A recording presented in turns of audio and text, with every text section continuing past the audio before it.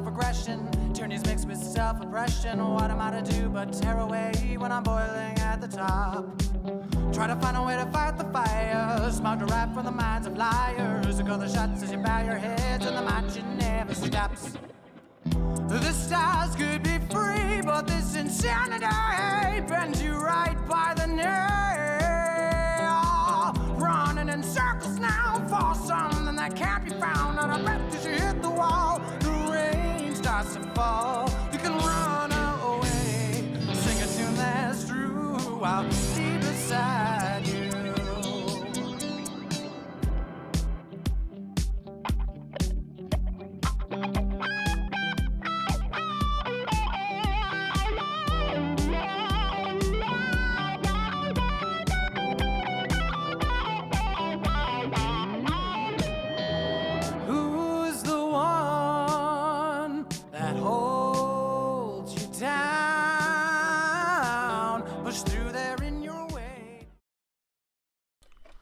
All right, we're ready to roll. Welcome to Modern Day Debate. I'm your host, Ryan. Tonight we are going to be debating flat versus globe, Earth. And to get us started, we have Angel on the floor. So Angel, thanks for coming back to Modern Day Debate. The floor is yours for up to 6 minutes. All right, thanks for having me. I just put together a video for my intro, which I will share. And yep, here it comes. Up and running. Can you see my screen? Yeah. If the Earth were spinning, then it would be also accelerating. However, if you ask an astrophysicist, how come we don't feel the motion of the Earth? They'll tell you because the Earth is going at a constant rate. However, the Earth is turning and therefore accelerating even in the globe paradigm. It's like being in a train that is turning. You feel the train turning. Now, what's funny is the globe paradigm claims that you would feel the acceleration or deceleration if the Earth was speeding up or slowing down. And it does claim that it speeds up and slows down, yet we still don't feel it. The Earth in the globe paradigm is on an elliptical orbit around the Sun, which means it has to speed up and slow down. So the Earth is supposedly turning 1,037 miles an hour at the equator, orbiting at 66,000 miles an hour around the Sun in circular paths, but we don't feel the motion. The reason we don't feel the motion is because we're not moving at all, we are stationary. The globe claims to have a Coriolis effect, which means the Earth rotates underneath objects in the atmosphere. PhD astrophysicist Neil deGrasse Tyson said the Earth rotated underneath a football. So let's play it their way. If the Earth does indeed rotate underneath objects in the atmosphere, if we were technically to put a plane at the equator flying east, which is the same direction as the Earth is spinning, but the plane is going only 500 miles an hour when the Earth is spinning 1,037 miles an hour, in reality, the plane will just move over the Earth like the Earth is stationary. But in their model, technically, the plane should lag behind and not be going anywhere because the plane is moving slower than the Earth is spinning. Let's, do you believe in Coriolis? Does the Earth have Coriolis? Absolutely. Oh, where? What do you mean where? It happens everywhere on the Earth. It just depends on the direction that you throw things in. Where's everywhere? Whole globe. Let's put a plane at the equator, and we're going to fly with the rotation of the Earth. We set the airspeed to be 500 miles per hour, so roughly half what the Earth rotates in an hour. Right, airspeed, sure. Yep. So does the plane moonwalk backwards now because it's going slower than the Earth? No, but it's moving at 500 miles per hour airspeed, right? And the airspeed is roughly the same as ground speed.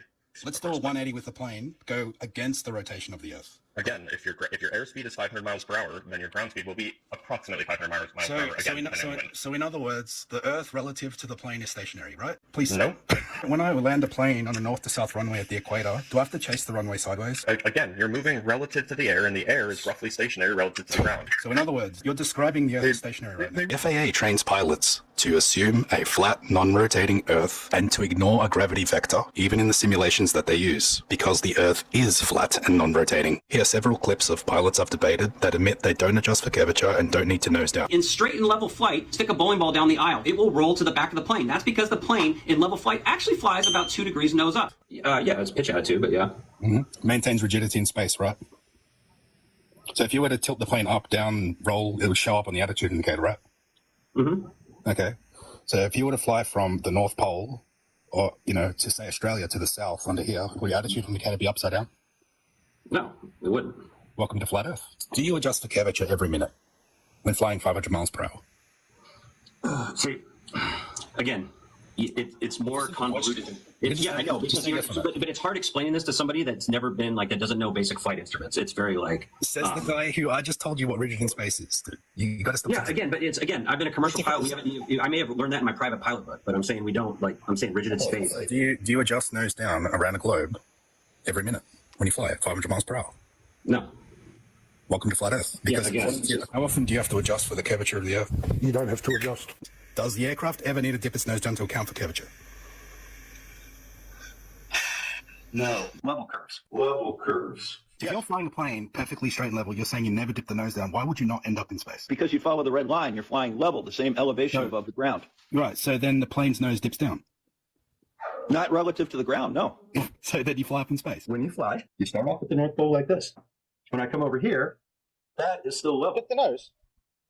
No, the nose isn't dipping. It doesn't have anything with where anything to do with where the nose is. In order to make that red line over the globe there, you have to curve the line, right, to draw it, yeah? All right, turn the globe sideways. And No, tell me hang where on. that's Answer the directly question. It's a above. very simple question.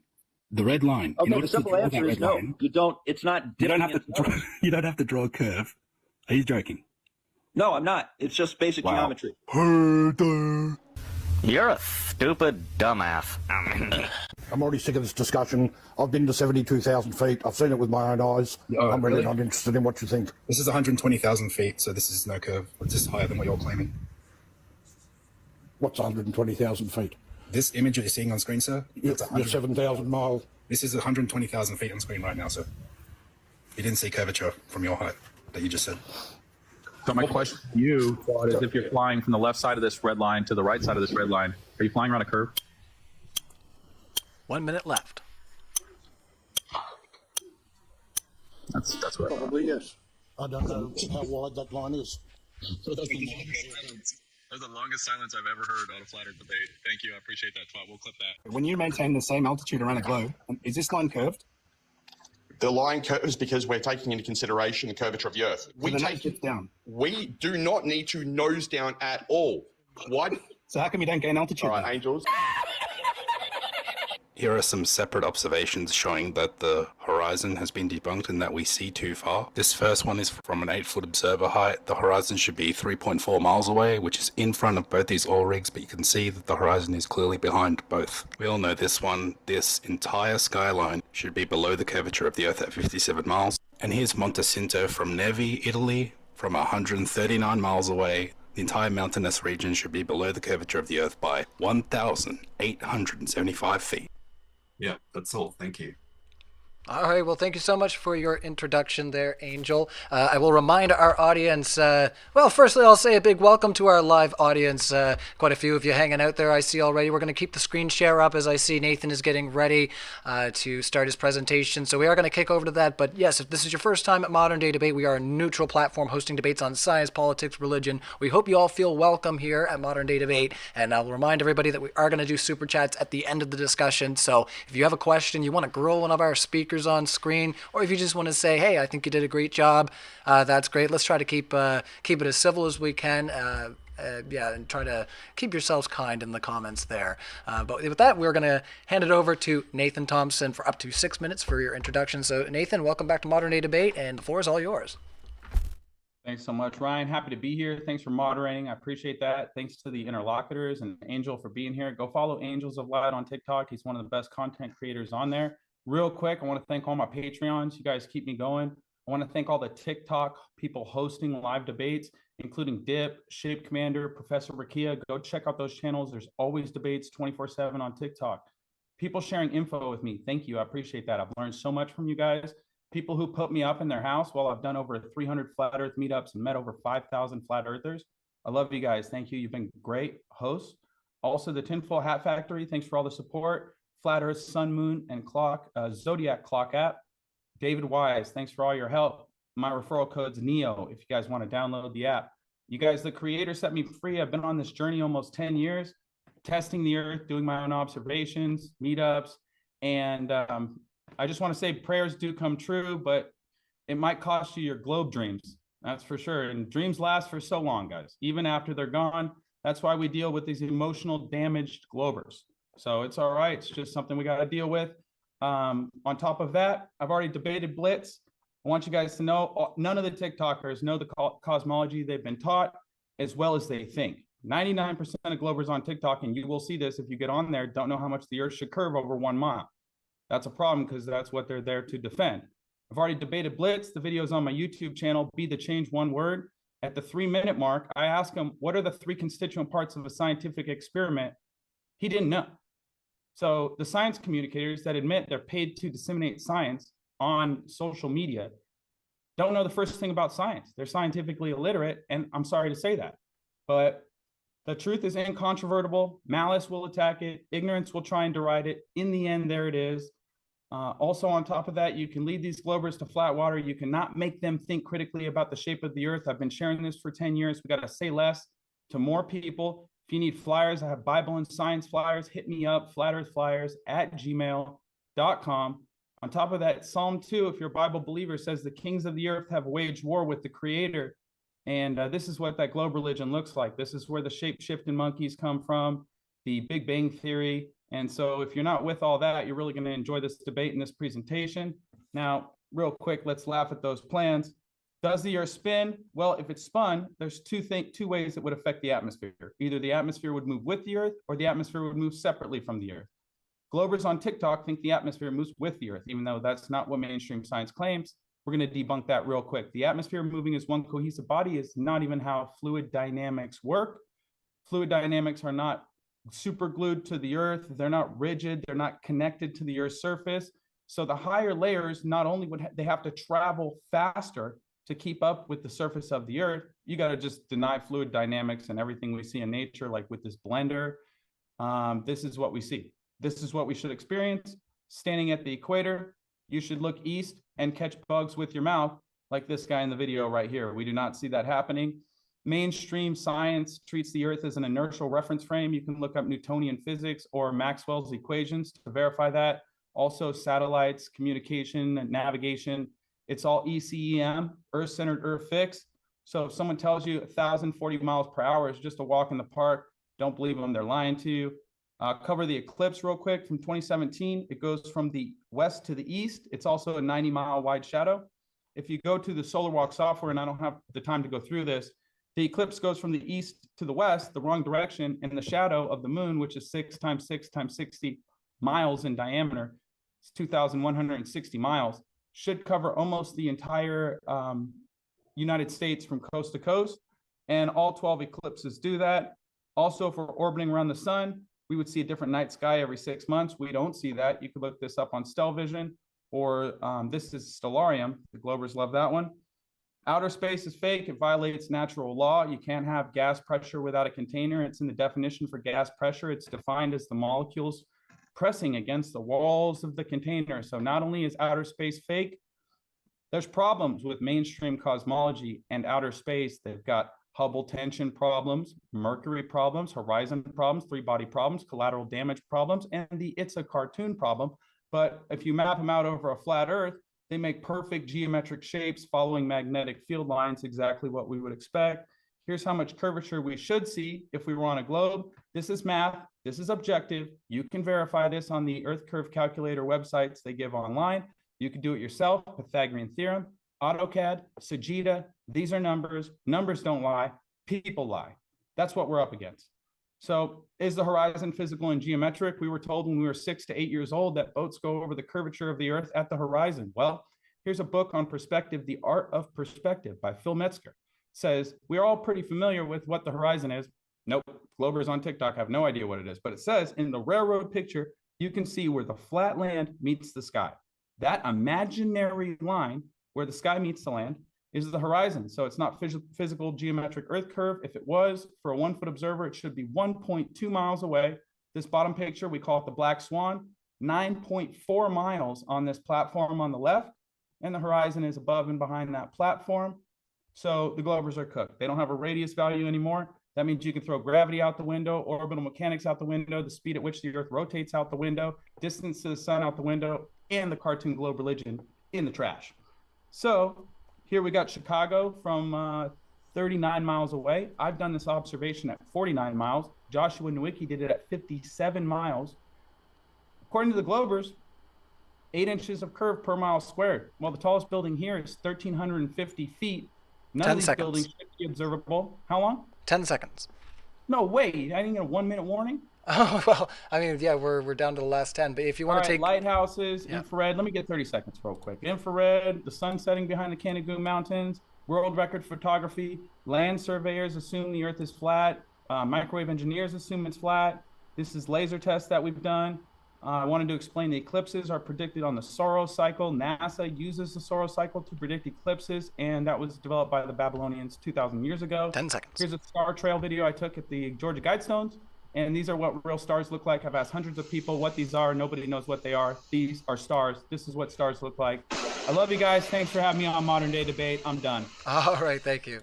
All right, just a little bit over, but that's okay. We can give it back to the other side. I can give it, I can take it. That's totally fine. Thank you so much, Nathan, for the introduction there. Sorry to speed things up a little bit there, but yeah, that was 6 minutes. So, well, 6.5. So yeah, if you guys take that a little extra time, that's totally fine. We got super chats already flying in. Our audience is already highly engaged. Mark Reid is now sharing his screen. Oh my, I gotta stay right on that screen share tonight, fellas. You know how it is for a flat versus globe debate. I'll be fighting for that screen share button. All right, so Mark Reid is gonna do his up to 6 minute intro. So thanks for coming back, Mark Reid. The floor is yours. Sure. Just before I start, I just want to point out that Nathan required us to send our arguments ahead of time, and we'd only stick to those arguments. He's already violated that. So the liar, in fact, is Nathan Thompson, who wants us to sort of do something, we do it, and then, as like total hypocrites do, completely change the rules of the engagement. So I'd like that to be noted, that he isn't actually sticking to the rules of the debate that he demanded, of course, because, well, he's a child and he's a liar. So I thought sort of bearing false witness was a sin, Nathan. I'm really strange that you would like to, go to hell or whatever. So yeah, that's funny. Anyway, just to point out Nathan's lies and, deceptions for you all. We're not the ones deceiving, he is. But here we go, flat earth debate, let's go. Okay, and just 1 second, I've got is it up on the screen? Yep, it is on the screen. It's been on there for, you still have 5 minutes. It is on the screen? Okay, just 1 second. Yeah, cool. All right. So first off, I'm going to be talking about circumpolar star rotation. This is basically a nail in the coffin of flat Earth. They can't explain it. So this is the rotation of the northern hemisphere going counterclockwise. This is sort of towards the North Pole, and it goes counterclockwise. Now, during in the South Pole, it actually goes clockwise. And flat earthers cannot explain this. Now, they try to say, hey, if you look from a different perspective, it will look different. Now, the problem with that, and this is how the globe explains it, they basically say, hey, in the northern hemisphere, it's counterclockwise. When you go to the southern hemisphere, all of the stars are going in the same direction. It goes clockwise. It very easily explained. And just keep in mind, this shows the stars rotating. It is, in fact, the Earth rotating that is causing this effect. So the problem with saying, hey, from a different perspective, like we will see it change rotation, is that in order to change that rotation to the opposite, to get the mirror view, you have to be on the other side of the plane of rotation. So around the axis, and if you imagine the blades of this fan being the plane of rotation, that circular movement will only be reversed if you go to the other side of the fan. So my question for the flat earthers is, how did they get to the other side of the stars in order to reverse the rotation of the stars? And I'd like them to explain that, and explain why it actually reverses rotation in the north and southern hemisphere, because it's been well documented. We can do this. Now, the next bit, I do want to thank Nathan for this, because he actually gave me the evidence for a globe Earth, and that is the journeys of Captain Cook in our last debate. So thanks, Nathan, really appreciate it. So basically, the focus I want to make is the part of his leg on the second journey of Captain Cook around Antarctica. So at about 18th of January, 1773, he hit near Antarctica and then moved his way over with a massive detour, you can see there, over to New Zealand, south of Africa to New Zealand. So how did they get there within 10 weeks is my question. So, hit there 25th of March, roughly around 10 weeks, that covered about 1/3 the circumference of Antarctica. Now, on your flat pizza that they believe, this is what you would see, 10 weeks to get from south of Africa all the way over to New Zealand, 1/3 the circumference of the flat Earth. This was in a sailing ship, ice-strewn difficult waters with deviations and the crew stopping for water. By comparison, the blue line is the Mayflower. It's the sailing ship that took the colonists to the New World. That took 10 weeks, which is incredible that sort of those two journeys in sailing ships are equivalent. I'd like them to be able to explain that. Maybe they had a motorboat on the sailing ship to go to New Zealand. Maybe they had an outboard on the back of it. I'm not sure what their explanation for that one's going to be. But if you don't believe that Captain Cook went, you can book the trip yourself. This is interesting because you can book a trip to do this circumnavigation. Oh, this one is New Zealand to South America. So it's totally different between Africa to New Zealand. This is New Zealand to enter. And do notice that day 6 is sailing, plus another 3 is 4 days sailing, plus another 3 is 7 days sailing, and then another couple of days of sailing. So it's basically a week to get from New Zealand to South America. How do they explain this? And how do they explain that anyone can sign up for one of these? This also matches what we see with aeroplanes, where aeroplanes going across the polar caps or across Antarctica can make it in record time because of winds or something. I don't know how that works. But if you can go and do this yourself, and the question is, why haven't they done it themselves? I mean, we have them going to Antarctica on the final experiment, or at least they refuse to because, you know, it's only a couple that will actually do it. So maybe we can talk about why they won't go to Antarctica, because you can book this trip yourself. So why not? And that'll do for my presentation. Thank you. All right, you got it. So with 38 seconds still left on the timer there, I'll just cede that over to your partner. Thank you so much, Mark Reid. I started the poll in the live chat. I got your message there, Hannah, and that live chat was really flying there, guys. So thanks for all the interest. We really appreciate it. So classic Ryan's hosting modern day debate poll. I think I told you guys last time that this came from my friend who was asking me about, oh, you're hosting a flat versus globe debate, and he was on his way out and he was like, everybody knows that the Earth is a loaf of bread, and then he left, and it was just very strange. So I always include that in the poll. So for the people that don't play by the rules, so the Earth is flat right now at 35%, a globe at 53%. And then a loaf of bread trailing at 12. Oh, no. All right. Well, that's okay. 6 minutes on the floor. Over to you, Dr. Blitz. Thanks, everybody, for being here. We're having a lot of fun. Hi, I'm Blitz. I have a doctorate in mathematical physics. And before we get started, I just want everybody to appreciate the absurdity of this debate.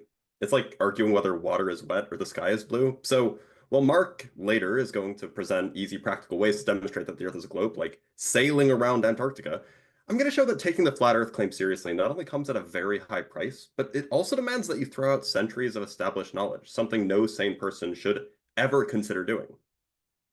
See, amongst many, there are 2 key beliefs that flat earthers have to hold in order to maintain their delusion. First, they have to believe that sunsets are just optical illusions, results of perspectives, that the sun doesn't actually go below the horizon, it just gets too far away. Second, they have to believe that gravity is not real. If it did, a flat Earth wouldn't be stable, and the moon and sun couldn't circle above our heads like a stage trick. The trouble is, both of these claims rely on rejecting 2 of the most well-understood parts of modern physics, electromagnetism and gravity. And actual scientists, you know, the people that actually do their own research, have confirmed that these phenomena are real using statistically sound experimental methods and data analysis. In other words, my side brings centuries of rigor, and their side brings wishful thinking. So let's get into it. Electromagnetism, as established by Maxwell in the 19th century and confirmed by Hertz and Faraday and others, isn't conjecture. It's a robust framework that science has developed for over 150 years. Maxwell's equations were the starting point, and the ensuing 150 years of rigorous experimentation and theoretical refinement have validated these ideas time and again. Today, we have quantum electrodynamics, the most precisely tested theory in all of science, with predictions confirmed to an accuracy of parts in a billion, with a B. Within this framework, light travels in straight lines until it encounters a medium with a different refractive index, at which point Snell's law applies. No amount of hand-waving about perspective can circumvent that simple fact that if an object like the sun is above the horizon line, it should remain visible. Pretending that it just gets too far away is a direct contradiction of electromagnetic theory and observed reality. And then there's gravity.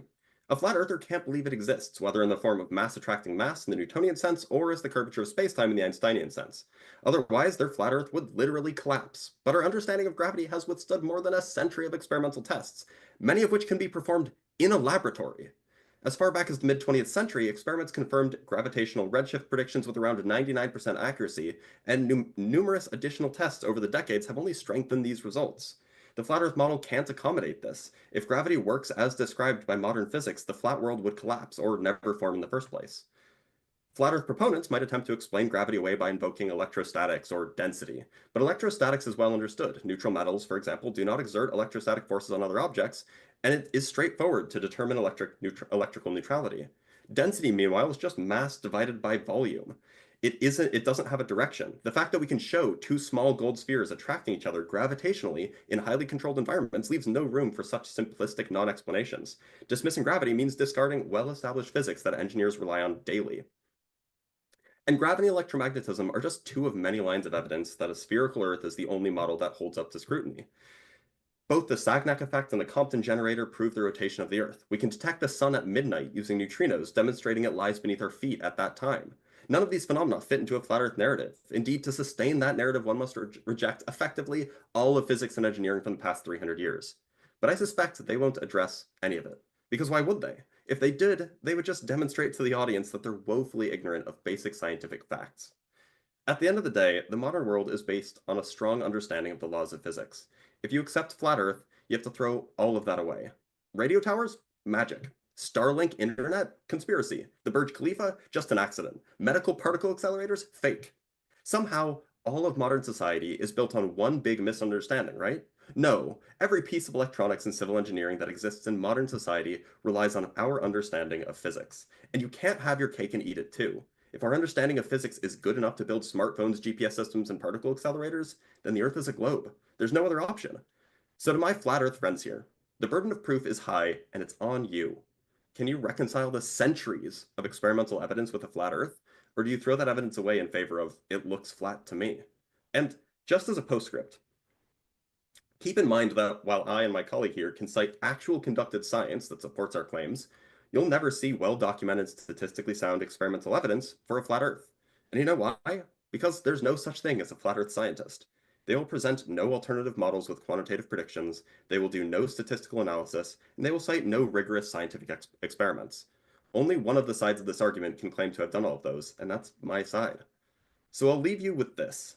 Why don't my opponents have letters after their names? Maybe it's because it's easier to grift on the internet than it is to do the hard work of figuring out how the world works. Spicy. Everybody's having a spicy hot take tonight. It's going to be interesting to keep this tame, guys. So we're gonna do our best to remain respectful, because, like I say, there's been a lot of shade thrown in those intros, guys. It's gonna be fun. So if you haven't already gotten a question in, definitely pop it into the old super chat. I'll also remind our audience with some quick housekeeping that if you like what you're hearing from any of our speakers, we are gonna link all of them in our description, even if you're watching in podcast right now. But I will remind our podcast listeners, if you want to ask a question and engage with the speakers on screen, you got to subscribe to the Modern Day Debate YouTube channel so you don't miss these live events.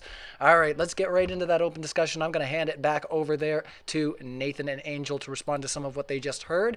And yeah, let's have fun, and let's try to keep it civil.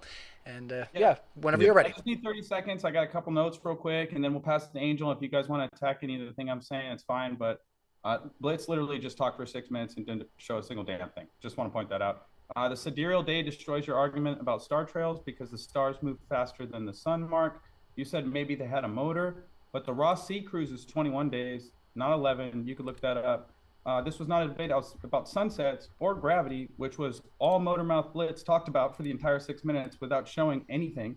He said, we are ignorant of scientific facts, but I have on my channel a debate with Blitz where he didn't know what a scientific experiment was, while also claiming he's paid to disseminate science online. So thanks for snatching your wig off there. You said radio towers, magic. Actually, Guglielmo Marconi sent a radio transmission 2,000 miles in the early 1900s.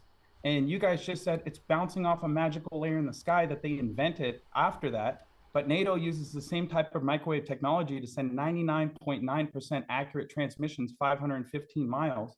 And so it's not atmosphere. You guys are just making stuff up. Also, we could bounce stuff off the dome if we had to, but they shoot the electromagnetic energy horizontally across the surface of the Earth, just like the SPS radar system, SPS 55, that goes over 100 miles, search and rescue naval system for boats. So you guys are cooked, and these people want to take you to hell. Angel and I want to take you to heaven. Listen to what we have to say. This is all cartoons, just so you know. Cheers. Yeah, so Mark Reid, you said in the south, star trails go clockwise. So are you in Australia, buddy? Yes. Okay, if we face north, which way do the stars go? Counterclockwise or Oh, clockwise? I can't see the northern circumpolar stars. I can't see them where I am. asked you if we do a star trail facing north, which way do the stars rotate? Counterclockwise. I mean, they're basically going over because I can't see them. All I see is them from going one way to the other. But that way, hang on. Well, let me answer. Don't just interrupt me. I'm answering you. So as you go further north, right? As you go further north, they're going from right to left, okay? And then as you go further, you can see them going anti-clockwise. So I can only see the top of that rotation, and the top of that rotation is going anti-clockwise. Yeah, so they do go different directions when you face different ways then. That's not what you said before. Yeah, so you debunked yourself. No. What I said is that... No, let me finish.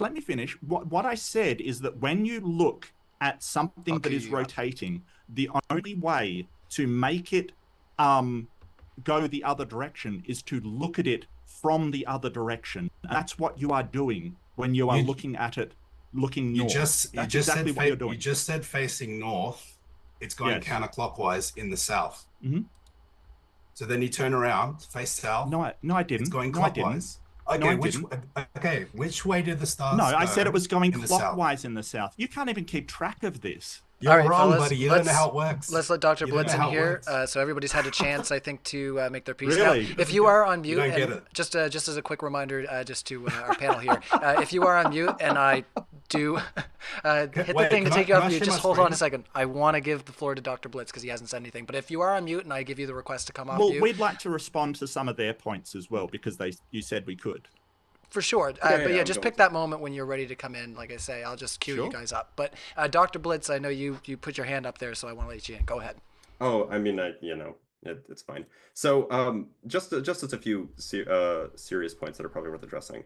So first, I mean, if Nathan, if you want, I can cite the papers. I have all the references if you want to see them. But I'm more of a lecturer. I don't put together silly videos. So that's just not my style. But I can share the screen and I can show you the references if you want the references for various experiments. I'm happy to do that. I have them available. I think that there's just a few points that are probably worth addressing. Angel, I think that your complaints about the plane moving 500 miles east versus 500 miles west, I think it's just confusing this idea of relative motion. I mean, if you're in a car and you're traveling at 70 miles per hour and you throw a baseball forward, it's moving maybe at 30 miles per hour forward. It's moving at 30 miles per hour forward relative to you, but 100 miles per hour relative to the ground. If you throw it backwards it's still moving backwards 30 miles per hour relative to you, but 40 miles per hour relative to the ground. This is just a failure to understand relative motion, which is understandable. Relative motion is tricky, and it took 5,000 years of human history to figure it out. Okay. It really wasn't until Galileo that we really understood it. One other thing that I want to address. If it could be right quick, just so we don't get too much on the table. But I know Nathan threw out a bit too, so go ahead. I think Nathan got to talk without. True. So I'm just saying, like last 10 seconds there, Dr. Blitz, if you don't mind, then let's hand it over. Yeah. Okay. So just one other thing is, Nathan, I would just like you to explain to me what Hubble tension, the Mercury problem, and the three-body problem are. That'd be useful. So you want me to explain the three-body problem? I want you to explain what the Hubble tension is, what the Mercury problem is, and what the three-body problem are, and tell me why that's a failure for cosmology. I think that'd be useful. Yeah, people could simply Google this stuff. I'll start with the three-body problem. The three-body problem is a video game where you assume the Earth is a ball when you can't find curvature. You assume that's spinning when they can't actually test that. Blitz just told us it's like you're in a car that's moving, but you throw things up and the Earth doesn't move underneath things. So he denied Coriolis there. Pay attention. I was referring to a car moving in a straight line. No Coriolis there. Sure, go ahead. Could you take notes, Blitz? Maybe just the same way I took notes. And then when I'm done, you get a chance to respond. This is how the debate works, sir. So throwing a ball up in a car and it coming straight back down is a denial of Coriolis. Neil deGrasse Tyson says on his Twitter that the Earth rotates under a field goal. That would be Coriolis. That would be the Earth moving separately from objects in the atmosphere. That's what we should see if the Earth was rotating 1,037 miles an hour, which is almost twice the speed of sound. On top of that, you claimed experiments. We're not here to talk about science. We're not here to talk about the shape, doing experiments. The shape of the Earth is observation, something you haven't shown a single thing, a single evidence for. I showed infrared. I showed Chicago. I showed the 10 seconds. We have high altitude footage. So you're cooked, Blitz. We have all the evidence. You're just talking. So, and we're not here to talk about science or experiments or gravity or the sun setting or star trails. That's you guys waving a white flag in the air and admitting you don't have any proof of curvature. We're here to talk about curvature. Do you guys want to talk about curvature now or no? Because the three-body problem is a video game where you assume it's tall, can't prove curvature. You assume it's spinning, that can't be measured. Now he's just repeating gravitational orbits. Hold on, I'm almost done explaining the video game, and then you guys can respond. Take all the time you want. I'll go on mute. What we're gonna do is we're gonna do 2-minute back and forths because it seems like that's about the unpacked time. So 2 minutes on the floor. I got 2 timers on the screen for our audience to see. I'm sorry you can't see it, but I'll let you know when you got 10 seconds left. So try to be fair to your partners as well, Mark, Dr. Blitz, and also Nathan. Mark, can you give me 30 seconds? 30 seconds. Yeah. So over first, to you. Yeah, go ahead. First off, it's hilarious that Nathan brought up the sort of black swan kind of thing, because like we've got the picture, and I'll just share it now just so we can see how sort of silly it is. We can see the black swan with another day that there isn't refraction, and that sort of shows that hey, it's not like refraction actually plays a part. So he's got to explain why on different days with different refractive indexes we have 2 different things basically. So we've got that under lock. We know what refraction is. We know how it works. It's not a problem. This idea that they don't understand inertial frames of reference, that is 100% true. They absolutely don't. It's not so much like if you are in a train and throw a ball up, it's going to move with you. And there's even videos of people jumping on trampolines by being hauled by cars, and they're just jumping absolutely fine. So that isn't a problem at all. There's so much to go through. The bouncing off ionosphere, we're aware that we can do that. That's absolutely 1 minute useful in some cases. And this whole idea of sort of, it's a video game kind of thing. Well, you've got to explain how we've managed to get all of the progress and stuff that has come out of thing. I don't know why he's talking about fluid dynamics when talking about the atmosphere. It's kind of weird. Why fluid dynamics? All right, I want to reserve some time here for Dr. Blitz, so go ahead, Dr. Blitz. Yeah, so I'll be quick. So first, you're absolutely right, Nathan, that when you throw a ball up in a moving car, the Coriolis effect would be relevant. However, we can calculate it, and it would be negligible, not measurable in a car. It's a very, very small effect, and you know this.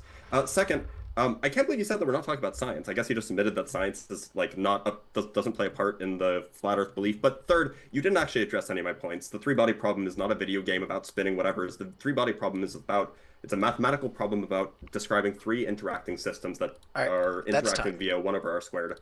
I have to hard cut you off there just for the sake of being fair. All right, so back over to the other side. 2 minutes on the floor. All right. If you're in a car that's not moving and you throw a ball up, it's the same thing. You get the same result, and also using an enclosed system. So thank you for proving the firmament. Also, I want to share my screen because I want to show a separate observation of the black swan. Sure thing. Real quick. Angel, I'll need about 30 seconds, bro. All right, I'll let you know when you got 30 seconds. So here is, from an 8-foot observer, the horizon should be 3.4 miles away, but it's past 10.1 miles. So the horizon is not a physical geometric location. You can't go out to the park and see a hill blocking something, and then go there one day at the hill that's blocking that object is going to be behind it. But that's what you're claiming. If you're going to claim your physical hill that blocks boats has moved physically behind another physical object here. That's what we're seeing here. The horizon is not a physical location. It's the apparent location where the sky meets the ground. Thank you. Yeah, I went over that in my intro, how it's an imaginary line. It should be 1.2 miles away, and it's past 9.5. On top of that, They're trying to invoke refraction. Refraction refers specifically to the bending of light as it moves from one medium to another, causing a change in direction. That happens at a specific angle. These guys are invoking a bend. So light doesn't bend. Blitz said it travels in straight lines. So on top of that, what we have in our atmosphere is distortion. When you're looking over long distances, 30 that seconds. light is attenuating, which means it's being absorbed or reflected by the atmos. The four main things that cause that are water vapor, carbon dioxide, oxygen, and ozone. And yeah, we're not talking about science, we're talking about the shape of the earth. You don't need to do science on the shape of a ball. If you hand a child a ball, they don't need to conduct experiments and formulate hypotheses to determine if it's a ball. They could look at the curvature of the ball and determine it's a ball, or they could see that it's not curving 5. and it's not a ball. That's not science. You're snatching your own wig off. All right, over to you, Dr. Blitz. So, I'll be quick and then go ahead, Mark. So first, you still haven't addressed the three things that I asked you to address: the Hubble tension, the Mercury problem, and the three-body problem. You haven't been able to adequately explain those. Second, the refraction of light doesn't only happen when a medium changes. It happens when the index of refraction changes. You misquoted me. I said that light travels in a straight line except when the index of refraction is changing. That's explicitly what I said. I can pull up the quote. And in a medium like air with changing temperature and changing density at different altitudes, the index of refraction is changing quite regularly. This is basic intro-level physics. We teach this to 18-year-olds. You should pick up a book sometime. Yeah, and so I just want to point out that Nathan didn't actually address the problem that I asked him to, which was why are we getting different pictures on different days? They just ignore it and move on because it's a problem. So they just completely ignored that and said, well, we don't have to do it because refraction isn't a thing. So what causes two pictures to have two different, like the apparent horizon is at two different places of the same thing. 1 minute. They haven't addressed it in the slightest. And sort of the whole idea that sort of it blocks them and stuff. Well, no, it's in, and the light doesn't bend. It's refracted. Like, I'm not sure if you understand what refraction and the angle of refraction means. And yes, two different densities of air can cause that refraction. We're very aware of that. That's why your picture that you think is such good is so wavy and distorted. It's refraction. All right. Still All 30 right, seconds so if you want to finish up there. So there is something interesting to be said. Like, look, we can explain why things like sunsets happen on a globe Earth. They can't explain it why on a flat Earth. We can explain things like why the stars move in a certain way that they do on a globe Earth. They can't explain it on a flat Earth. Basically, they just say it looks flat. That's the entire argument that they have. So why can't they actually address any of the empirical claims that we can quantitatively predict? All right, let's hand it on over. There's only 5 seconds left on the timer. So 2 minutes on the floor. Nathan, you wanted to jump in there, and I know Angel wanted to too, so go ahead. Let me get in here first, Angel. So he wants me to talk about the Hubble tension problem, the Mercury problem, and horizon problem. But dude, we're here to talk about the shape of the Earth. No wonder you want to talk about that stuff. You want to talk about anything. You brought them up. Can I finish? Hold on, it's their time. I'm so sorry. I'll have to put you on mute. You could just mute up until Ryan passes you the mic. That's how this is going to work. I thought it would be a back and forth, but apparently he's on mute. So if you can just I couldn't even finish. Let's try to get back into it.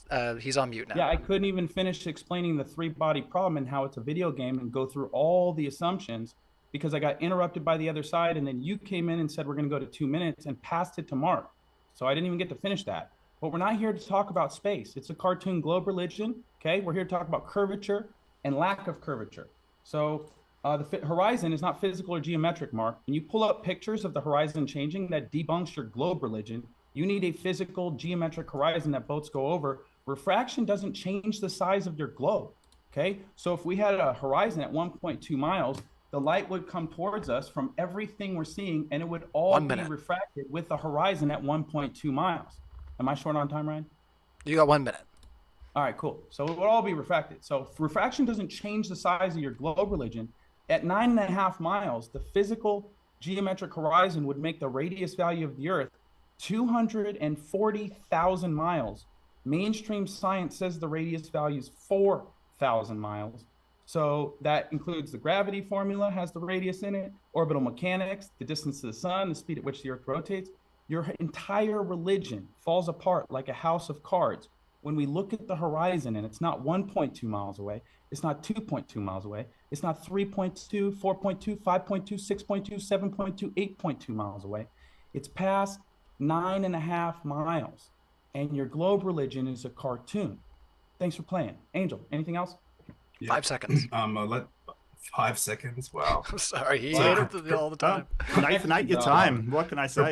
Corpuscular rays don't bend, and they're going through a density gradient. Also, I could show you a boat that I pulled back interview over the horizon. All right, well, we'll give you the next physical two. Geometric curve. We'll give you the next two just because, yeah, you did take 1:50 there. So let's hit it to the other side. So I'm not here to police anybody as far as the behavior. I'm just going to keep the time. Like I say, it's going to be up to our audience to make of what they see on screen. It's not up to me. So we're going to hand it back to Mark Reid and Dr. Blitz. 2 minutes on the floor. Yeah, so Nathan isn't actually saying anything. He's just sort of calling it a globe religion. He didn't explain the three-body problem. He just straw-manned it because that's all he's got is just straw-manning other people's issues. That's actually a known problem in physics. It's not any kind of video game, as he says. This is just sophistry. That's all it is. That's all he's doing. It's all he knows. You know, when we know that when we increase elevation, that horizon changes. So nobody is saying that it is absolutely a physical thing that's always in the same place. We know as the differences in say the variables change, that can look further or closer away depending on your position. You know, you're sort of acting like it's this fixed brick wall that has to be in the same place at all times, but that is entirely dependent on where you are and how the light is behaving. So no, nobody is saying that. I'll send it to Blitz. Yeah. Oh, so just one more thing. Sorry, Blitz, yeah, just one more thing. This is not curvature of the Earth debate. This is flat versus globe. So for a start, understand what the debate is about, Nathan. 50 seconds left. Understand it. Yeah, so first, I just want to bring up, like, the only reason I was asking you to explain those things is because you brought them up. If you don't want to talk about them, don't bring them up. Otherwise, you're going to get challenged on them, and you'll get roasted on them too because you don't know anything about cosmology. Second, refraction doesn't change the size of the Earth. What it does, and what you'll see in I think it's Walter Bisson's calculator, you'll see you'll see that the radius of the Earth number changes. What you're seeing is it changes how big the Earth would have to be if there wasn't an atmosphere. The actual size of the Earth is obviously not changing. What it's doing is it's changing the effective size of the Earth, which is just how it would look if there was no atmosphere. But there is atmosphere, which is why the Earth looks, why you're able to see things further away than you would otherwise expect to if there were no atmosphere causing refraction. Now, importantly, I would like to ask both flat earthers, why is it that we can see the sun through the ground with neutrinos? 5. Oh, well, 5 seconds. You wrapped it up. All right, over to you. Yeah, let's... Angel started a screen share, so yeah, Angel, you're going to get the better half of this minute here, well, these 2 minutes, so go ahead. There's clearly no boat visible on the horizon, and I'm going to zoom it back in. This is physical curvature, right, guys? Uh-oh. So there's the boat, there's the buoy. The buoy appears lower than the boat, but on a globe religion, the horizon's supposed to be curving down and away as you zoom in, but it keeps rising up because it's flat, right? So there's the boat. There's another example here. So all these boats that are still there, they haven't gone over a curve. You can clearly see that. Also, I want to know, why is it,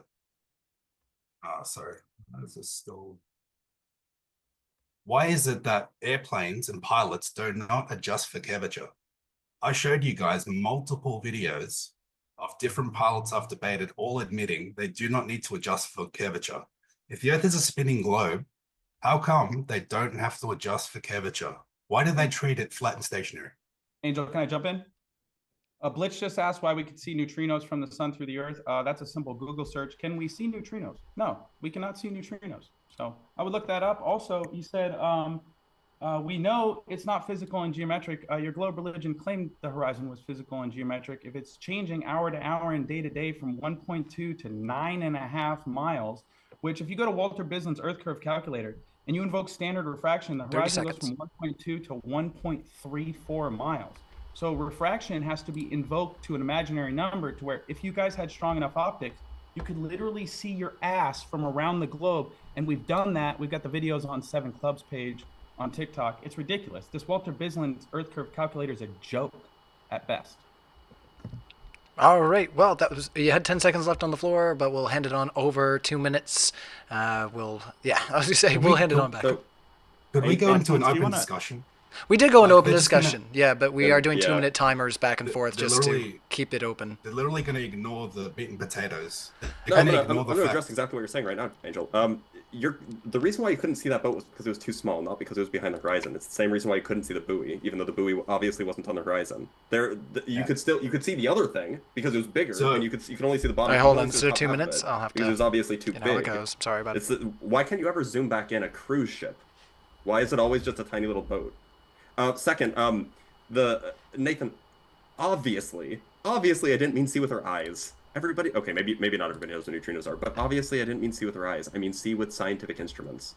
And we can detect them through the ground. In fact, the spectacular proof of concept for neutrino detectors. But you should address that. That's an important point. Yeah, Mark, if you wanna continue. Yeah, I'd just like to add, it's weird that you don't understand perspective. You're saying that the boats are rising up when you're sort of zooming in on them. It's really weird. Like, do you not understand that as things get further away, they appear to rise? Like, I don't understand what you mean by that. It's so weird. And then you're showing boats which half of them are hidden below the horizon, which you haven't explained either, because as much as you zoom in, it doesn't bring those back. So zoom in and bring back the bottoms of the boats. Like, you're just showing it getting bigger. I mean, I don't know why I got to explain this. When you zoom in on something, you can 45. see it. When your angular resolution can't distinguish that boat from the water at a distance. It's wild that you don't understand this. All right, let's hand it back to the other side with that time left on the floor. We still have 30 seconds, but we'll hand it back over. I mean, can I actually address because I know they're going to want me to address the plane thing. All right, you get 20 seconds. So you don't have to manually adjust. Most planes will automatically fly themselves, basically. But even if they didn't, there's an effect called, there's a phenomenon in aerodynamics where the center of lift or the center of drag is in a different location from the center of mass. And so what happens is, suppose for a minute that the Earth was a globe, and the plane was flying, and then it ended up vertical. Well, because of the location of the center of drag and the center of lift being different from the center of mass, that would cause a torque, which would cause it to rotate back into the plane over which it's flying. Right? Like this is just like it's standard Newtonian mechanics and aerodynamics. All right, we'll give the other side 10 extra seconds. So go ahead, Angel or Nathan, when you're ready. Yeah, he said it's too small to see. That's our argument. It's not going over the curvature. He also said they rise up, not go down. That's our argument. Your globe religion curves down in all directions because you think you live on a cartoon ball. So if the ground is appearing to rise up and the sky is appearing to ramp down, and those lines of convergence are parallel, welcome to flat Earth. Google, do parallel lines curve? No, they don't. On top of that, foreshortening can make things disappear bottom first. Atmospheric refraction or atmospheric magnification or lensing can make things disappear bottom first. Angular resolution limits can make things disappear bottom first at the vanishing point or the imaginary line called the horizon. So you guys are cooked. You guys have hijacked optics. And that was a few hundred years ago, and said we live on a ball. It's 2024 now. Going into 2025, we have infrared cameras. I've got one right here. We've got P1000 cameras. I've got one right here. We've got lasers. We've got mirror reflection tests. Land surveying as soon as it's flat for 100 square miles. You guys are absolutely asking us how we can not see neutrinos under the Earth coming from the sun. Absolutely cooked. Right here. 1 minute. If you want to add on there, Angel. I want to share, and I want to know, because the pitch data shows that there's no adjustment for curvature. How do you have a positive pitch over a horizon that's curving down and away from you? You have to change the orientation of the nose to account for that. It doesn't happen. Also, I wanted to show them this diagram. Still have 30 seconds. I showed you multiple pilots admitting they do not nose down. How do you go from the North Pole to the equator without nosing down? Can you please explain that to me? How does that happen?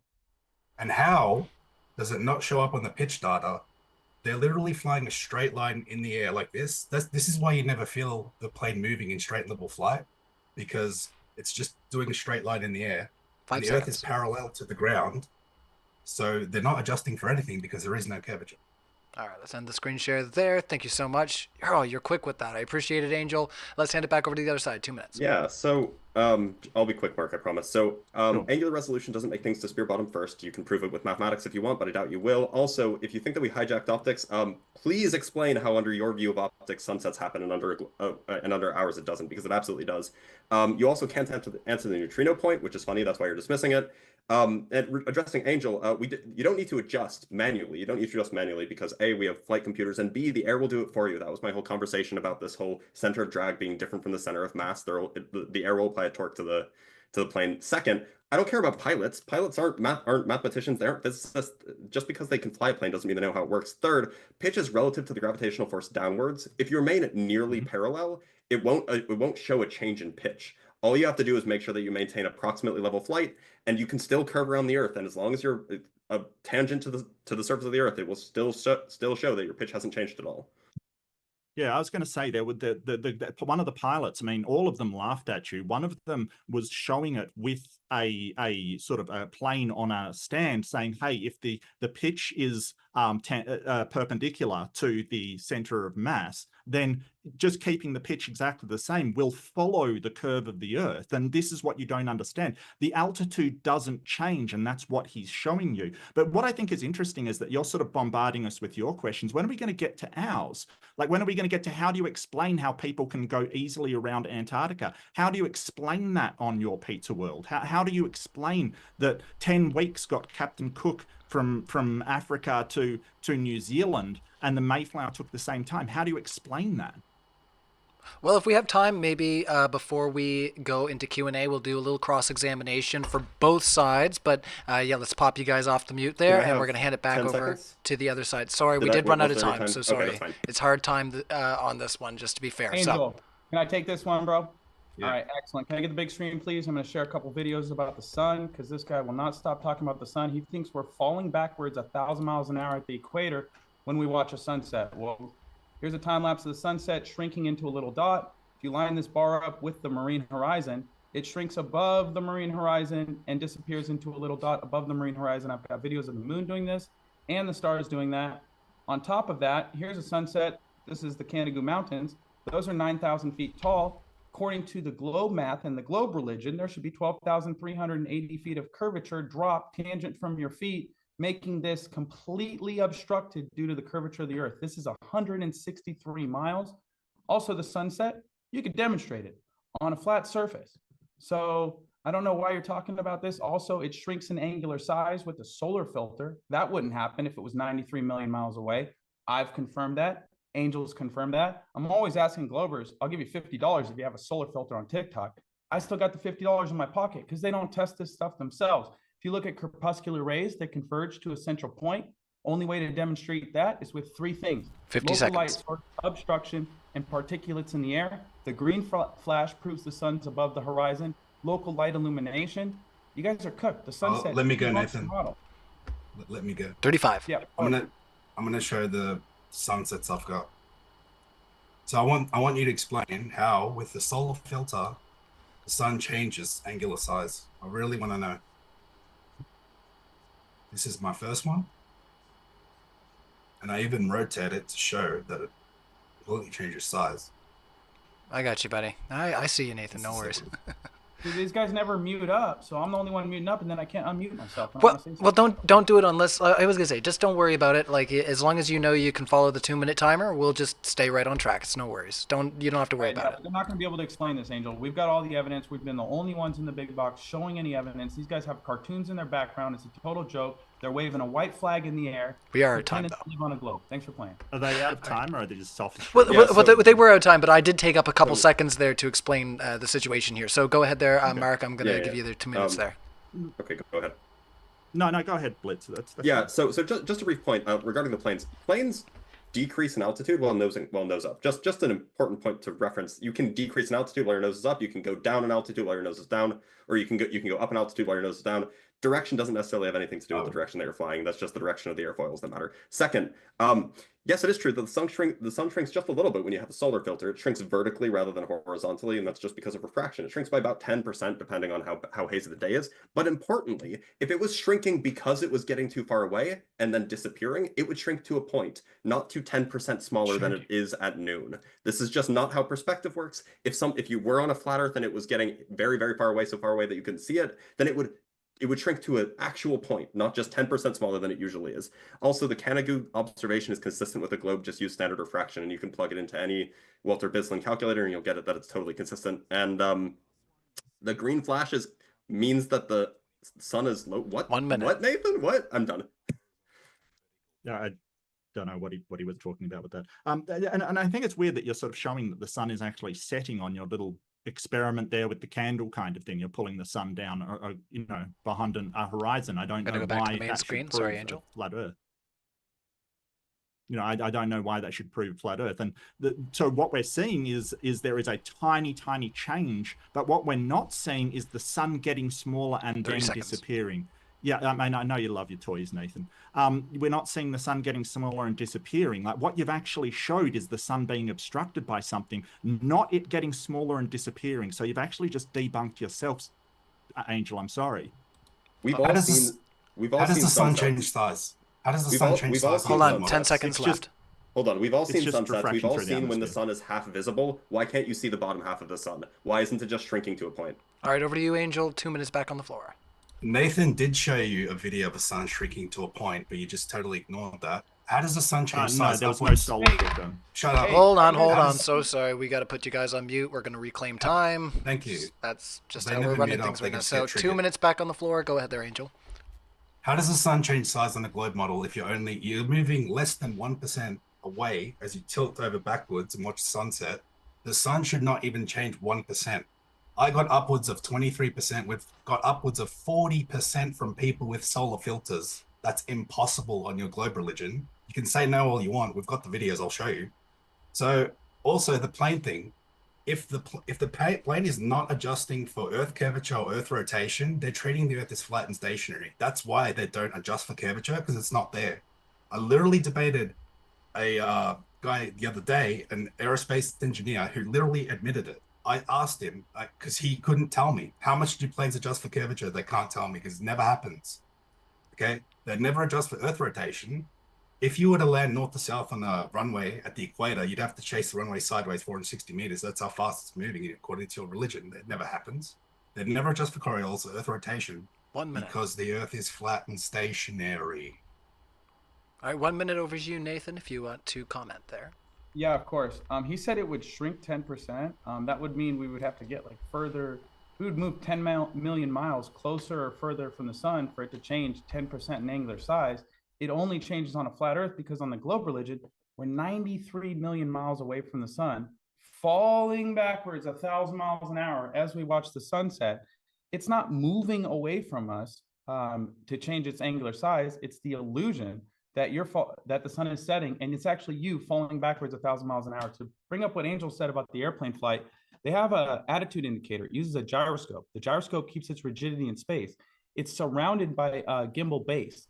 If we are flying around a globe, the gimbal base would change its orientation relative to the gyroscope, which keeps its rigidity in space. We don't observe that. The pitch data shows they fly straight and level with an upward pitch the entire duration of the flight. That's time. And when they land, the gimbal base is in the exact position it was when they took off. All right, I got to cut you off there. So 2 minutes on the floor. Over to you, fellas. I just asked you to come off the mute there. Oh, sorry, I accidentally popped you back on mute, Dr. Blitz. I was clicking stuff. All right, go ahead. It's okay. It's okay. I forgive you. So, by the way, the change in the change in the size of the sun it happens vertically. Like that's where you see it the most. You see the biggest change vertically. Yeah, I mean that's exactly what Angel showed, and that can happen solely due to refraction because that's where we see the change in density of the air.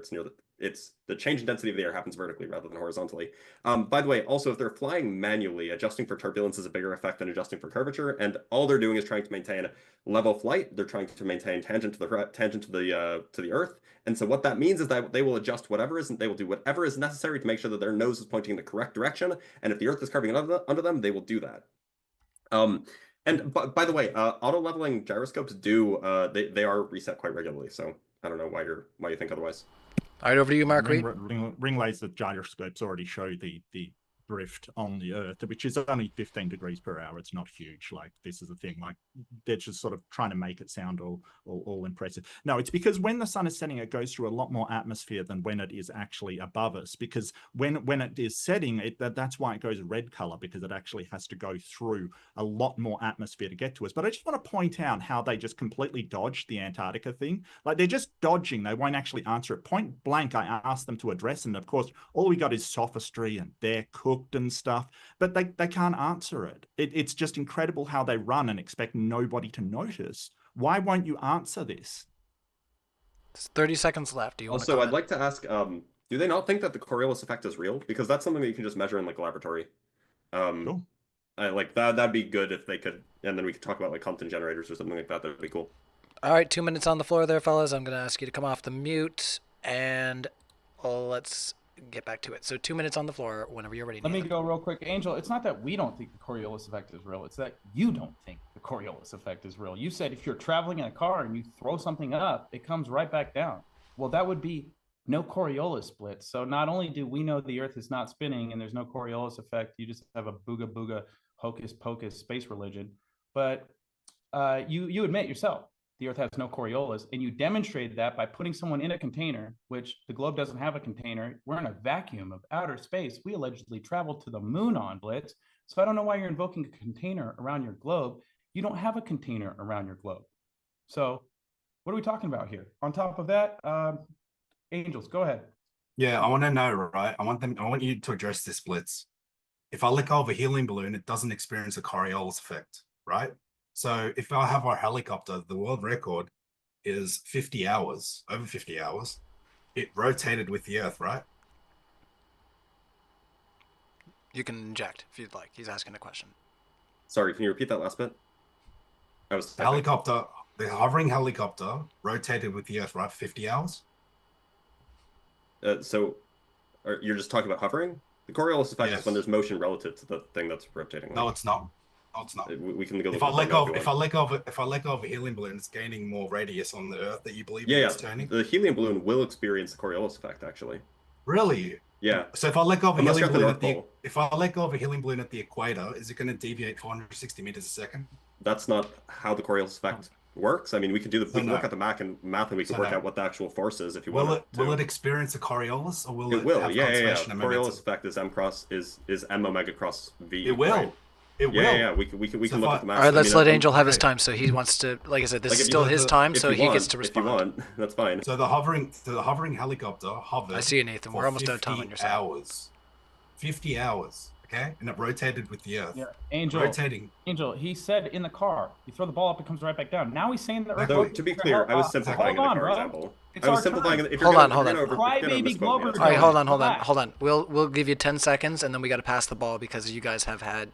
Yeah, there's been a few injections. So, yeah, where there was a bit of cross-examination. I think it would be fun to go into cross-examination, but I want to let all our speakers have a chance to get a drink of water and take a bathroom break. We got 2 minutes left, so at the end of this 10 seconds, you'll be bouncing it back to the other side. Then we'll be taking a break and coming back, and I'll be giving you the ball. So 10 seconds on the floor there, Nathan, if you can. I just want to point out to the audience, because Blitz just cooked himself. He said you throw a ball up in a car, it comes right back down. Now he's saying the Earth rotates under a hot air balloon, and you can calculate it. But everyone knows helicopters, hot air balloons, planes don't have drastically different journey times east to west and west to east. It's all based on jet streams and trade winds, not the Earth rotating under your feet. All right. This is another straw man. All right, 2 minutes on the floor. I just need to reply because okay, yes, I will absolutely admit I was oversimplifying in the car example because I was trying to convey a point of relative motion. If you want, we could absolutely talk about the Coriolis effect in that case. Let's say that you were driving north at the equator, then there would be no Coriolis effect, and then you could actually experience this directly and you wouldn't have to worry about that. Second, I wasn't talking about a hot air balloon hovering and experience a Coriolis effect. I was addressing Angel's example where you release a helium balloon. A helium balloon traveling straight up, as long as you're not at the North or South Pole, will experience a Coriolis effect. That's something that you could, in principle, measure, but I imagine that the wind would probably wash it out. You don't need a container for the Coriolis effect. I don't know what Nathan's talking about there. The point is it seems like you guys don't believe in the Coriolis effect, and this is easily measurable with just a Compton generator. And I just want to point out that they said that oh, it's not us that don't believe in the Coriolis effect, and then they're questioning its existence. And I do want to point out again that they still, again, like I keep asking this question, how they explain the circumnavigation of Antarctica, and they're just ignoring it. They absolutely have zero answers. And I just want to point that out again, that these guys are just dodging and dodging and dodging. So now that we've found out what they can't explain, let's also get them to explain antipodal flight routes that go over Antarctica and over the Northern Hemisphere. How does that work on a flat Earth? Why is the Auckland to the Madrid flight route the same as others on the flat Earth? I can see that, Angel's furiously Googling. 30 seconds. I mean, yeah, looking stuff up during the debate is fine. You know. Oh yeah, I that's- just think it's funny. That's yeah, all. no, that's totally So, cool, especially if looks- you're you know, wanting to clarify. So you got 20 seconds, and then we're gonna have a we little have break. 30. So we have 30 seconds. I guess what would be great to be addressed is how does we all agree that the Coriolis effect is a measurable thing. I think. How does that happen? And then why is it that Captain Cook was able to travel around Antarctica so quickly? Those would be two great things for you guys to address, and then we can address whatever questions you have. All right, so I'm going to set another 40-minute timer. It does seem like we want to dig some more. I thought we're going Q&A after an hour, bro. Well, I was going to say we can set another 20 minutes if you want to do another like 20 open convo. I mean, I'm done, bro. These guys are reality denying anti-flat earthers, haven't shown a single proof of. Well, are you running, Nathan? Asking us an hour into the debate, Ryan, to explain a circumnavigation of Antarctica and flight routes, and now we're talking about Coriolis. You guys, Nathan, you had that ahead of the debate. I sent that to you ahead of the debate. You should have been prepared for it. All right, just you before had that information. Just hold on there, Mark. I'm just gonna put everybody on mute for just 2 seconds because I do want to potentially unpack a little bit more. It's totally fine, I think, to unpack a little bit more. I don't want to just jump into the Q&A right away if you have the time to continue unpacking. I think that would be of use, and I don't think it doesn't seem to me that Angel's gotten answers to all of the questions that he might have wanted to ask as well. I'm not sure. Yeah, okay. But either way, if you guys wanted to, like I say, take 10 minutes, we can wrap up what we have here, and then we'll jump into the Q&A. But I did want to give you a chance to, like I say, step away. You know, if you need to grab yourself a drink, you know, take a bathroom break, that's totally fine. I know that these things can take a while, so but I will say we're not going to rush through the Q&A for sure. We're going to try to give everybody a shot to answer. So Nathan's taking a break there. If either of you want to step out, that's totally fine. Mark and Angel, I guess, you want to hang out with me for 2 seconds? I'll just talk to the audience. That's totally cool. We'll wait for your speakers to get back. Yeah, everybody's hanging out on mute. So let me just ask you guys to unmute. All right. So you asked about circumnavigation around Antarctica. In Antarctica, does the compass point north? In Antarctica, does the compass point north? Where in Antarctica are you? In Australia, does the compass is always point north? Compass is always okay, north. great. That's the whole okay, thing, right? great. Okay, great. Well, Australia okay, does. let me rephrase. If you put them next to a big magnetic rock, they'll point towards the rock, of course. But like, absent that, it'll point north. Yeah, right. That's what all compasses. So in the south, they point north, right? Can you see my screen? Yeah. Can you see my screen? Mm-hmm. So in the south, you'd also have to, if you're going east to west, that's a circle on a globe or a flat Earth. So you'd have to correct north in the south, right? Sure. Okay. So then you're turning right to go west, right? If you're correcting north. Welcome to flat Earth. On the flat Earth, that's what you'd have to do, right? Welcome to flat Earth. Yeah, that's not my question. That's not even my question. You just debunked the globe by saying you have to turn right when going west on the Earth. On a flat Earth, you have. On a flat Earth, you have to do that. Nobody's saying that you have to do it on the Earth. So on a globe, when you go west, which way do you have to turn? Go north. If you're traveling west, you just follow west, right? Yo, which is clockwise or anti-clockwise? Q&A, bro. If we're gonna spend a lot of time on questions. Yeah, so my question. I just want to get. All right, we're not cutting off other people. Hold on, you're not cutting off other people. Where I set a 10-minute timer. We'll get to the Q&A. We're not. No, all right. We're gonna have a little back and forth. Angel sharing his screen, asking questions. I think it's fair. Like I said, we wanted to do 2 rounds. In fact, I wanted to do an extra, as I mentioned halfway through, some cross-examination. 5 minutes per person to do a cross-examination, since you all wanted to ask each other questions. So, yeah. But Angel, I want to give you back the floor here and let you continue with what you have on screen. So, Mark, in the south, does the compass correct north? In the south, does the compass correct north? I don't even know what you mean by that. So you don't know what circumnavigation is. You're saying we can't answer I do. It. Great. So, okay. So when you... No, hang on. Here's the thing. I answered your question, right? So my question is, why are you... my question is, why are you not... Let's give Mark 15 seconds. No. You are not addressing my question. My question is about route times, not about anything to do with the compass. And yes, you turn right on a globe to go north. That's because north, west is, if you're facing north, west is left. I mean, I don't understand what you're talking about. West. So now you correct south on a globe to go west. What? Look, it's on What? screen.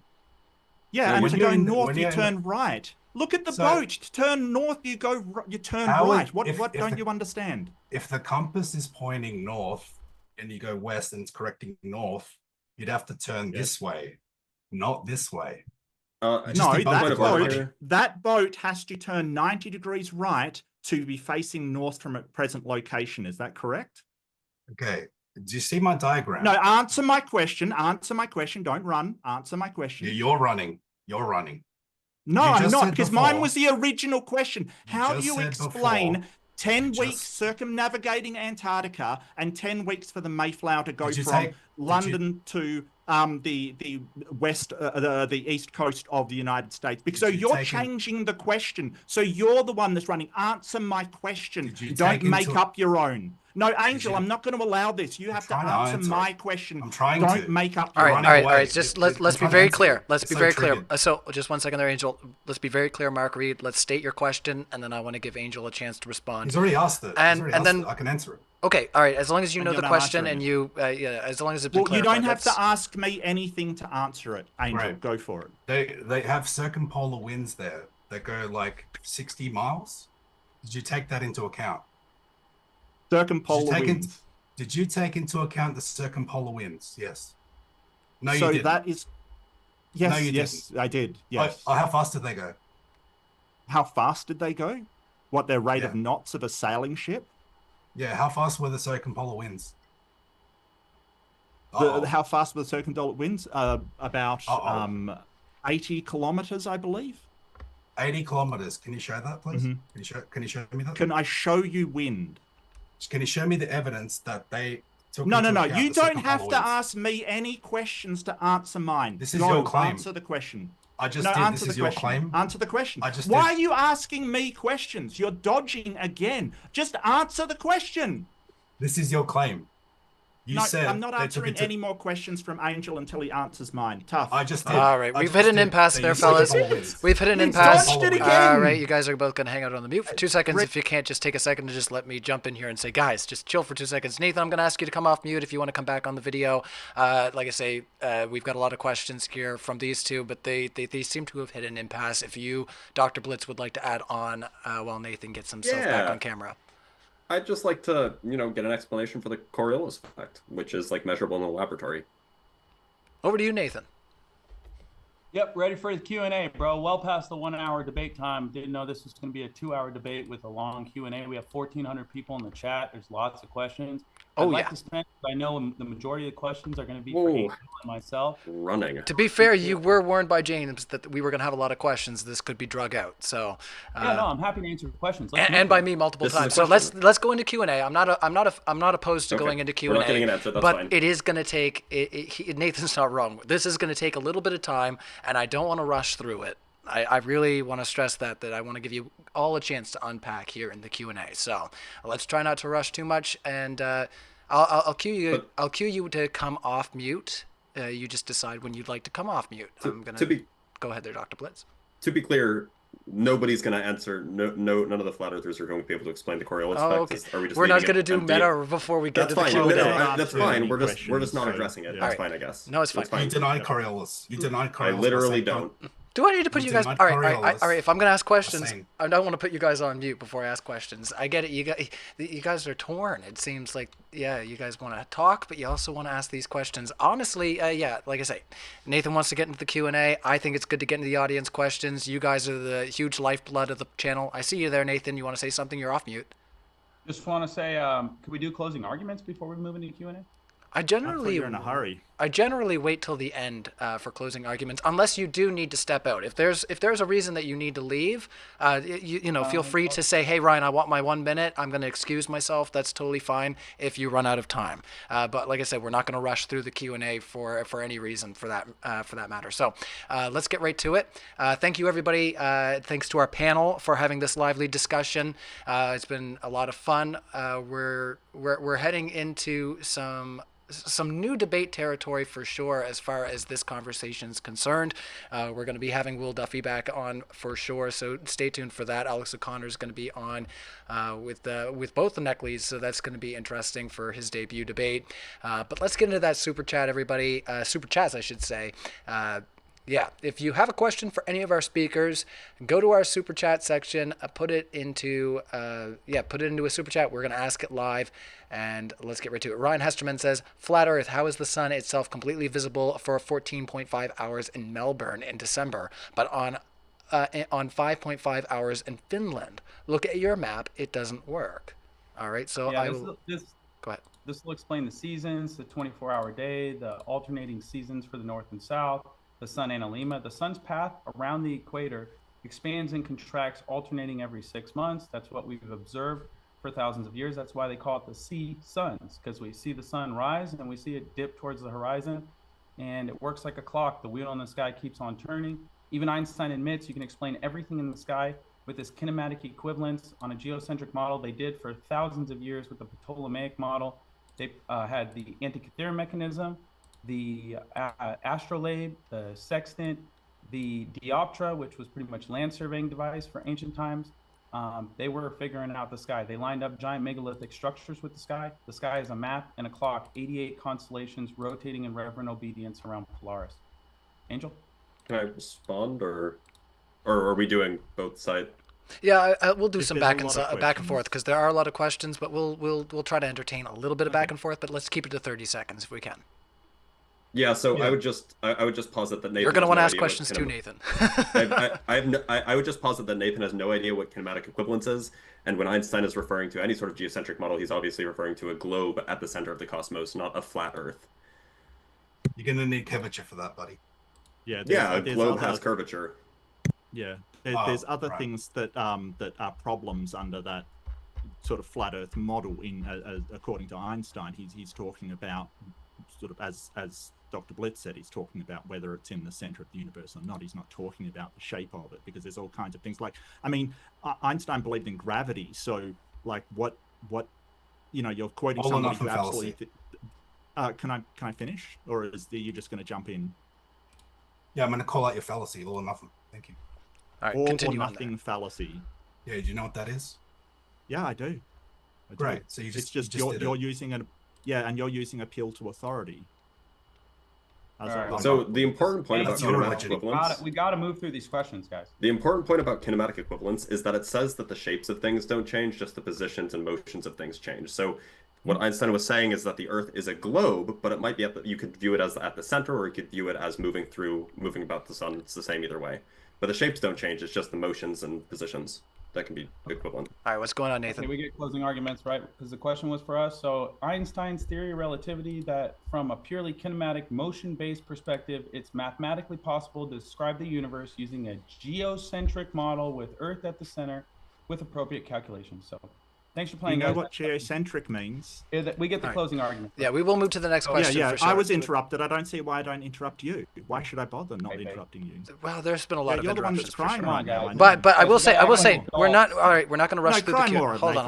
I love it. Cry more. All right, but I will say, Nathan, I'm not going to rush through the Q&A. So, we're not going to do what we did last time, where we were saying, can we just get through the Q&A? There's lots of questions. If you need to excuse yourself, I've already let you know. You can excuse yourself. Ask me for a minute, and you're free to go. All right? Fair enough? All right, let's ask the next question. Megan Marie. Yeah, Angel. doesn't mean flat. Hey, Mara, come on. Help me out, buddy. Megan Marie. Angel, okay, why can't you articulate your own arguments instead of playing a video for your intro? The video you proved you can't understand simple concepts. I play the video because I like to pack a lot of things into it and actually speed up my voice and make it all clean and cut, precise, very presentable and easy to understand. That's why. All right, did you have anything to add there, Nathan? Nope, next question. All right, well, I will let the other side respond if they want to, and then let Angel... My only response is meta, Nathan. They're going to respond to the meta. Nathan, just like if you have to leave, just leave. Not behave, don't rush this, okay? Yeah. This is you signed up for this. Yeah, and sort of you're talking about the meta now by saying next question. Okay. So I don't, Do you guys have anything to say to what Angel just said? Don't worry about what Nathan's doing right now. I'll pass. That's fine. All right. let's carry on with the Q&A. But yeah, I would prefer it if you could, like I say, engage, so Angel could have the last word on your engagement there. But it does seem like we're all getting caught up in the meta, so it happens every once in a while. Thanks everybody. Smash the like button if you haven't already. We have a lot of fun here at Modern Day Debate. Vincent Shatwell. I'm not going to say anything. That's probably his real name, but I just... Anyway, can you explain to me why we don't have a solar eclipse every month when every 28 days the sun and moon cross paths? That's why we call it a new moon. Where does this moon go when that happens? Yeah. So the sun, or the moon doesn't orbit the Earth in exactly the same plane as the Earth orbits the sun. The moon orbits on an incline. So it's going like this. So when the sun would be between the Earth and the moon, sometimes it's below, sometimes it's above. The only way that you can get a solar eclipse is when it's exactly lined up. And that's when you get a solar eclipse. That's why it's kind of rare. It doesn't happen all the time. All right. Any thoughts on the other side? Yeah. The moon appears higher and lower, and the moon's between the tropics every 28 days. So yeah, it overlaps. Yeah, but it doesn't always overlap when it's between the Earth and the sun. So yes, it does. You're right. It does. Every 28 days it goes around, but the place where it actually intersects the line connecting the Earth and the sun, that changes month to month. And so that's why you're not going to get a solar eclipse every month. And even the moon does an NLM as well. Angel, please, bro, I'm begging you. Can we end the debate? Nathan, just leave. If you don't want to be here, just leave. I was talking. All right, yeah, if you do want to do a 1 minute closing and back out, that's totally fine, Nathan, like I said, but we do have lots of questions, so like this is we got Blitz answering the flat earth questions, bro. Well, we just had it back and forth. That was a question for me. Yeah, this was a question for him. They asked why we don't have a solar eclipse every month. That's a flat earth. No, they asked why we don't have a solar eclipse each month if both the sun and the moon are rotating around, you know, the sky or whatever. Like that's so the sun and moon rotates around the. All right. Yeah. All right. This is what I'll do. This is what I'll do. All right. We got lots of questions. From the perspective of a flat earther, you don't understand English, do you? All right. Either way. Chat can Google what you guys think. Let's the questions are going to be for flat earthers. Let's just say I want to give you a 1 minute closing. So we're not allowed questions now. That's great, Nathan. Hold on. Yeah, good one. I do want to say if you do want to say a 1 minute closing, I want to give you that opportunity, but if this keeps up, then I'll excuse you myself. Like, I don't want to keep this up. If Angel wants to actually answer these questions, engage back and forth, and you want to just say, let's get out of here, I will give you your 1 minute. I'm trying to be fair to you. But if you just want to sit there and say, I want to leave, I'm giving you the opportunity. I haven't said once I want to leave. You're just making shit up, host. All right, then why are you trying to push us through the Q&A? Because this is not... Are you out of time? The Q&A part. Are you out of time? I was just explaining to my partner that we're going to spend 4 hours in the Q&A if we go back and forth during the Q&A, because look at the questions, bro. The super chats are still rolling in. There are all sorts of super chats. That's right. I want to leave. Let's go. Let's get to the questions, bro. All right. Let's ask the next question. Nathan Thompson, what is the cosine of 60 degrees? Next question. Doesn't have anything to do with the shape of the earth. Please. Thank you. Can you try and answer? They did send in a super chat. Fair it's enough. A math question. We're not here to play pop. The answer is a half. I will be fair. I don't usually take pop quizzes. The answer is 1/2. I don't take pop quizzes generally myself for math questions. But yeah, thanks. If we can answer the question, that's great. There you go, JSS Tiger. Bitter truth: planes fly straight. They actually follow a curved path that conforms to the Earth's curvature. Flat Earth. Mark. Flat Earth / Mark both answer. What? Well, we'll let everybody. So yeah, Bitter Truth wants to ask flat side planes fly straight, in quotations. They actually follow a curved path that conforms to the Earth's curvature. Yeah. According to the pitch data, they fly a straight line. You're correct. And the plane does not gain altitude because it's just flying parallel to the Earth's surface. That's why it's called an airplane. It flies over a motionless plane. There's no adjustment for curvature needed. That's not why it's called an airplane. It's called an airplane because of the airfoils. It's because of the shape of the wings. Oh, okay. Because the wings are planes. You know, that's how it gets its lift. And you just said parallel. It's called plane flying. It's called plane flying. Correct. What are you talking? I don't even know what you're talking about. So the perpendicular to the Earth is basically following the curvature, because at any point perpendicular to the Earth is perpendicular to the center of mass, or where gravity is pulling towards. So all it has to do is keep that pitch level, and that will always conform to the curve, because as you go around the curve, that perpendicular will still point to the center of the Earth. A pilot even showed them this with a model plane, and they still didn't understand it, bafflingly. And plus, the altimeter won't change. As you could see, the stand on the plane was exactly the same height. Altimeter doesn't change. All right. That's fine. Let's let them close this one out. So Nathan, Angel, let's close this one out and move on. So on a flat Earth, it's exactly the same thing. That's why they treat the Earth as flat and stationary. It's the same thing on the flat Earth. All right, Shano says, Ryan, did you know your drink is a loaf of bread? Half a loaf of bread, because I've only had 2 tall boys. Thank you, Shano. But I was going to say, I actually looked it up halfway through the debate, the average calorie count in a beer. So, yeah, 1,000 in Man, a I loaf could of go bread. for one right now.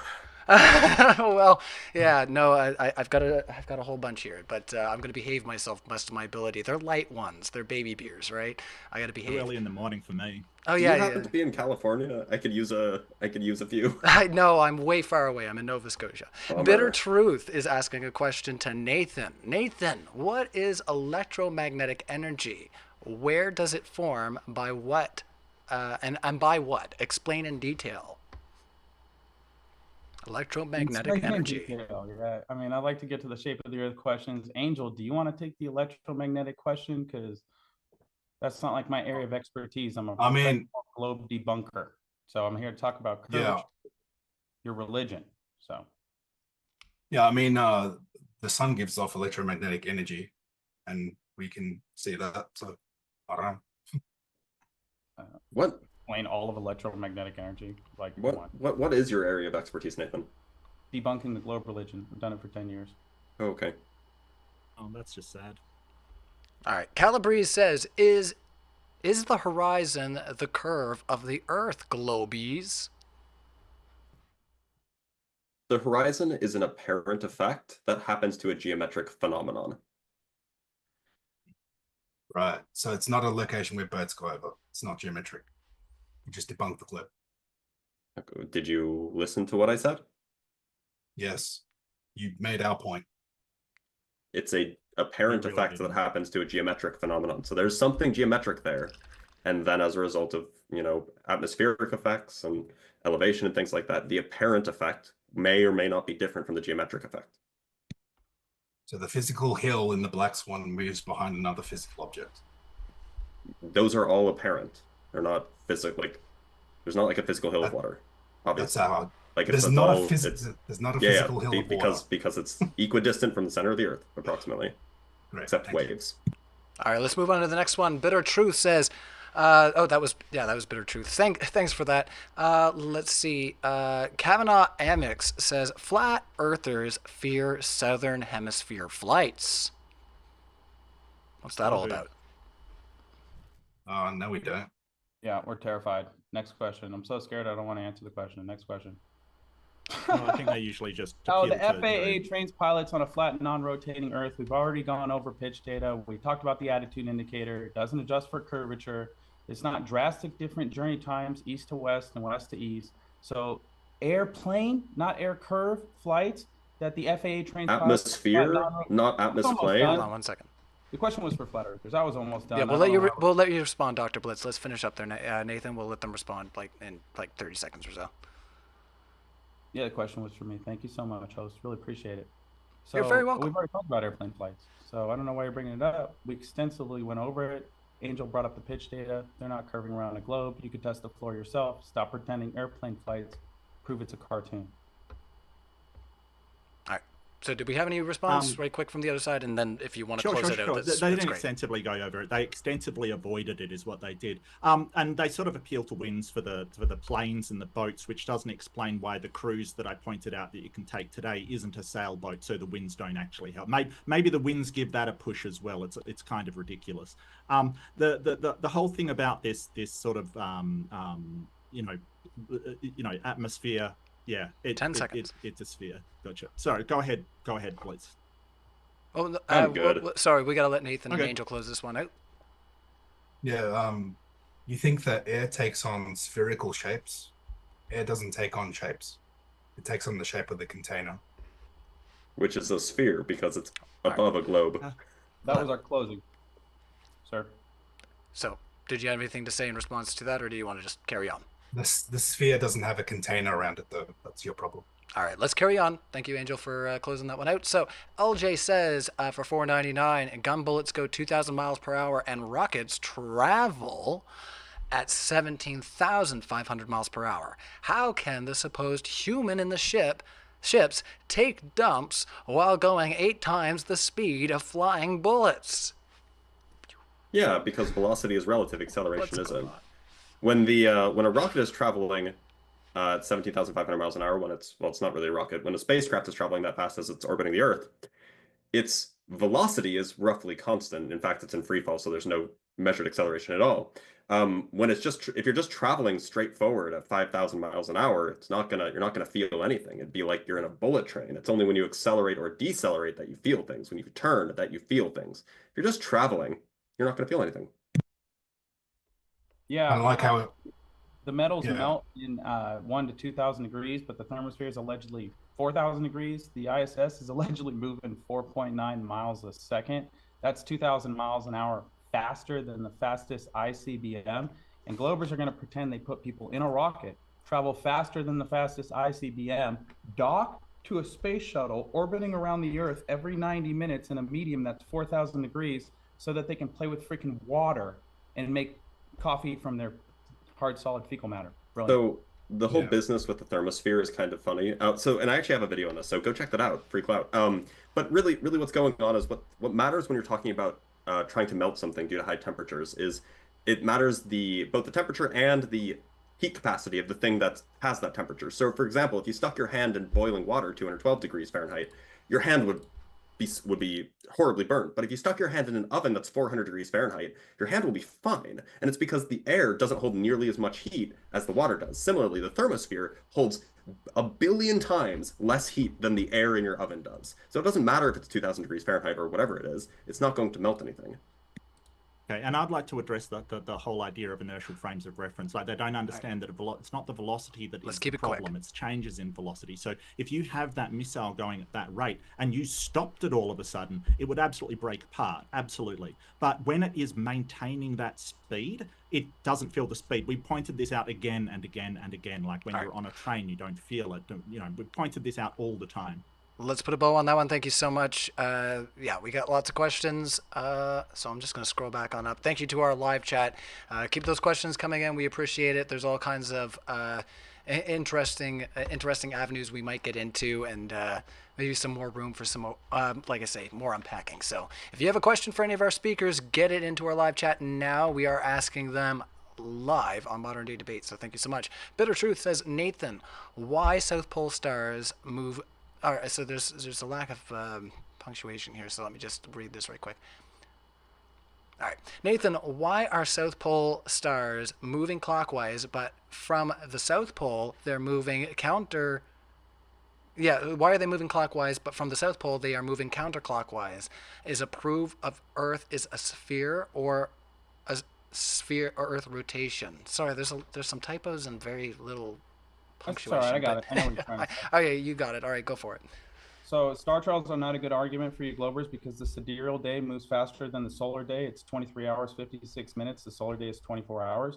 So the stars, if they're further away, and according to parallax, things that are closer move faster. We should see the sun moving faster than the stars, not the stars moving faster than the sun, unless on the heliocentric model, they're going to move the stars in front of the sun, which they do weird stuff like that all the time. On top of that, all stars move east to west. So the stars don't change direction in the southern hemisphere. They all move east to west on the globe religion and on flat earth reality.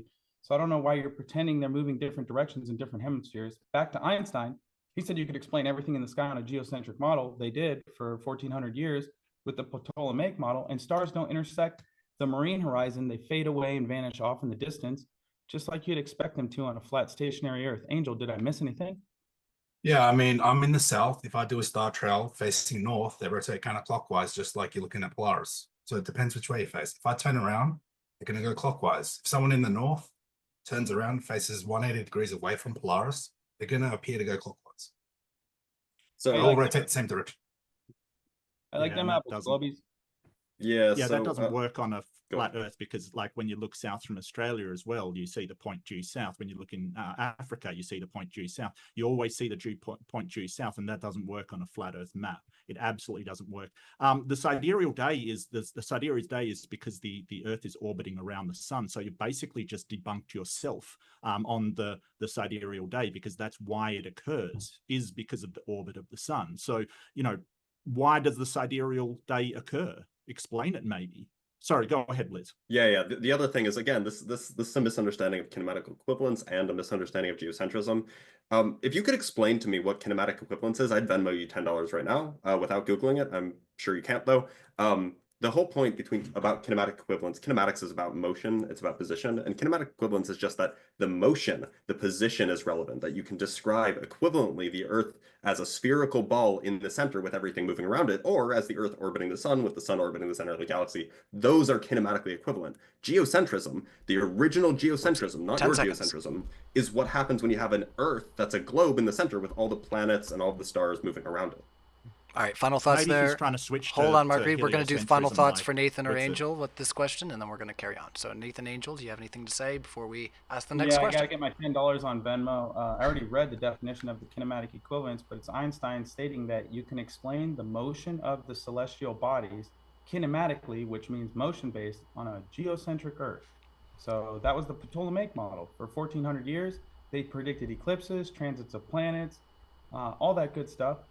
Look up the Prague clock. It's 610 years old. They didn't know a darn thing about gravity, and it still works to this day. So thanks for playing. Let's ask the next question there, guys. Thank you so much to our panel for participating in the debate and sticking out for the live chat here. There's lots of questions, and we're going to hammer them, guys. So thank you so much to our live chat for being so engaged. It's been a lot of fun. It's been a juicy, a spicy one, if you will, despite the timer, you know, that sometimes still happens, even though you have a timer. So Beach Lover says, Nathan and Angels destroyed the 2 globe donuts. Oh, man, I'm hungry now. All right, so I like donuts. yeah, nothing wrong with donuts. I'm I mean, fond of what's yeah, I mean, whatever. But apparently you are one. So I guess that makes you delicious. I'm just joking around. Yeah, what you eat. Oh, man. All right, thanks, Angel. Let's see here. Rick Canetster says, how can the platform have intellectual integrity if they're neutral on flat Earth topic? It's almost like a question for me. What's going on here? I mean, we want to be able to platform people that have different views, and as I said earlier, you know, whether it's going against status quo or whatever it may be, or even if it's something that you're like, hey, you know, this is something that we're digging out of the woodworks.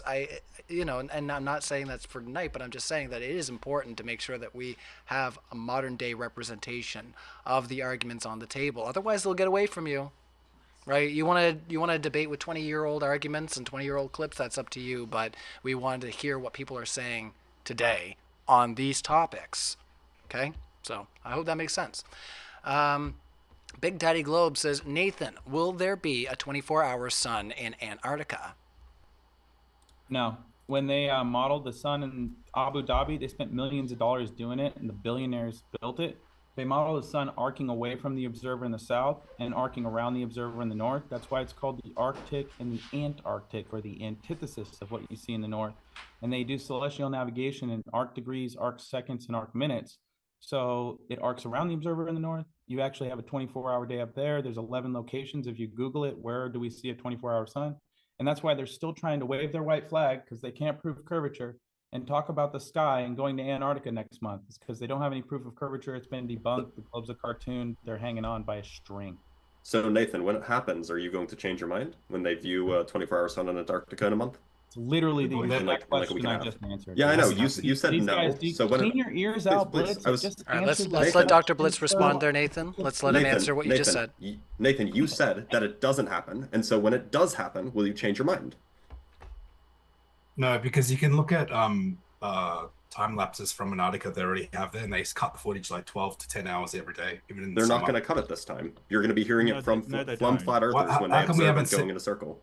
We should have seen it already, and they already faked it twice anyway. So why should we believe anything that comes from that? So you're saying that the flat earthers that are going to fake the footage so that that so they can continue the globe conspiracy or whatever you No, believe in. that's Is that not what what you're I. saying? No, Well, that's what not are you what I said saying at all. then? You have to, So you have to if keep the on- flat earthers come back and say, look, we've got footage and this is a 24-hour sun, yes, that there is a sun there, how will you respond to that? There's no curvature. I debunked it for 10 years. Yeah, it's Okay, not going do you to want to change. answer the question, Nathan? Not talking to you, Nathan. I'm talking to It's- Angel. It's not going to change the shape of the floor. I've gone out in reality and proven that there's no curve. Okay. It's not going to change the shape. So you're just going to say, hey, that happens on a flat earth? Is that your contention? Okay, yeah. 24-hour sun explain All happens right, on a flat I think earth. you got your answer to that question. We Yep, are going I to ask got the it. questions from the live chat, so I'm not Wait, going to let you ask too many questions there. So Daryl Frost says modern day debate, which is better, Gibson or Fender? That one's just for me once again. Gibson SG. Gibson SG with P90s for me, which is what I'm equipping my Gibson with right now. I've also got a Gibson Junior with P90s, but It's Gibson's. Big Fender fan, big Kramer fan. Anything with a whammy bar is a lot of fun too. Bigsby's, you got it. So you hit Ryan on his favorite thing, guitar. Floyd Rose. Yes, I have an original Floyd Rose, 1983 Kramer, made in Japan. It's beautiful. Anyways, let's see here before the live chat goes off saying nobody cares about your music life. Beach Lover says it'd be a real shame if we all got along for 1 second on something unrelated, right? All right, Beach Lover says Enoch of TikTok and Angels _ light cooking globies daily. So you can find Angel at that link there. There's your clip. Hopefully I did it right. All right, so heathen stalking. Heathen stalking. That sounds really bizarre. What are you doing in your spare time? 5th super chat. Thanks. 2 Flurfs. What evidence of the globe would change your mind? It's funny how now that the final experiment is happening, you're changing the goalposts and saying the 24-hour sun proves nothing. Desperate, they say. So you have anything to say to heathen stalking? Yeah. What would change my mind is seeing curvature that we don't see. That's simple. When a pilot tells me they adjust for curvature, then and he could show proof for that, I'll believe it. But there's no curvature. So if someone offers you a free space flight, would you take that if that it goes high enough to be able to see the curvature of Earth? It would be a flat circle, even on a globe religion, so you don't even know your own model. But no. You could see left to right curvature if you're sufficiently high. Yeah. How high? I mean, you can see it with a camera at around 35,000 feet, and you have to plug it into some photo manipulation software to shrink down the horizontal. But yeah, you can do that, and I can send you a reference for that if you want. So you have to compress it to see curvature. Wow. Well, yeah, to make it more dramatic, right? But it's still there. If it wasn't curved, then no amount of compression would make it curved. Oh my goodness.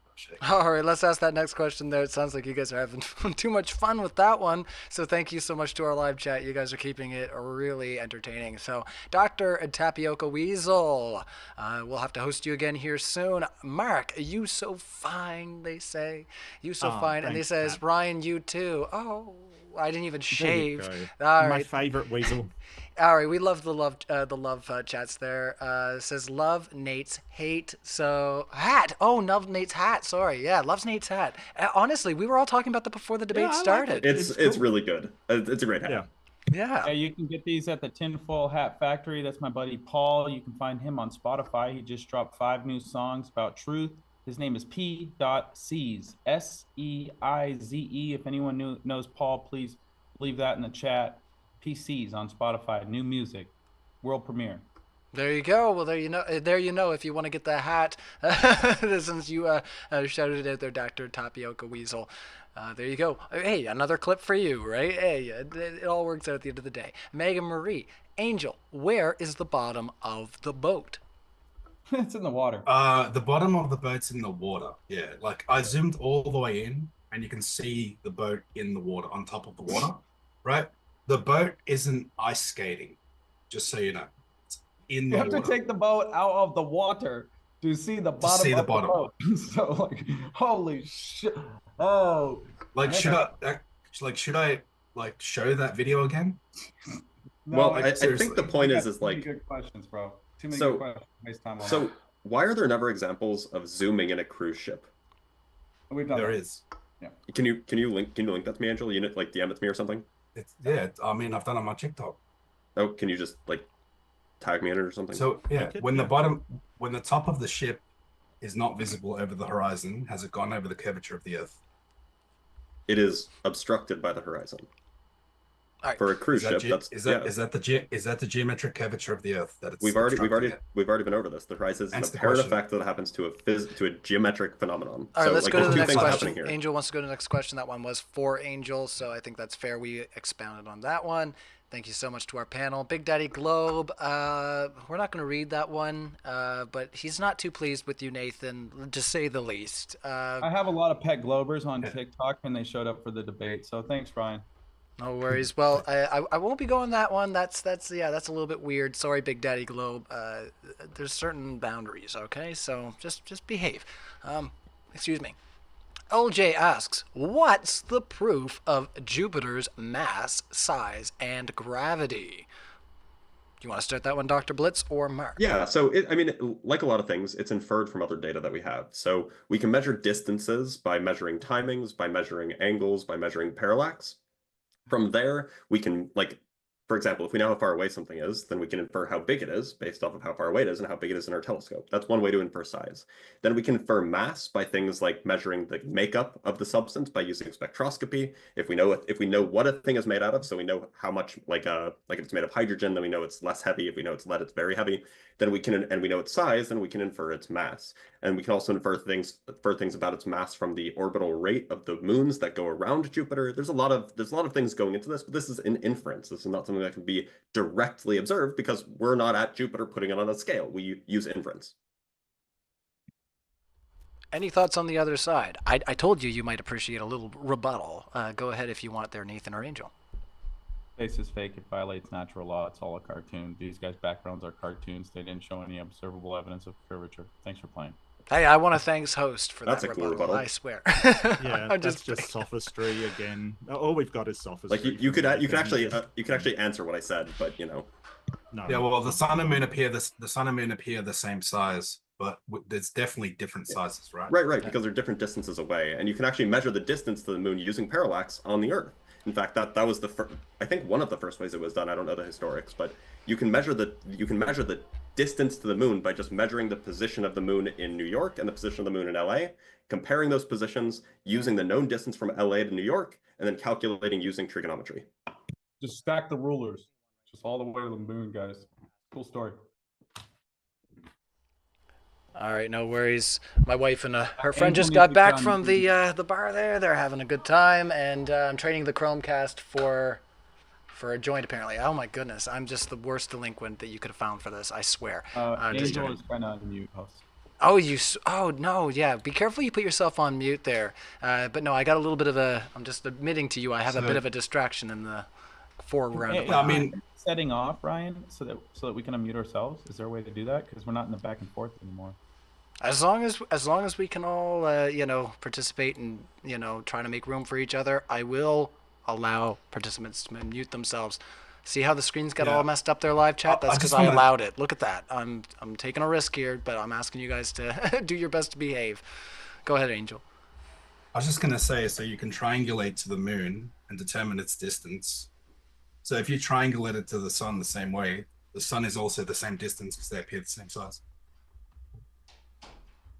All right, we got a thumbs up. All right, let's carry on to the next one. Thank you so much, guys. Yeah, everybody's tucked them away in the room there. So I'm sorry, wait, I didn't get a chance to answer Angel's thing, and that was my question. True enough. Okay, all right, fine. 30 seconds if we can keep it quick. I did answer, but I was muted. So the sun does not experience the same parallax that the moon does. You can test this. If you measure the positions of the sun from different places, it'll appear like it'll seem like it moves less than the moon does, and that's because the moon is closer. In the same way that the trees, when you're driving on a highway, move more because they're closer than the mountains in the distance. It's actually very difficult to measure the parallax of the sun because it's so far away. That's why they had to use more sophisticated methods like the transit of Venus. All right, that is time there. So let's ask the next question from Bitter Truth. Nathan, we already asked that one, sorry. There's been a little bit of skipping around just because there's been a few super chats that are just a little too hot. But yeah, once again, big apologies, Big Daddy Globe. I won't be reading that one, but I will get to yours, NASA. Whatever your name was in the live chat there. I'll get to it, don't worry. LJ says, car has a roof, the spinning ball is supposedly open. This is for Dr. Blitz and Mark Reid. Yeah, I mean, there's gravity keeping the air in. There is a force keeping it in. I don't know what they want. All right. Because gravity.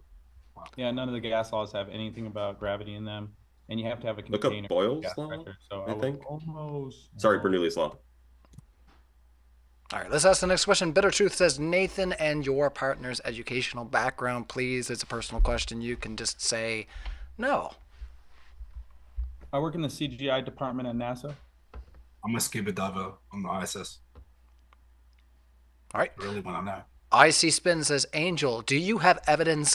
Some of these just are missing some keywords, guys, to really make them flow. Angel, do you have evidence of the filter you used on the video in Blitz/Markley debate? Was it in fact a solar filter? I'd love to get the specs. Correct.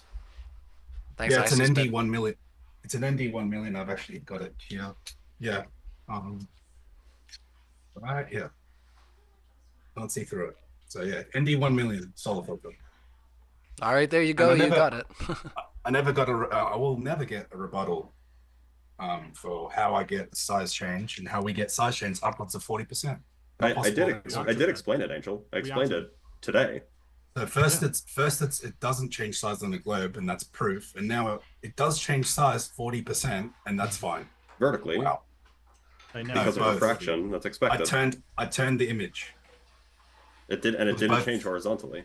Yes, it did. Yeah, it did. All right, Okay, well, we can replay the video. This one's for you, Dr. Blitz. He says, this is LJ, sorry. He says, having a degree only proves you can memorize books. So that might be, so this is funny because this just shows that people don't know what a PhD is. So maybe that's the case for a bachelor's degree or for a high school diploma or whatever, where all you just need to do is pass tests. In fact, and maybe even a master's degree, maybe. But in order to get a PhD, you actually have to be published. You have to do original research and advance the field. I am published in like 11 journals internationally. I wrote 5 papers this year, all of which are now published, or are two are published, 3 are currently under review. Like this is just part of the field. What was your thesis? What was your thesis? It was on conformal hypersurface geometry. Okay. All right, you got it. Everybody's kind of getting into their history a little bit there and what they do. That's kind of fun. Mark, you want to chime in? What do you do? No, everybody else has kind of got a chance. Do you want to chime in for a second? Yeah, no, my background is sort of network communications, integrated systems. Nobody asked, internet, Mark. Oh, thanks, Ryan. Cheers. No, and look, I am nowhere near as qualified as Dr. Blitz to be talking on the subject. He is a physicist, I'm certainly not. I don't pretend to be. All I can do is point to others' research. But what I am good at doing is actually dealing with, whiners and complainers. So yeah, it's great. All right, I was just picking there. Obviously, I asked, so I mean, I guess that makes me nobody. Oh, man. All right, Krugstyle says, Flat, you can't grasp a relative motion, but you claim to have an answer to the shape of the Earth. Can you just admit you are scientifically illiterate and move on? Anything to say to Krugstyle? Science doesn't deal with shapes of the Earth or shapes of things. So Yep. I'm not scientifically illiterate. You just proved you were. It absolutely does.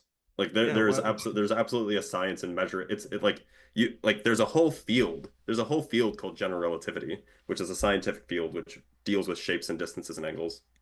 Yeah, and do you understand how the shapes of like viruses and stuff affect their actions on biology? Like, of course we deal with shapes. What are you talking about? All right, anything to say on the other side? Oh, you're both doing the finger thing now. Oh my goodness. Okay. All right. JSS Tiger says to Nathan Thompson, what would the sun look like if it was half obstructed at sunset instead of setting due to perspective? I just pulled the video up where it disappeared above the horizon. So do you want to do that right quick for the audience? You don't have to. I don't want to put you on the spot, but I mean, yeah, of course. I'll welcome you to screen share if you have it ready. Thank you. Hey, so you can line this bar up with the horizon. See the water level there? The imaginary line where the ground appears to ramp up when it should be ramping down due to curvature, and the sky appears to ramp down due to optics, not because the Earth is curving downward in all directions. And we zoom this forward, and we'll see 2 things. Local light illumination. Oops, I accidentally moved the bar. Local light illumination. If that thing is 1,000 times bigger than the Earth, and we had parallel sun rays coming from the sun, it would illuminate the entire horizon evenly. Instead, it appears like a city lights off in the distance. I don't know if you've ever driven to Las Vegas, but that's what it looks like. A city. off in the distance. Because the sun is small and local, you can prove this with corpuscular rays. The UV light index is focused between the tropics, and we're going to see it start to get, oh, yep, it's just a little dot. Pull out your magnifying glass. What about the very end? It hasn't disappeared yet. Sun. Yeah, into a little dot. See that? No, we can still see it. You can still see it at the end. My Yeah, question you is, can still see it, bro. It's daytime. Well, no, I mean it's obviously dimmer because it's foggy. But Nathan, I mean, like, look, we've all seen sunsets when it's not foggy, right? We've all seen like the sun halfway let's go back obstructed. to the main screen. Where does it go? That's the question. Like, sure, you can watch the sunset when it's foggy and it'll look like that's happening because the horizon is obstructed by the thick haze. But like, what about when it's not? It merges with the apparent And I do want to, horizon. well, just before our turn is over, I just want to also add that no solar filter was left on that, and it seems like it's been zoomed out excessively. You're just sort of relying on it getting dimmer in cloudy or foggy weather. But we could see that it was half obstructed there. Why? Because it merges with the apparent horizon, which is a horizontal line. And you've got foreshortening also. So things in the foreground can block things, big things in the distance because they're shrinking in angular size. So you can block a whole city out with a little wave. So, yeah, of course. Angel, how high do you think the sun is above the Earth? I don't know. I haven't measured it. Well, hold on. 50 Angel, miles? hold on, 50 miles? 5 miles? Hold on. I have no idea. I have no idea. Can we agree that's more than 5 miles because that's how high planes fly? The sun and the moon's position, size, and speed. Apparent. Wait, okay, On so both to be models. clear, do you think that planes fly higher or lower than the sun? To be clear, super chat. I'll answer your question. Okay, Nathan, if you want to avoid the question, that's fine. But geometry, basic ray optics says that, sorry, the waves aren't going to obstruct the sun. All right, let's ask that next question. Bob says flat side got... Well, she's not really asking the question. He's just saying, flat side got cooked. Thanks for playing. Welcome to Globe Earth. So triggered. All right, well, Bob, there's not too much to engage with there, but you had your moment, all right? I gave you your moment. That's right, you duck and get under my green screen person. All right, Shovelhead Steve, flurfs equals lies equals poop emoji. Thanks, Shovelhead Steve. Another one we can't really engage with, but you had your moment, and that's fun. All right, let's see. A couple other ones. Let's just go through a couple ones that aren't really going to offer too much for the discussion. Let's see. And then we'll get back to some that do. Just give you guys some headspace. Big Daddy Globe says, Flurfs, Flatzoid said yesterday you can model a donkey Earth and make it worth and tried to defend it. This is why no one takes your side seriously. Well, Flatzoid's not here, Big Daddy Globe, so we're not going to be asking questions to Flatzoid. NASA Security Force says, Nathan, what does it feel like to be an idiot? Okay, NASA Security Force, you're not making friends tonight. He says, I don't know, and I'm curious. It must be blissful to be that stupid. Ryan, props for being a great mod. Well, a great mod would let you know, NASA, that, yeah, you're not going to be changing hearts with that attitude any day soon. All right, let's see. Beach Lover once again gives you a shout out. Enoch of TikTok and Angels of Light are brilliant. Angels _ light are brilliant. So I want to get that right. So you have your callouts correct. We are going to tag all of our speakers in the description. We are answering super chats. If this is your first time at Modern Day Debate, this is what we do at the end of the debate. We always do our super chats. So if you have a question for any of our speakers, you want to grill somebody on screen, we are taking those questions right now. JSS Tiger says, Nathan's sun blocked by the mountain is self-destruction of flat Earth. Hilarious fail. Once again, more of a statement. We're going to try to move into more of the questions, and I will apologize to our panel that I'm just going to try to move some of these out here so we can get into some of the meat of it all. Let's see.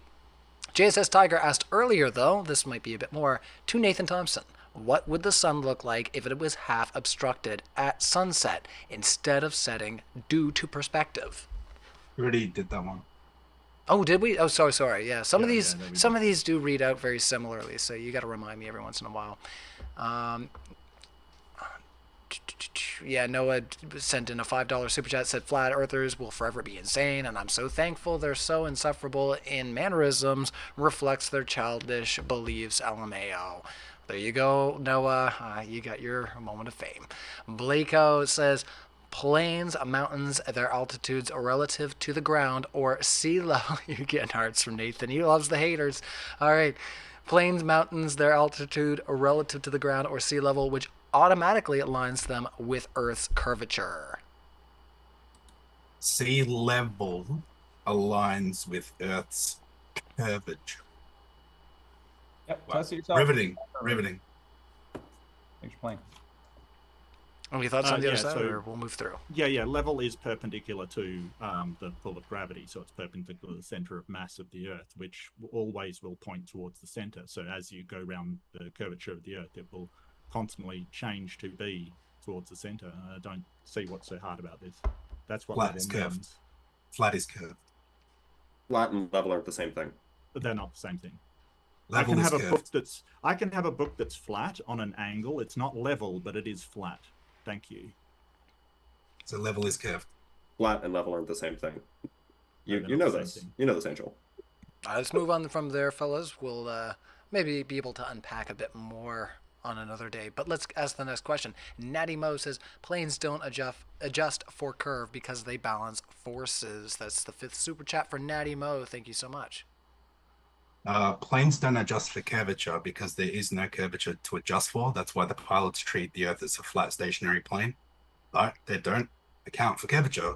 You cannot adjust for curvature because the plane would actually not generate lift. It needs to have a positive attitude to generate lift.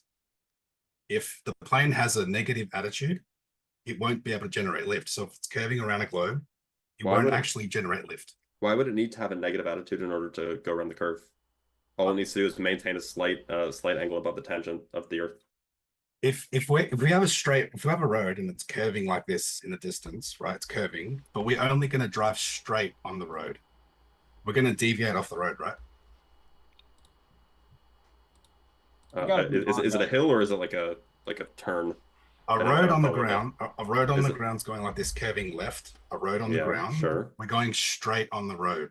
Yeah. Will we Okay, I understand. So the direction that will we deviate? Will we deviate off the road if we just do a straight line? Surely, but Right. that's because the But that doesn't direction of happen on the the Earth. please, Angel, the direction of the car affects the direction of the motion of the vehicle, obviously. However, a plane, as you well know, a plane can point upwards while decreasing in altitude.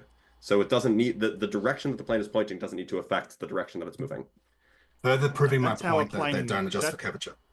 Well, that's how a plane lands. You know, its nose is pointed up, right? That further proves my point. Thank you. So if it was pointed up, But- why isn't it going up? Why isn't it going off into Because space? Well, how does it land? that's to generate lift. Is to have a So positive attitude. it could go around the curve while maintaining Nathan, an your upward body pointed is nose. loud even when you're not. What's going on over there? I know you want to hurry it Angel, up. Is this a debate still, bro? Let's answer the questions, please. Nathan, you're allowed to We're here leave. For I'm talking. Crybaby Blitz, Mr. Twitch. Nathan. Is this Twitch. where we You're the one that's break down? crying, Nathan. That's the thing. Is this No, where we're we start to bro. break? I want to Okay. answer all the questions. I'm here for the audience. I know you guys are reality deniers. You didn't have any evidence of reality at all during this debate. We had all the evidence. Thanks for playing. Well, I'm having Go ahead. fun. I just wanted to Really? know, like I said, I That's see you what doing delusion this. looks like. I see you doing this. know. I'm just You letting know. you know that even Says if I the put him on guy- mute, he's got that loud body vibes, right? He goes from here to there, right? So let's ask those questions, guys, for sure. We do have all kinds, but I do appreciate the panel going through it and having a good time, being in good spirits, taking your super chats with grace. We appreciate that. Megan Marie says, great job tonight, Ryan. Earth equals bread equals flurf equals poop emoji again. My goodness, what's with you guys? Thanks, Megan Marie. I'll ask some questions, please. But with that being said, I'm going to go check our panel live chat poll. Just let me see right quick where we're sitting. So there has been quite a shift. We got 16% for that loaf of bread. So that's just the trolls, the people that aren't playing by the rules. 30% for flat, and then 55% for a globe, and that's with almost 2,000 votes. So we've got a lot of interest right now in what you guys are putting down. 1,000 people are still hanging out. So I'm going to end the poll. We're going to do who did you find the most compelling on the panel tonight? And let's ask a question that I pulled out of our live chat, actually, just out of a plea of goodwill. and it was from Minecraft player. They wanted to ask, let's keep this one quick, just out of respect for the people that did pay money first, super chat, to the flat earthers, do I need to believe the earth is flat to go to heaven? No, you don't. You don't need to believe the earth is flat to know it's flat either. You could test it yourself. Next question. All right, let's move right along, and thank you so much. Yeah, we got lots of questions that will keep us on track and all kinds that will derail us. So let's get through some of those. Simone Allen said, kindly like the stream/video. Yes, do like it. That would be great. Smash the like button. Do that. Share it out in the spaces that you like having these debates. Yeah, we have a lot of fun. Mega Maurice, yeah, she's not a fan of yours, Nathan. She said, Nathan, why are you so scared? Don't run away. Well, Nathan's not going anywhere from the looks of things. We're moving through the super chats. Once again, we're having a good time, so don't worry about it, guys. We like having fun. That's all it's all about. Dr. Blitz, explain pendulous veins on a gyroscope. Sorry, I don't even know what a pendulous vein is. I'm not an aircraft mechanic, so if somebody has a good explanation, I've never heard that phrase before. Let's keep it moving, bro. Yeah, I don't. Does anybody have any help here? No? There's nothing to do with what we're Yeah, it keeps the gyroscope more rigid in space, so it actually doesn't help their argument. So the internet, like I don't know if this is true. But the Blitz internet, is an expert. the internet is telling me, because I'm not an aircraft person, pendulous veins are a system of air holes and veins in an attitude indicator that keep a gyroscope upright using gravity. Make of that what you will. No, using vacuums. Well, thanks for unpacking a little bit there, Angel, and helping out our super chatter there. So, Pookie says, Earth is flat. Tell your mom before I do. All right. Wait, what did you say about my mama, Ryan? Tell your mom before I do. All right, that's what they said. That's an inside joke. I was doing activism on the Las Vegas Strip, and I said what he just said, and some guy got in my face and then went and told the police that I told him to tell his mom the earth is flat before Pookie does. I got it all on video. It's on my TikTok. It's freaking hilarious, bro.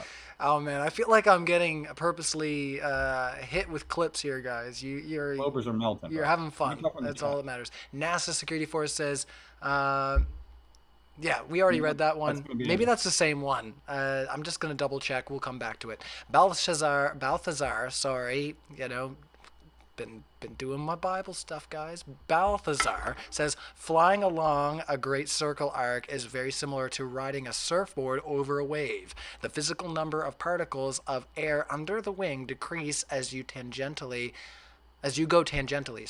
and the plane flies a curve. Not according to the pitch data. Not according to test it yourself. The floor is flat. Stop pretending airplane. How do you think the pitch data? Sorry, I'm not British. Or I don't know where you're from, Angel. How do you think the pitch data? How do you think it takes the message? How do you think it takes the data? Like what mechanism do you think it uses to take the data? Attitude indicator. Using a gyroscope. Keeps it a gyroscope that is level with what? The horizon. The tangent. So if the Earth is a globe, it would measure the same thing. So now the gyroscope's not rigid in space, is what you're saying. Specifically, apparently they have to use these pendulous veins to account for that. That's exactly what. Not all planes have pendulous veins. Pendulous veins were invented 25 years after the attitude indicator to fallacy to even claim them. Next question. Yeah, you better stop talking because you don't know what you're talking about. You already admitted that. Now you're Googling it, trying to ad hoc explanations, and we've done our research. So I would just. All right. I thought you didn't know what they were, Blitz. That's why I said apparently. Yeah. Let's move on there, fellas. Bob says, Nathan, show the sun vanishing to a point. Angel showed it setting but changing size slightly. Which is it? It depends on atmospheric conditions, what's going on. Yeah, so. But it wouldn't change at all if we were on a globe religion. It would get bigger because when lights go through denser mediums, which is what we have towards Earth's surface when the sun is setting, it would appear larger, but instead it shrinks 20 to 40%, debunking the globe religion. On top of that, we have the UV light index, crepuscular rays, and the local light illumination from the sun above the horizon. So, thanks for that. Yeah, well, for a start, crepuscular rays and green flash, like not parallel. You can see that in a railroad track. That appears to me they're not. They will never meet. That's fine. And the crepuscular rays are going down towards the ground, not your eyes, so it's not convergence. Can I talk, or are you just gonna? Let's let Mark respond, because Mark has had you know, some time over there to stew about what he's been hearing. So go ahead, Mark. Yeah, and so you know, one thing I've noticed is when they always like point to this changing size, they never use a solar filter. Never happens. It's just this kind of you know, I don't know why the sun would be brighter. Excuse me, are you okay there? Yeah, okay. What like, can you shut up? So if why should it get brighter going through more of a medium? I'd love them to explain that. Why if going through atmosphere, I mean, it basically is the reason why that the light turns red. Why should it get brighter going through a thicker atmosphere or more atmosphere? Why is that? He said it gets larger due to lensing. What are you trying to show there, Nathan? You didn't even hear what he said. Why should it get larger? I'm trying to show the sun shrinking in angular size with the solar filter, just like the video I showed you where it shrinks without a solar filter, because that's what it does. You know what? You guys should go test it yourself. And you know what? I'm gonna show mine again, because this guy just cooked himself. I didn't use the solar filter. I used the ND1 million, buddy.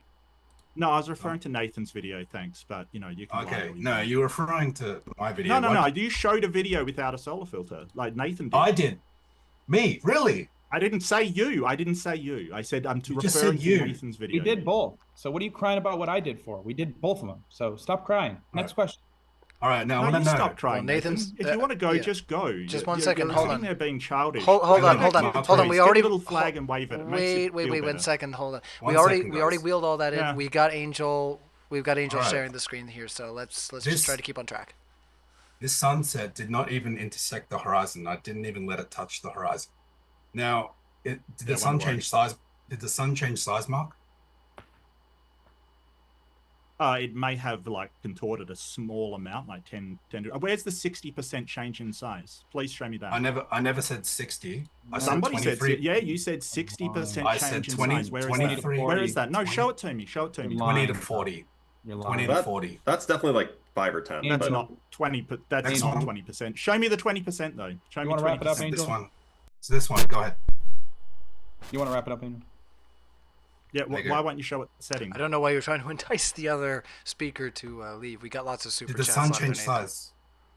Mark, did the sun change size? I'm trying to wrap it up. I'm just saying. Wait, get bigger. Hold on. Okay, if you want to go to the next question, that's fine. I like I said, maybe I'm misinterpreting there, but yeah, let's go to the next question. Can I ask a question? Okay. We already explained that it marginally changes size. That is not got a super chat.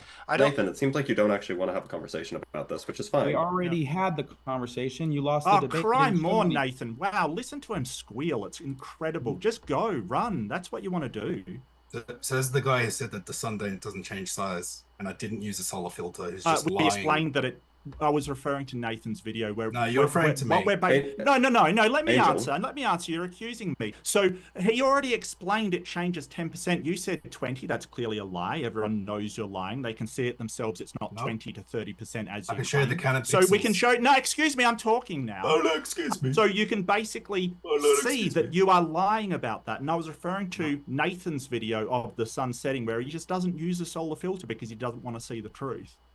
So an important point to Angel, I'm actually genuinely curious. This isn't asked in bad faith. So you have the two different videos of the sunset, right?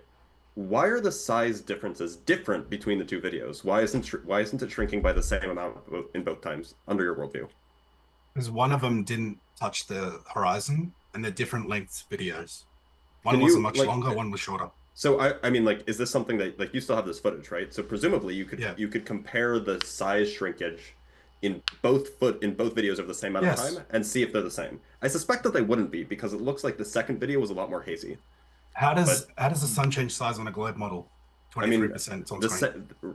Apparently the same way that it does for you due to Seeing atmospheric effects. Angel, that's a non sequitur, bro. Listen to what he's saying, dude. Listen to his argument. It's a non sequitur. Yeah. The sun changes angular size. We count the pixels 20 to 40%. No, Mark's here making up that we said 60%. We never said that. So look, so all I'm asking is why it changes. All I'm asking is why it changes by a different amount. Don't misinterpret me. I'm just asking why it changes by different amounts on different days.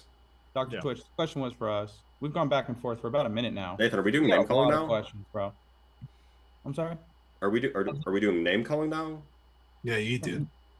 What I did? No, I didn't. What did we call you? In your intros. I said that you're scientifically call you? illiterate, which is true, but it's Bro, not name you said calling. you- Okay. You said you So twitch that's name sometimes calling. on my That's YouTube name video. calling. All right, we're getting Watch in the the weeds. YouTube All right, I let it You go were for too twitching. long. Cry See how more. that goes? Cry. See how that I goes? love it. Don't Cry. make me take off those permissions to unmute yourself, guys. You've been doing so good ever since then. Yeah, thanks, guys. Let's undo the screen So share. I just want to make one point. Just want to wrap it up. No, let's No, move I on. didn't- Come on, we've heard No, I enough from didn't. this guy. Seriously. No, I didn't. This guy Question called me a was- liar. All right. To be fair, Mark. All right, if I don't want to be unfair to what we're seeing on screen. So, Angel, you want to This guy- wrap up what yes, you got thank you. here? That's This guy totally called fine. me a liar. This guy called me a liar that I didn't use a Yeah. solar filter, whatever.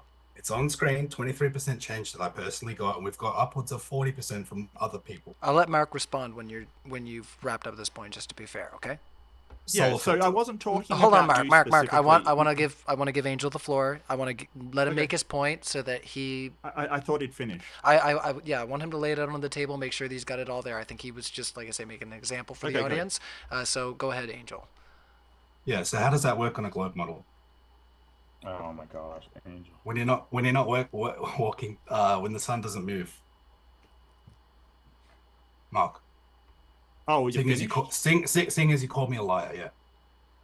Yeah, so I'd like to be able to respond unanswered. So when I said basically they never use solar filters, I was talking generally about flat earthers, not you specifically. You've got to understand not everything is about you, Angel. So, you can wag your fingers and cry all you want. That's fine. You generally, flat earthers never use solar filters, and that's what I said. Now, as for the change of size, basically it's atmospheric conditions, as we've explained multiple times already, and for some reason you are so hard of hearing or ignorant enough not to be able to get that through your head. So this is just going over old territory and, well, just playing with your toys and, having a paddy about something that I said generally about flat earthers. I was actually referring to Nathan's video, so I wasn't referring to yours. Oh, Right. So you can't. Anyway, go. I already said we explained it with atmosphere. Are you deaf? Is there something wrong with your hearing? Oh, I So meant 40% okay? change. I meant to 40 Angel. If you want. 20 That was not 40% now. First it's 20, then it's 40. 30, now it's 40. Do we hear Here we go. 60? Going once. Do we hear 60, ladies and gentlemen? Is there a 60 out there? 23% 23 change. now. So- It's back to 23. Okay. So this just is to be hilarious. clear, under the flat Earth worldview, it should decrease in size to 0 if it's actually fading away due to perspective. Correct. All right, How do you know that? we're a little more than halfway. Angel, Trigonometry. please, can you stop asking them questions, bro? Please, I'm begging you. Hold on. Like, once again, Nathan, if you need Oh, to I go, love are it. you in a hurry? Are you in a hurry? No, Ask we have more questions from questions, the Hector. audience. We do have You questions just from the asked them audience, and the during questions. I was responding to Ryan. No, you are responding to me, and I just put you on mute. If they want to ask questions to each other, that's totally fine. That's the point of the Q&A, is to try to spur on more discussion. That's awesome. I've given you the permission to take yourselves off mute. It's been really interesting. It's been fun. I want to be able to unpack with the audience, but like I said, you're berating your partner now, and that's not like gonna work I didn't out. berate him. I asked him to please stop asking the donuts questions because we already did that during the debate where we cooked them. All right. Oh, we're donuts Right, now. next are we? question. Next Can question. we stop the insults? Let's go to the next question there. Next question. Icy Spin. Nathan, can you remind us? Ryan, can we stop the insults, please? Like, seriously, what is this? Well, let's just try to behave on both sides. But like I said, it's going to play out in the eye of the public sphere if people Yeah, think I that just don't like if people think bogans it's calling bad. me names. Yeah, I was gonna say if people think that what's happening on screen You is are fair. a bogan. What are Nathan. What are you doing to me? I'm trying What? to respond. Hey, dude. I hear you now. I gotta put you on mute. My God. Anyway, if people in our live chat don't think that the person on screen is being very compelling or that they're behaving poorly, it's going to play out in the eye of the public sphere. Like I said, I don't want to police you guys directly on what you're saying. I just want to make sure that we're like staying on point and just following some of the timelines here. But yeah, I do want to allow for some back and forth as well, Nathan. So Nathan, if you're in a hurry, like I said, we go for hours sometimes for these debates. But if you want to wrap things up more quickly, I'll give you a minute as soon as you're ready for it. Just let me know, all right? It's been 2.5 hours. How many more questions we got? We're only halfway, so if you need to jet out. So let's get going, bro. No, not necessarily. Let's just All right, get Angel, going. then do me a favor, Angel, please. Thank you. I'm not sure what you mean by Angel. Thank you. Like I'm No, just next question. You can just get on with the questions. okay. Let's carry on. I just don't understand what this is all about. MM84 Angel, will you give up the flat Earth nonsense when you see the 24-hour sun in Antarctica? No. All right, let's ask the next one where that was direct. Megan Marie, Nathan, yeah, we already read that one, sorry. Natty Mo says, Flatties, will MC Toon's compass work in Antarctica? Don't know. We'll see what happens. Next question. And why not make a prediction? And then you could use that prediction to verify your model. If your model's true and it makes a good prediction, then it'd be verification. If your model's false and the prediction prediction doesn't come true, then it would be evidence against your model. Why not just do science? I guess the question is, should it work under your model? Is the question. I can't make a prediction. I left my crystal ball at my beach house. So next question. Well, you say you've That's got a just model science. and you're That's claiming just how we the do size science. of the shape of the Earth, then you Science should be able starts to with tell us observation. whether something should work in the South Pole or not. I'll take the closing argument since the question was for me. Science starts with observation. It's called the scientific method, donuts. So it's not just conjuring up what you think will happen somewhere you've never been and then wondering what strangers are going to report about it. What a waste of time, bro. So hold on. So was that your closing argument? Are Yes. we going to be letting you go, Nathan, so that we can continue through the Q&A without you saying next question every couple of minutes? Look, I almost slipped there, guys. I almost let out my true self there. I almost just said it. I almost just said some bad language because, God damn it, we're trying to ask the questions. Get triggered, not you, Ryan. No, I'm saying you're driving me half crazy here. You're driving me half crazy trying to rush through the questions. Like I said, I love asking the questions. It's for the audience. That's why we have these debates. You're trying to rush through the questions. It's not kind to our audience. So if you want to go, said he was done. you can go. Yeah, if you're done, next question. He said he was done. No, are you done he as was in you're done. going to go, or are you done No. as a next question? What, bro? I'm here for the questions. The whole reason I do the show. Let's get going, Holy, okay, all right. Then stop rushing the questions. Like, ask me again, and I'm gonna boot your ass out. That's how it's gonna go. I'm fucking sick of it. I heard the Natty Canadian Mo, there. all right. Yeah, I swear, all right. Natty Mo, Flatties, will MC Toon's compass work in Antarctica? We have to ask that one. Just See, read you're that throwing me the off. I swear. Aorta says, "Yo, guys, I got flyers. Come grab some." I do have flyers, Bible and science flyers. Email me, flatearthflyers@gmail.com. I've sent out probably 15 packages this week. It's more flyers than I've ever mailed out. Flat Earth is exploding. Met 3 flat earthers before my 9 o'clock walk the other day with Geo. So they're everywhere now. It used to take me forever to find them. So cheers. We are waking people up. Everyone's doing their job. Like and share live. Yeah, you shouldn't be getting hang out science at flyers schools. from Nathan. I hear you hang out at schools and hand them out, Nathan. Is that true? All right, let's move on to the next question. We've already, Yes, no, thank you. Jonathan Gendler says, can each side please explain the Coriolis effect? Yeah. Earth doesn't rotate, so there is no Coriolis effect. When you let go of a helium balloon, there's no deviation. Yeah, so the Coriolis effect is just what happens when you have different parts of a thing moving at different rates. So, for example, if a good way to visualize this is like a carousel. Like if you throw a ball on a carousel, because the inside is moving more slowly than the outside, it will appear to curve, because in order for it, from your perspective sitting on the carousel, in order for it to appear to move in a straight line, it has to move slower over the part that's moving more slowly. It's the same reason on a globe, the equator is moving more quickly than, say, the 45-degree latitude. Yeah, though I will say that Earth is moving way slower than a carousel. So the very, effect very is a slow, lot yes. lessened.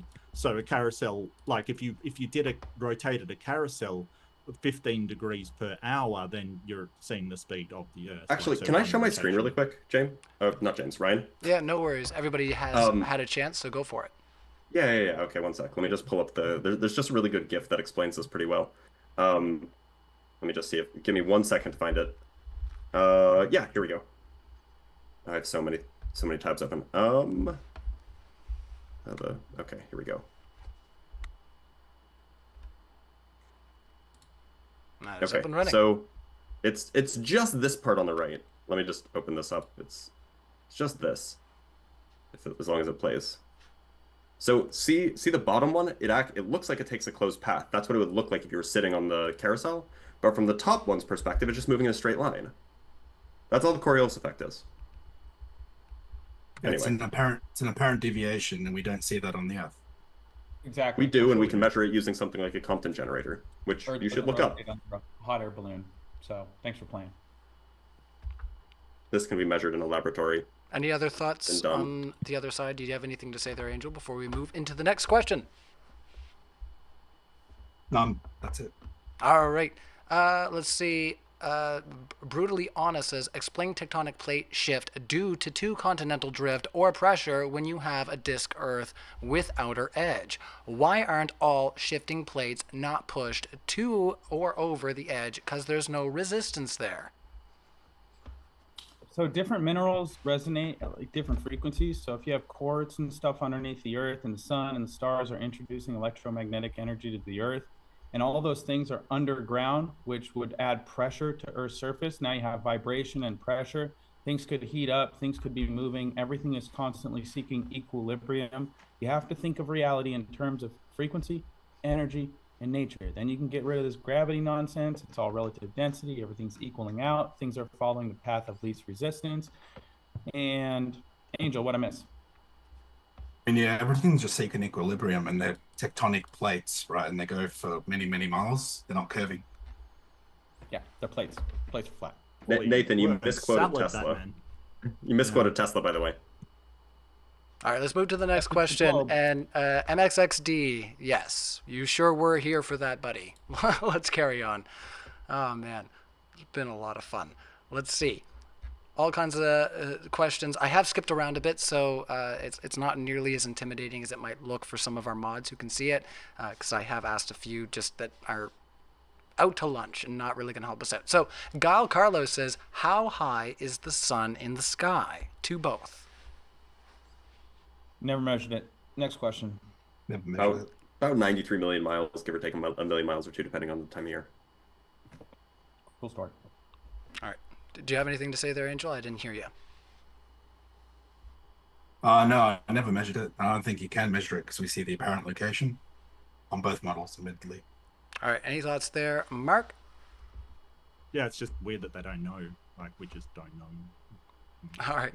Econo Nike says, panels are muffins cake. Okay, I'm not sure what that's all about. Oh, three more super chats flying in. You guys are having too much fun with this. Jonathan Gendler. Ryan, what's up? I'm sorry to interrupt. One of my channel, somebody in my chat has said that you missed a $5 super chat by IC Spin. I will get to it. Don't worry. I've been moving around. I don't know. I'm just relaying it. Sure. No worries. Thanks for that. Jonathan Gendler says, Flat Bros, go raise $450,000 for the Virgin Galactic seat. I'm on it. Thanks. Yeah. Next question. Wow. All right. Authentic G. He's an authentic G, guys. We can't mess around with this one. If the horizon is apparent, then it's not due to curvature. Well, no, it's an apparent effect occurring to a geometric phenomenon. Right, like you can have imagine that the Earth was actually a sphere. The atmosphere could distort the location of where the horizon would appear to be, even though there's actually a geometric horizon there. Right, that's all that's happening. This isn't hard to understand. And Nathan, that was a question to me. You don't have to do this. It's fine, Nathan. You can that chill. That happens with optics all the time. Like you might see a mirage that has like a shimmering water where water is not. It doesn't mean the ground isn't there. It's just an optical effect. Just because an optical effect is there doesn't mean that there isn't something physical behind it. All right, let's keep on going. So good job, good job, Blitz Mark. How do flat earthers explain photos of the backside of the moon or deep space missions? Space violates natural law. You can't have a vacuum without a container. You can't have a gas pressure gradient without a container. They're saying they're existing together and they're not equalizing. So that violates natural law. Yeah, NASA admits it's force over area. If you don't have force, you don't have gas pressure. If you don't have area, you don't have gas pressure. I just want to add, space is a cartoon. Test the Earth yourself. Cheers. There is force, gravity. There is area. The Earth, pressure. Yeah, you can measure pressure wherever you don't need. It doesn't need to be in a container. All right. IC Spin says, Sorry, go ahead. Pressure gradient only exists because it's gravity. If it was just a container, it was equalized. All right. Icy Spin says, Nathan, can you remind us of your conversation about X, Y, and COF's Z-axis that you and the late, great Bob Nodal had in secrecy? 15 degrees? Question mark? Yeah, the ring laser gyroscope measures light, and the light has a preferred direction. It's an ethereal wind, and that energy is coming from the sky. The sky is moving at 15 degrees an hour, roughly. And so that's what we're measuring. And yeah. Yeah, Sagnac, who invented the technology of the ring laser gyro, said it was the vortex of the ether that it was measuring. Why Can you didn't demonstrate MMX to us measure the this ether? ethereal wind and its effect on lasers, please? Can you demonstrate that? Also, Dayton Miller and Wang proved, like with hundreds of thousands of measurements, that it changes during the time of the year, changes with altitude, changes during eclipses. There's also the ELISA effect, which changes the Foucault pendulum during eclipses, because that's also another effect of our rotating electromagnetic field, which would not happen on a cartoon globe religion. They would lose all Hey, magnetism. Nathan, can you tell me how many... Almost done, Twitch. Yeah, almost done, Nathan. Can you tell me how many components the electromagnetic field has? 666. Can I finish? No, you're wrong. But I mean, just keep spouting nonsense they don't know anything about. That's fine. Oh, okay. Well, that's the math on the rest of your globe religion, so I thought I'd get that one right. Darn. Nope. Okay, so yeah, space is a cartoon. Test the Earth yourself. Thanks for playing. All right. Yeah, I love how they just ignore my question about demonstrating the ethereal wind that blows through the ring laser gyroscope somehow. Yeah, good one. Maybe it's the same wind that powers the ships at like sort of incredible speeds. Maybe. Well, hopefully That's that what was the Wang and chat. Miller were doing. So I Same did wind answer the coming out of question. their asses. All right. Well, Yeah, that was, Sorry, I'm sorry. I didn't say it. Not allowed to swear. hopefully that was the chat that I missed. Icy Spin. If you Right. have another one that I might have missed, well, I'll get there. I'll keep looking around, make sure I didn't miss anything. You can always let me know in the live chat too. Even though I've got to keep pretty focused here. Let's see. Jonathan Gendler says, yeah, we got that one, Jonathan. See what I said? I gotta stay focused, or else we just keep doing that. You need an assistant. Oh man, yeah, somebody to cue me up. That would be great. Yeah, Oh producer. man, that would be lovely. Yeah, You guys are there's- getting big time. There's Ryan. so You're much. getting big time, There's man. so much to keep track of, and just keeping things flowing on screen is enough. Let alone just kind of like rooting through, making sure that people are friendly. But that's where it's really nice that we have our mods. Hannah, MXXD have been hanging out in the live chat. We really appreciate you guys. And MXXD is right. I apologize for my poor language. I will get deported for that. I don't know what came over me. All right. Blake House says, yes, it's not Canadian-like, Blake House says, question, why don't, this might be a similar one, or just, no, I think that's the same one, sorry. John, Globers built all the cool stuff we have to enjoy on this earth. Flat Earthers just say Globers are wrong. What have Flat Earthers done for society? They made airplanes. Yeah, check out the Frog Clock. It was built 610 years ago. It still works to this day, and they didn't know anything about gravity, and they didn't pretend they were on a cartoon tilted globe spinning through space, twerking to mumble rap.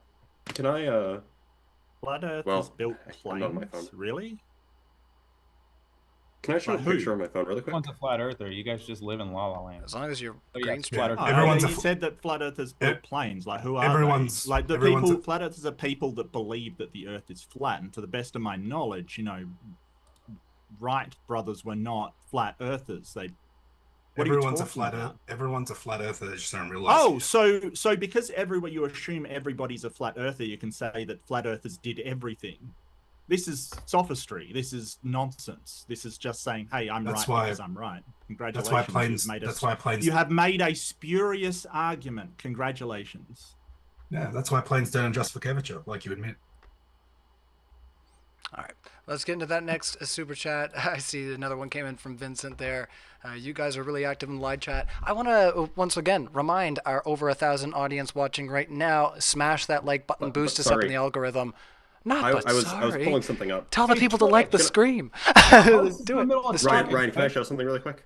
You could grab a pen and take notes while the host is talking. Well, we might circle around to what you may want to inject there, but I will have to push it forward for now. Sorry. This was about what we were talking about. I was just looking for the photo. You wanted to, right. I did say, yeah, you could put up the photo. You can show the audience, but I can't guarantee that you're going to get a chance to expound. So 5 seconds. It's just a photo of a painting from around the same time the Prague clock was built, and it has globes in it. All right, well, thank you so much. We'll have to move on. Gravity says, island guy has seen the curvature of the earth while saving a litter of kittens from a raging river. Who wouldn't save kittens? Monsters. All right, Nathan, drop the attitude with Ryan, and nobody cares.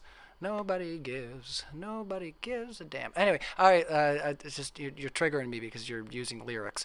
Let's see. John says, yeah, we got that one. Ali Mier, Mark, it's not a rock that stays there all the time. That's literally what the geometrical horizon is. That's quoting you, Mark. So they're saying Mark says it's not a rock that stays there all the time.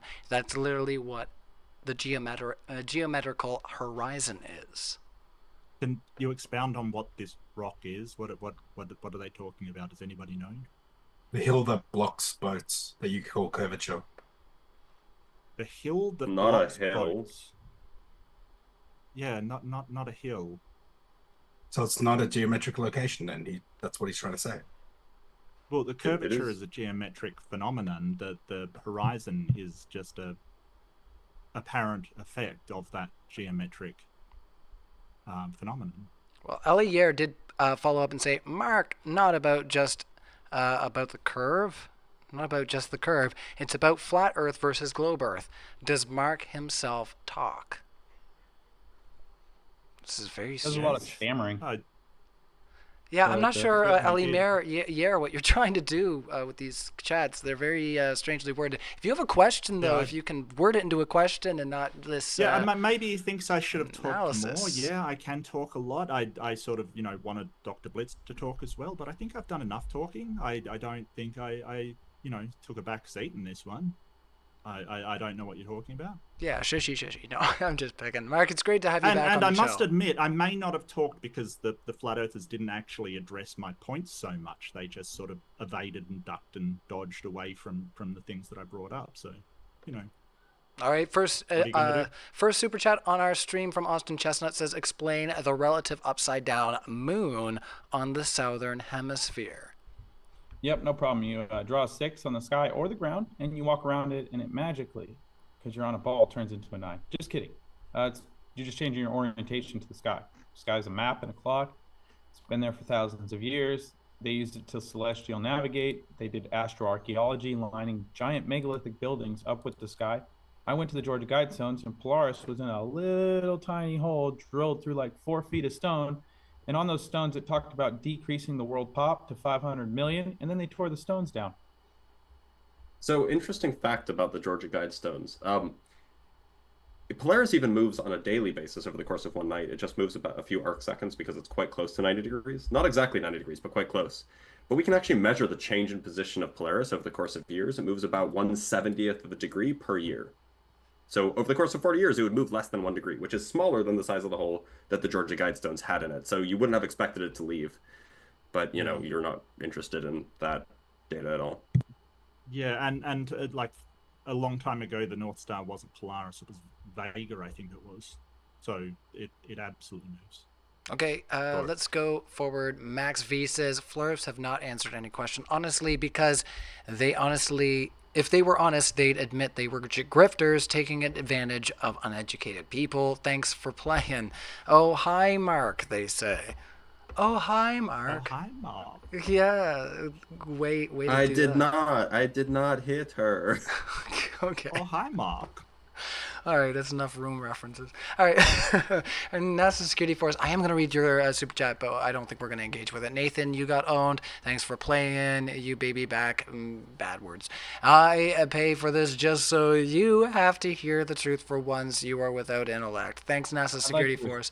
You want to respond? I know you love the haters, but you can go ahead. I appreciate all my pet Globers out there, all the hate you guys send out. You guys promote Flat Earth more than you know. You guys have made me like almost famous on the internet. And when this explodes and people find out that we've been lied to about the shape of the Earth, there's a reason nobody's going to know your name. Cheers. You're infamous, Nathan. Infamous is the word you're looking for. Cry for me, Argentina. All right, so this person named Wouter Q. Van Bellegem. Very long name on YouTube. They're not a fan of yours, so you might want to say something to them in response to this. They say, Angel and Nathan, did you ever hear from anybody that you are arrogant, reacting as children, not even listening, laughing when you do not understand stuff? Why do you even bother with these debates? Do you want to say something to Wouter? Oh no, we were the ones showing all the evidence. I mean, I showed the horizon not being a geometric location. I showed the boat coming back into view over the horizon, which they're calling geometric curvature. I mean, I showed all the evidence. We were putting things on the screen. I showed the sun shrinking in angular size, which should never happen on the globe. To be fair, I did offer to show you any citations, any data, any evidence that you wanted. You just weren't interested. All right. So, you know, back up the claims that I made. Next one coming in from Gravity. Oh, here, we'll go back to our main screen there for our audience. There's been a lot of screen sharing.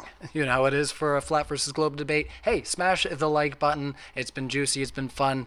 It always is expected to be. And let's keep it going. Gravity says, Island Guy has seen the curvature. Oh, we already read that. Johnny Orbital says, to Flat Earth. Why can't we see further than the horizon on clear, calm, high visibility days? Why is the horizon not as far as the eye can see? All right, I got to buy a book to teach these Glober cupcakes what the horizon is. But if you read this book, The Art of Perspective, it tells you the horizon is an imaginary line, and it's where the ground, the flat land, is what it says in this book, appears to meet the sky. And then there's a vanishing point. Now it details what the vanishing point is with the definition. Where receding parallel lines, Google do parallel lines curve, Google will tell you no, so that's a globe debunk right there. What's the name of that book, Nathan? I just want to look it up. Almost done, Twitch. Can you just tell me the name of the book? Yeah, when I'm done, Twitch. Can I finish reading? Please just let me know. So the vanishing point is where receding parallel lines that debunk the globe religion meet or vanish. The word vanish means to completely disappear. That's also a simple Google search. In 1 point perspective, there is only one vanishing point. So things wouldn't disappear multiple times. This is The Art of Perspective by Phil Metzger. Thanks for playing. All right, Angel of Elevation. Let's see, Mark. Sorry, I did want to respond because so if we can keep it to around 15. Yeah. So that's a book for artists, not a book for scientists. I don't care what an artist says about the shape of the Earth, insofar as we can actually measure and take data for things. Why not use a science book rather than an art book? I'll tell you why, if I could, since the question was for me. That's the shape of the Earth isn't science. So we're just talking and describing about what we're seeing in reality. You just have to observe the curve or not observe the curve. The problem is you have level 10 globe goggles on, you don't test the Earth, you have a cartoon in your background, and you didn't show a single shred of evidence this entire debate. Thanks for playing. All right, just bear with me here 1 second. All right, cool. Angle of Elevation, Mark, since you claim moon orbits once a month, what's your excuse for lunar analemma that occurs every month? Lunar analemma? Is that the sort of impossible eclipse kind of thing, or what are you talking about? That's all right. Next question. Mark doesn't know what the hell you're talking about. No. We do. Oh, the analemma is the figure 8 thing, yeah? Maybe. I don't know. Why don't you Google it? So an analemma generally happens when you have an orbit that's not elliptical, when you have an orbit that's inclined. So if there is a lunar analemma, which I've never heard before, but if there is one, that would be because the moon's orbit is inclined by 5 degrees, and its orbit is not perfectly circular. It's slightly elliptical. The inclination is called lunar libration. It has nothing to do with the figure 8 pattern. But thanks for playing. You guys know about your model. That's okay. Okay, whatever you say, buddy. Yeah. You're right. It is whatever I say. That's why we won the debate. I mean, it's not you have. Look, Nathan. Nobody that's won a debate has to tell people they did. That's just coping. I know. You're right. I don't have to. Yeah. I just did. Yeah. I chose to. No. Tell me again. I love hearing it. Please. Hit me, baby, one more time. Stop singing like Backstreet Boy songs to me. You Glovers are weird.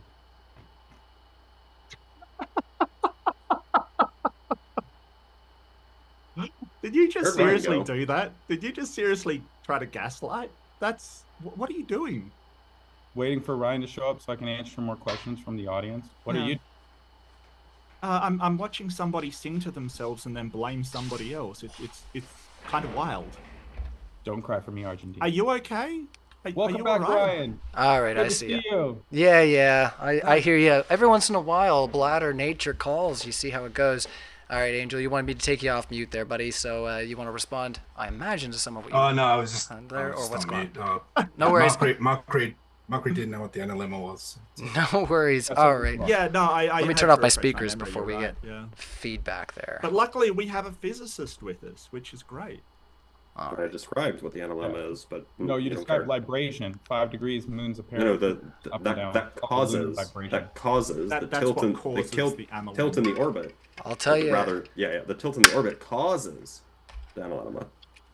It's so easy to use the washroom with that in the background. I'm just picking, guys. You guys have been great. Yeah, no, I was trying to be quick there. So Ryan, once can I again, respond? you want to respond to? Okay. We have a sun analemma and a lunar analemma. He just said that it's caused by the tilt of the Earth, but the moon. Yeah, and the non. It's not the tilt of the Earth. All right, hold on. He wants to have a chance to respond. He's misquoting me. He's misquoting me. What do you want me to do? All right, we'll let you respond. Can you wait till I'm done, Twitch? That's what he said. Hey, can you avoid name calling, or should I just start calling you mean names too? Like, we can do that if Please you want. do. Please do. Literally Twitch during my debate with you. That's your name forever and ever and ever is Dr. Twitch. Go watch my debate with you. Okay, Bogan, just settle down. Okay, you start twitching and admit that you twitch. Look, sometimes. Bogan, Like just settle approach. down. Stop it. Shine the light on Bogan, All right. Bogan. It doesn't seem like we're going to be able to get put the into. glasses All away, right. It get does. a hold of your head, like just Goldilocks. Talk Hey, Goldilocks. Just calm down. Yeah, what? Have some I'm more good. fluoride water. Have some more fluoride water. You seem a bit triggered. I'm there. good, Potato. Hey, Potato. I don't know. It just Are you seems okay? like I'm. It seems like Oh I'm really man! two people who are. All right, here we go. We're going around the panel. Mute. That's a great time. I love that. You guys are all having a fun time. That's good. It's wild. Every once in a while here on these panels, I swear, we gotta just go right out to the weeds, and it's totally fine. It's modern day debate. It's live. It's uncensored. That's what we're here for. Our audience is tuned in. I hope you're having as much fun as I am, guys. This has been definitely an interesting debate. I've once again removed the ability to take yourselves off mute. You asked for the good graces of Rye, and now, that's right, I've submitted my all power again. All right, let's ask those questions. We're going to try to keep it reeled in there a little bit, guys. Thanks again to our live chat, though. This has been really fun. I'm going to start that new poll right after I read this super chat. NASA Security Force says, Nathan, oh man, now see, I was going to say that wrong. You're going to pick on me, NASA. Ptolemy, the P is silent, genius. But I totally would have said Ptolemiac. Okay, so, oh man. Go ahead if you'd like to respond there, Nathan. Yeah, I just want to say the Ptolemaic model was, I don't care what I call it. The thing is, I'm always corrected by Globers. They're like, that's not how you say it. Because I do my own research. So when I read these words on the internet, I say them how they look and how I read them. I don't sit in a classroom and listen to some professor tell me what everything is. I do my own research. I'm putting things together on my own. That's why I have a silicon moon theory. And I have a really good pin video on my TikTok about how I think the dome is gold.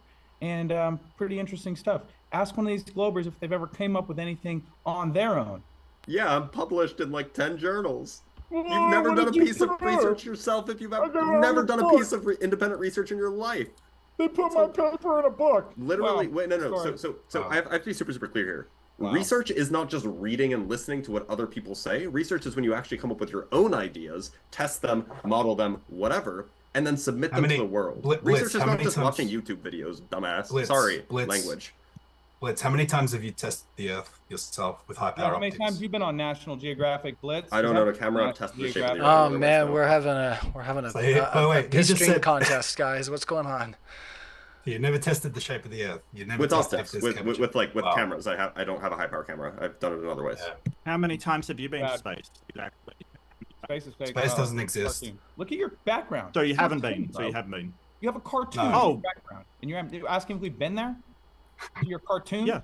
Are you serious? Yeah. Crazy, bro. Next question. Space Yeah. violates natural law. So what? It's a picture. Everyone knows it's a picture. Are you okay? Is your brain working? Oh well. What am I asking? I don't know why I would ask that. Not a That's picture. that's incredible.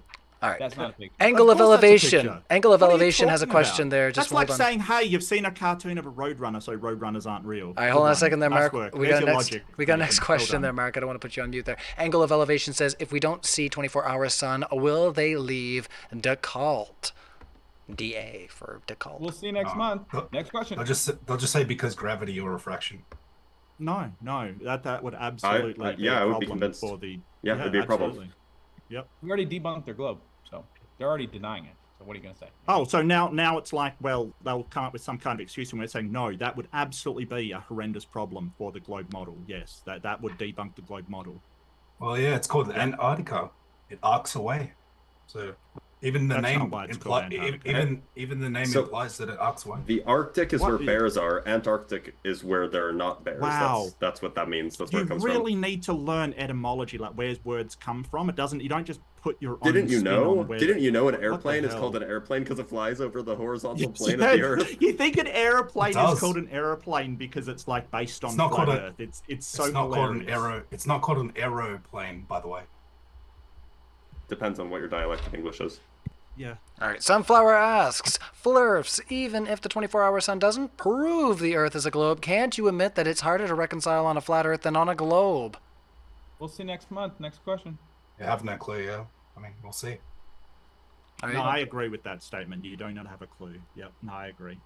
Yeah, I mean, they've already faked it twice, so why should we believe anything? No, that you're comes from- clueless. No, but you're clueless. I got it. I'm clueless. I'm Thanks. clueless. All right. Thanks, Ryan. Jarsky says, can Flurfs answer Mark's claims now?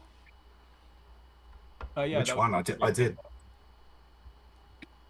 So one of my claims was about the circumnavigation of Antarctica. Is it still your contention that the cruise that you can book today uses high winds to increase their speed around Antarctica?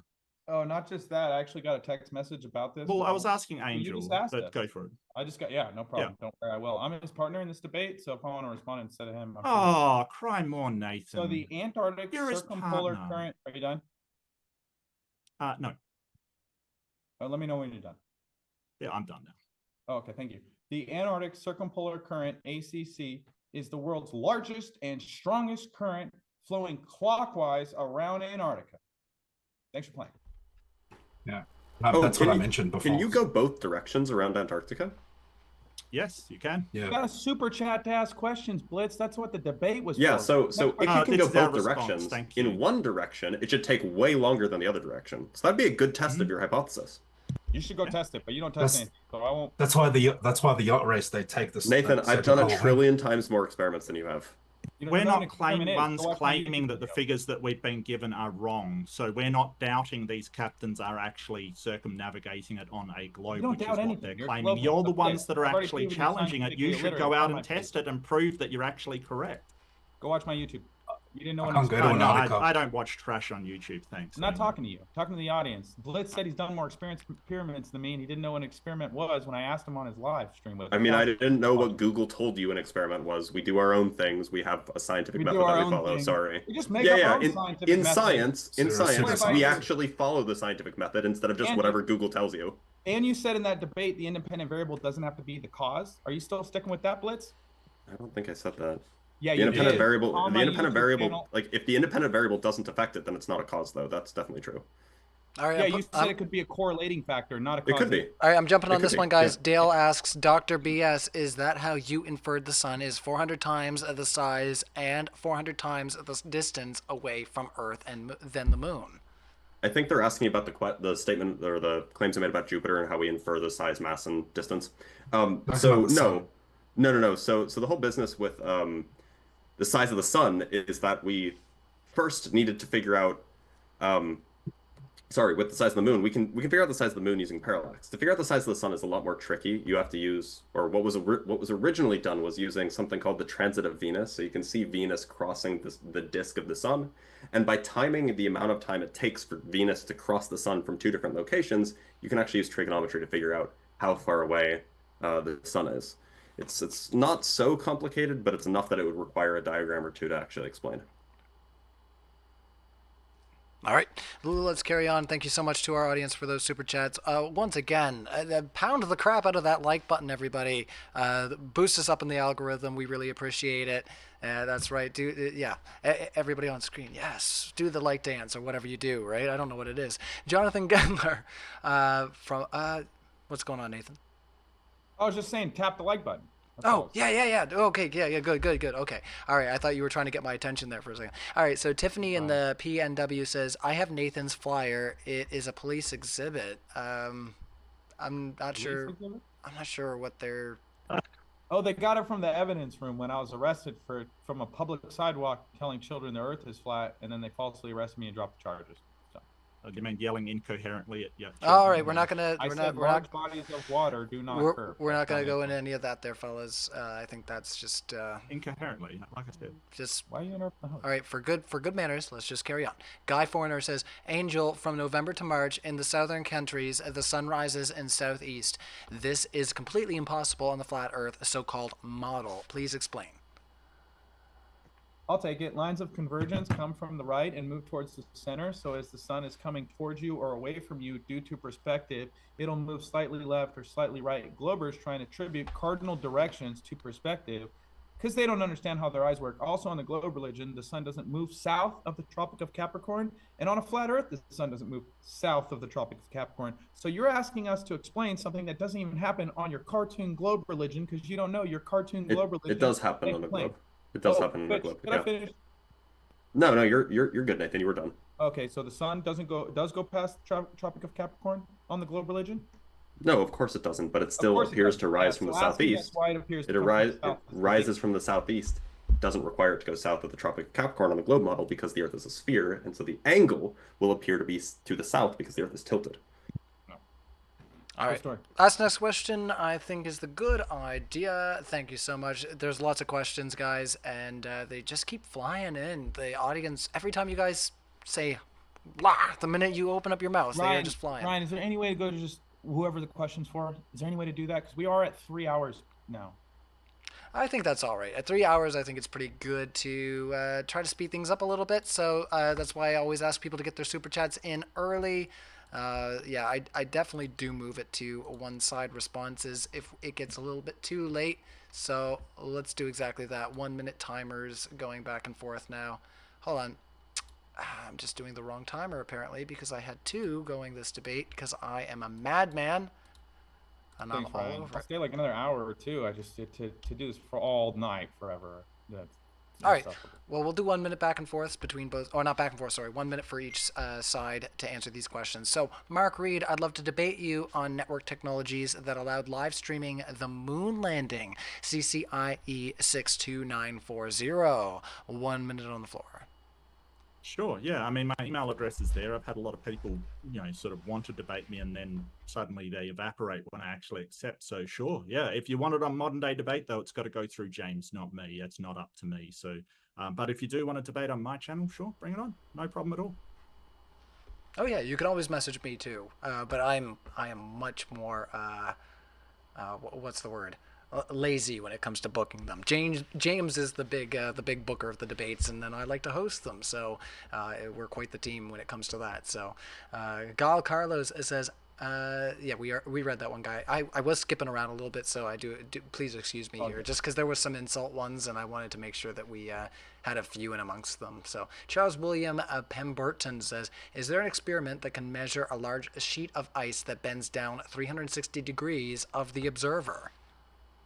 Measurements aren't experiments. Measurements are measurements. So that guy's scientifically illiterate, whoever that was. Well, actually, it can be an experiment if you make a prediction about what the just to remind you, we're not going to do back and forth.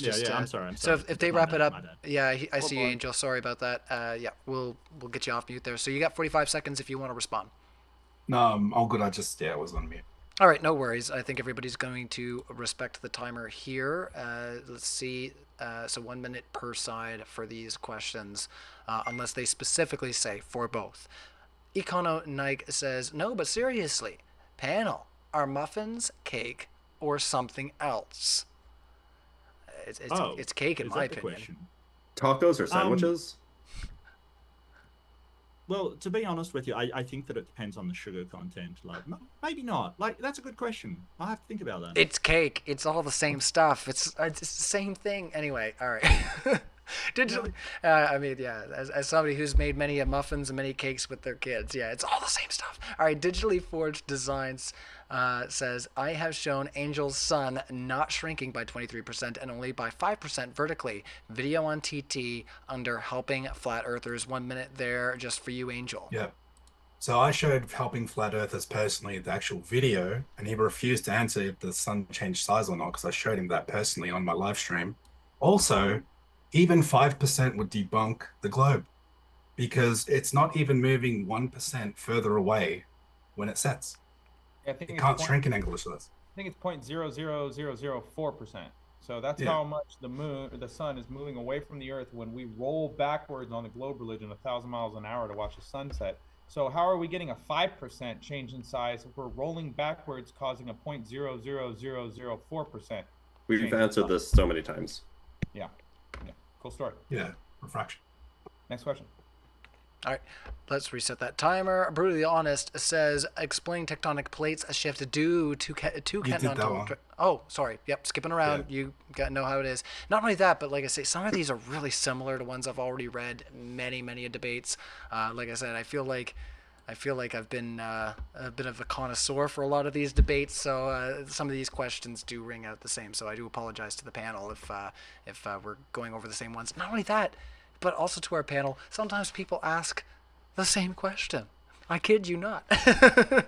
I'm literally going in the line, and sometimes I'm like, that's the same one, literally word for word. All right, Aryan G says, Nathan is illiterate. Aryan G, Nathan hears you. He gives you a thumbs up, loves the haters. Ryan Bordeaux says, we've already asked, actually, we didn't ask this one, but we asked the same question. It is a different one, but it's the same thing about the counterclockwise and clockwise movement of the stars, so we'll just move on.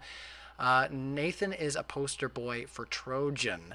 Next question. This is NASA Security Force. This is Sparta, bro. Next question. All right. Econo NYC says, muffins, quick bread.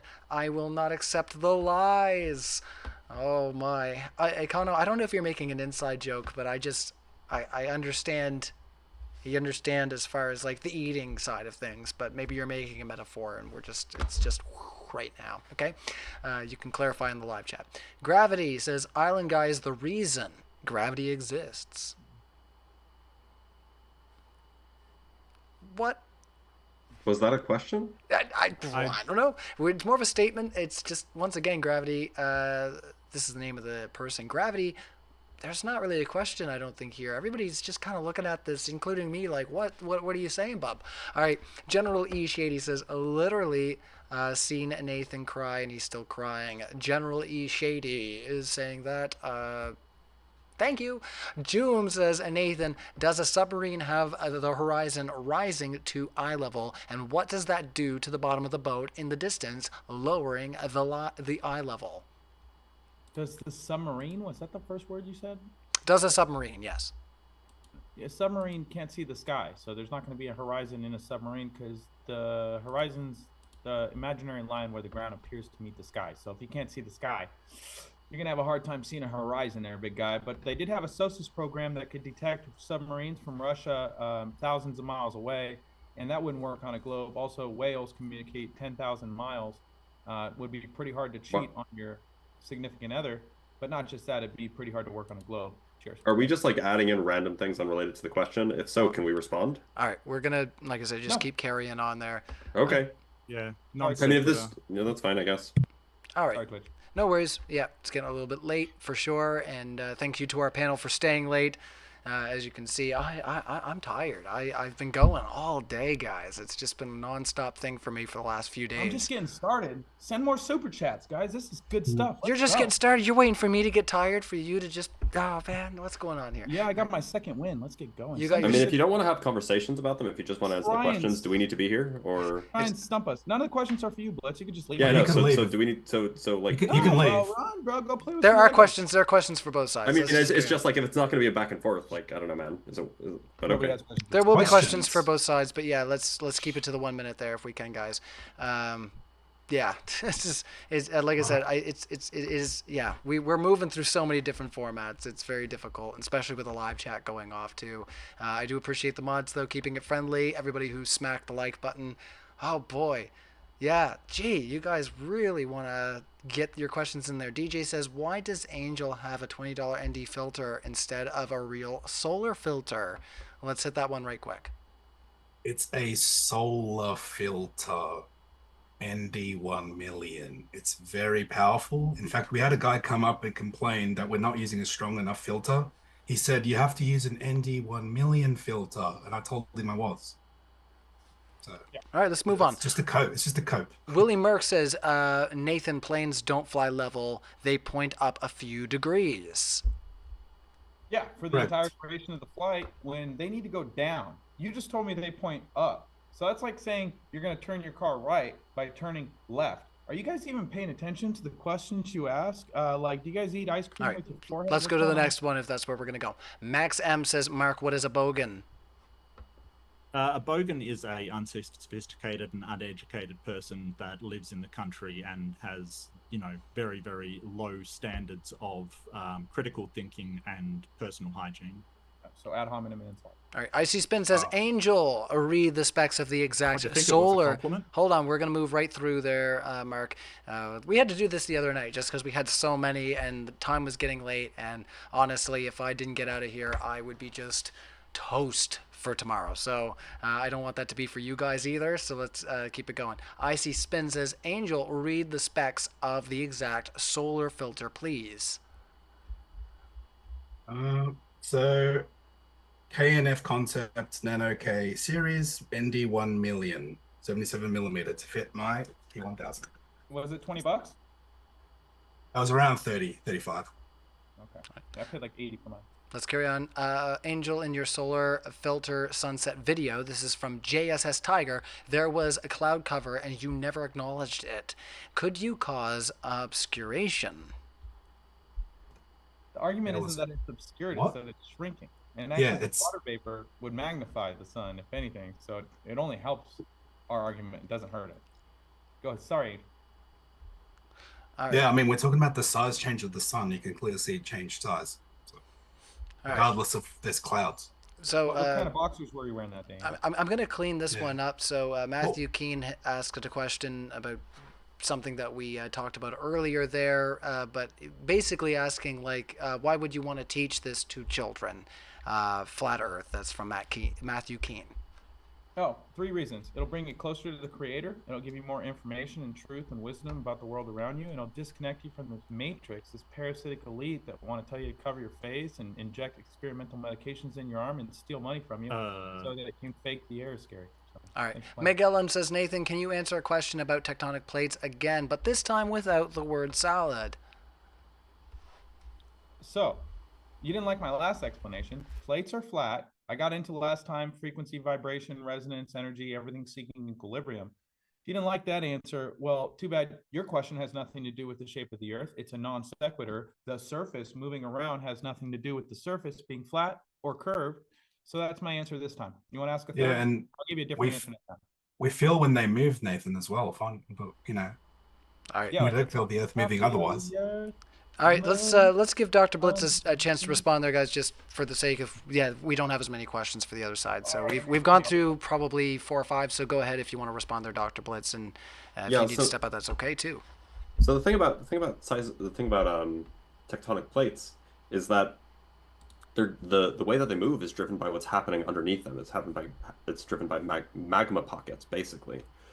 And if you live on a flat Earth, you don't have any sort of convection currents. You don't have anything that's driving these things to move, right? You just don't have an explanation for how this works, which, leaves you with the same explanation that most flat Earthers have for most things, which is just we don't know. But fortunately, we do know, and the rest of the world knows.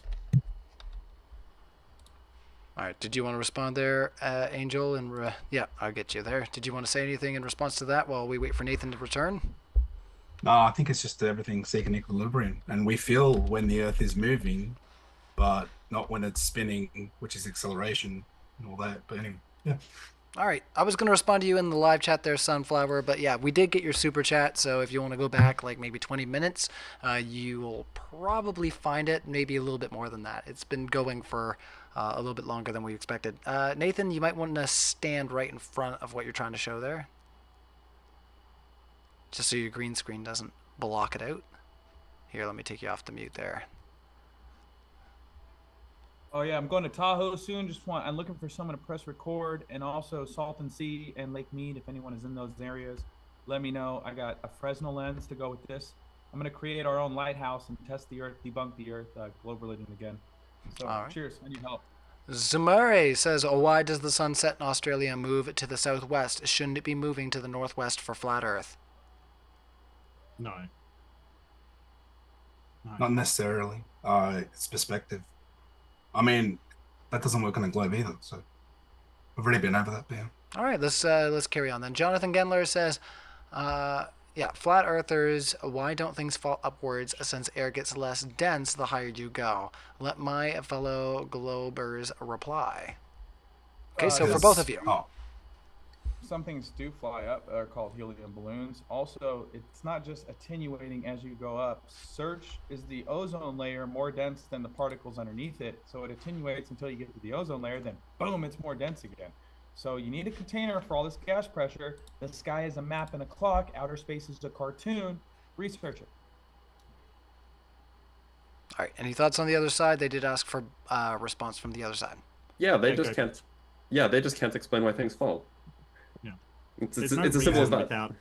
There's no reason without the mass below you that down is any more significant than up or sideways. There's no significance to that. They just claim that it's this imaginary sort of level point that they want to say it just exists out of nothing. All right, Marty. Says the guy who lives in the Big Bang. Okay, let's carry on. I live in the Big Bang. Is that what you think? That's not what I said. Next question. All right, Marty Camajo what did says. You say? Next question. We might not be able to get back there, but you might have to go. So you might have to brave. go back there, Marguerite. Marty Camajo says, Nathan, what is a religion? You keep using that word. I do not think you know what you think it means. Okay, right quick, if we can entertain that, because there's not. Yeah, religion, it's not related. faith, or a set of beliefs based on the doctrine of men, and every ancient religion knew it was flat. Cheers. All right. I don't think it's terribly related, like we said yesterday when I had Will Duffy on versus Flatzoid. I don't think what's going on with the experiment there is going to change anybody's theological position. So it's not super based, I don't think, for most people there, but it is of interest. So yeah, keep the questions coming in, but let's try to focus here. Dr. Tapioca Weasel says, so can I get a link to the Nate Ryan's Ryan only, the Nate/Ryan OnlyFans? What? No. What is it? What are you even saying? This is now canon. Also, I think Austin Sims is hosting an after show at Creationism. Yes. Creationism Super. This is Guy. Oh boy. Well, the link's in the chat, Ryan. I was going to bring that. I'm sorry, Dr. Tap. We do not have a link for such things. You're going to have to. The link's in the chat, Ryan. The link's in the chat. Oh no, the Zoom chat. Okay. Oh, okay. I was gonna say to the other thing he said earlier. All right. Let me just. Yeah. Even if I put it in our live chat, it'll just block it out. So yeah, definitely check out the link if you want to continue on with these fellas there, or not the link I should say, but yeah, check out the channel at Creationism Super. This. Thesis guy. Sorry, I got it right this time. Daniel Smith says, "Flat Earthers, please explain Sigma Octantis. Thank you. Oh my goodness. Some of these words are just foreign to me. In the southern hemisphere." Yeah. Oh, Nathan's on mute. You can go first. Angel, take it since you're in the south. I'm going to pull up something. All right, if you want to start there, Angel, while he pulls that up. Question. So I'll just go then real quick. This is astronomy website. It says celestial coordinates and finder chart of Polaris Australis. It says Polaris Australis is situated close to the southern celestial pole, and as such, it is easily visible for most part of the year. So it's not stationary. It's not analogous to the pole star Polaris, which doesn't move and could be viewed through the guidestones for 50 years even though these guys claim it moves over thousands of years, which is unfalsifiable. Thanks for playing. Yeah, if we have 2 stationary pole stars, then you're basically saying we're geocentric. Nathan, can you cite me the source for that? Because I don't believe that for a second, that it says that it's not visible for part of the year. It's blurry. Can you just like what did you type in? How can I find that? Yeah, I gotta take him off the mute there. Yeah. He's muted. Can you unmute him, Ryan? He's muted. You don't need to mute yourself unless. Yeah, I don't have the astronomy website exactly on this. Oh yeah, I gotta turn on my preamp. Oh, Sorry. can you find it for us? Skylive.com. There you go. Skylive.com, and then you looked up Polaris Australis, and it said something. Said word for word exactly what I just read from my screen. Okay, I'm looking at it. I'm looking at it right now. Okay, cool. Let's move on to the next question. Doesn't seem to say that. I just read it. From my screen. Cool story. Literally on screen, dude. I'm on the website. I'm not seeing that. So yeah, I photoshopped it like your globe religion. Next question. All I right. don't know, bro. Just before we get that next question up, I am officially going to get that poll up. I'm so sorry to live chat. You know, I've had my hands tied a few times here. It's been a busy night. It's been a lot of fun. I'm getting it typed out right now with Dr. Blitz as the last entry there. Start poll. All right. I've done everything I'm supposed to do. And now I'm going to go read some more of your super chats. Thank you, everybody, for your support. All right, so who did you find the most compelling on the panel tonight? All right, Nathan Thompson, Angel, Mark Reid, Dr. Blitz. You guys are already voting like wildfire. Already up to almost 200 votes. My goodness. They're eating it up tonight, guys. Thank you so much to the panel. All right, let's see. Dr. Tapioca Weasel follows up and says, "Hey Mark, if I start gift memberships everywhere, what happens next? Does it involve me getting the opportunity to invite Dr. Blitz to BSS?" I'm not sure what I don't know what that is. Sure. Bad Science Sunday. It's a show where they go through and sort of highlight bad science. There is a physicist, Dr. Van de Graaff, who does. I'm happy. Just shoot me a message or email me or whatever. Yeah, all good. Yep, no worries at all. All right, Vincent Shatwell. All right, every morning he's doing great. All right, gravity is like the god of the gap argument. You can't explain it, so just say gravity. These globers are total fools. I have a video on my TikTok where I explain what gravity is. In fact, I have so many of them. I have a whole playlist. I have like 85 videos in my gravity and relativity playlist where I talk about what gravity is, how it works, things like this. So it's pretty well understood. You should go on Joe Rogan. Yeah, so if he invited me on Joe, if he invited me on, I'd be happy to go on and explain what gravity is. It's my area of expertise. You didn't have a question. Just you guys are done. It was directed towards us. It was obviously directed towards me. He said the globers are fools, so let's just be fair, Nathan. Like I said, I put them on mute for you, so. Nathan, fair. Yeah, good. All right. Yeah, and we can do experiments with gravity that don't work under any flat Earth model, like for instance why a bowling ball and a marble fall at the same rate, or a feather and a bowling ball and a vacuum chamber fall at the same rate. Physics and gravity can explain this, but the flat Earthers never can. They just can't explain it. All right, Jaws Incarnate says, why do seismic P waves arrive in Alaska in 14 minutes quicker than Spain, 15 minutes from the Japanese EQ when Spain is closer to Japan on a flat Earth? That's for you, Nathan and Angel. The P waves and the S waves bounce off of Antarctica and then come back. They do not wrap around Antarctica. Also, this is the introduction to space-time and geometry. It says you cannot detect, it's impossible to detect the existence of a gravitational field by means of local experiments. So yeah, there, Angel's got the book right there. Yeah, I've read that book. I've read that book. Want me to explain what's going on there? You want me to explain what's going on there? I'd be happy to.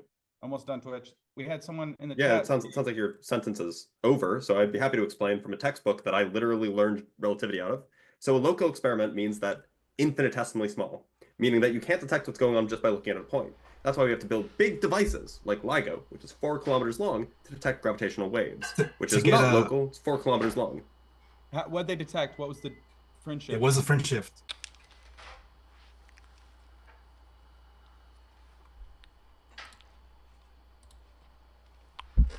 All right, we had a big crash there, everybody. Sorry about that. I'm not sure if we're still streaming. Let me know in the live chat. I'm going to try to get our speakers back in.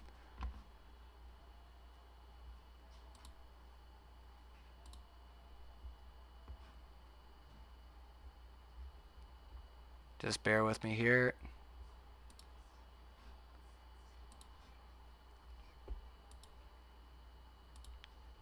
Oh, man. Gotta love that. All right. I'm going to end that other meeting. Those guys are probably wondering what's going on. Sorry to you guys in our live chat here. I'm back on screen. Ah, boy. This has been a lot of fun, but at the same time, my goodness, we've been having a little bit of trouble. Let's see. This is the first time this has happened to me, actually. I think this has happened a few times before in the past with James, maybe some other hosts, but I don't think it's ever happened to me where I've lost the whole shebang. So let me just get logged into my email, everyone. So sorry. I'm just going to check in on the stream because I don't honestly know if we're still up and running. There. Just somebody put in the chat, you know, we can hear you, Ryan. Ryan is baked tonight. Well, that doesn't help me. Always. Oh, it's fine, Ryan. Tech happens. Cool. All right. You guys see me. OBS is working. All right. It's going to be a few seconds here, guys. I got to get this new Zoom link sent out to the speakers. Hopefully everybody will be just happy that we have to do this again and reconnect. We got to love that.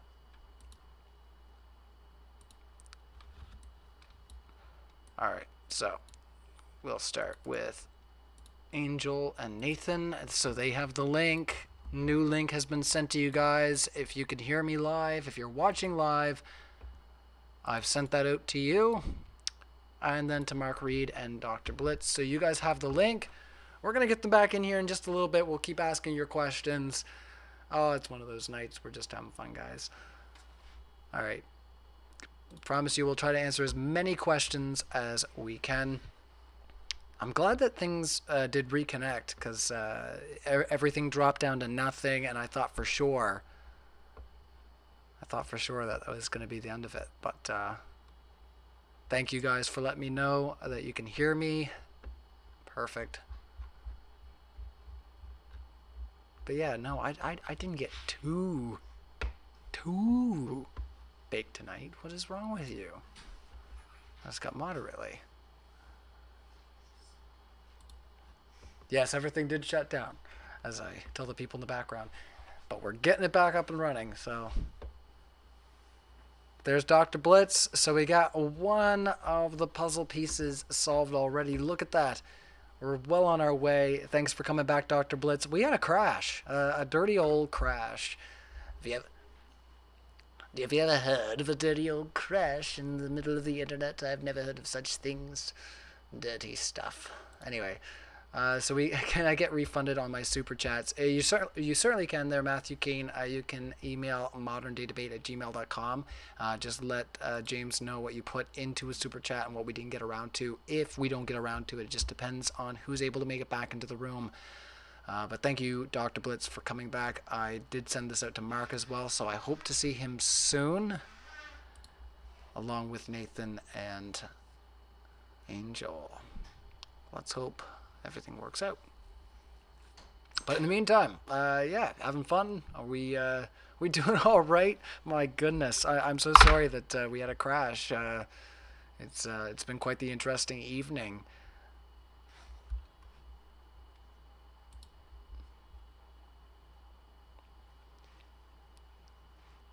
All right, well, we got Mark.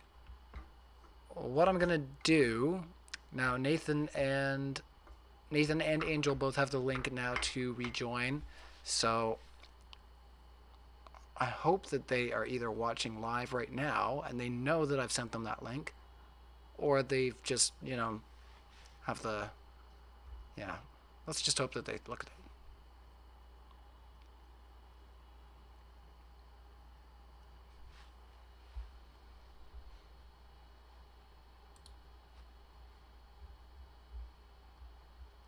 Well, let's see if Angel gets back in here. But yeah, Angel, if you're out there in the internets, I've invited you back into our room. We had a little crash, and yeah, really would appreciate it if you guys would pop back in to answer some of these questions. If not, these guys are gonna get the floor all to themselves. You wouldn't want that. Ooh. Was this your first time? Well, oh, people can't hear you. Oh, okay. I gotta let you, there we go. All right. Gosh darn it. Gosh darn it. Yeah, no, Dr. Blitz was just making a point that he's got the most votes in the chat. Sorry about that, guys. Once again, we've had an error here, and everything just reset itself. I don't know why it would do that. But Blitz, if you wanted to let our audience know what you were just saying there. Yeah, I was saying that from what I've heard, and I can't confirm this, but from what I've heard from somebody that I trust, it's been proven that Angel of Light's video with the decreasing sun size is actually, he obtains this decreasing sun size by reducing the exposure of his camera during the time lapse. That's the claim. Don't know if it's true, but I'm putting it out there because because that would explain a lot.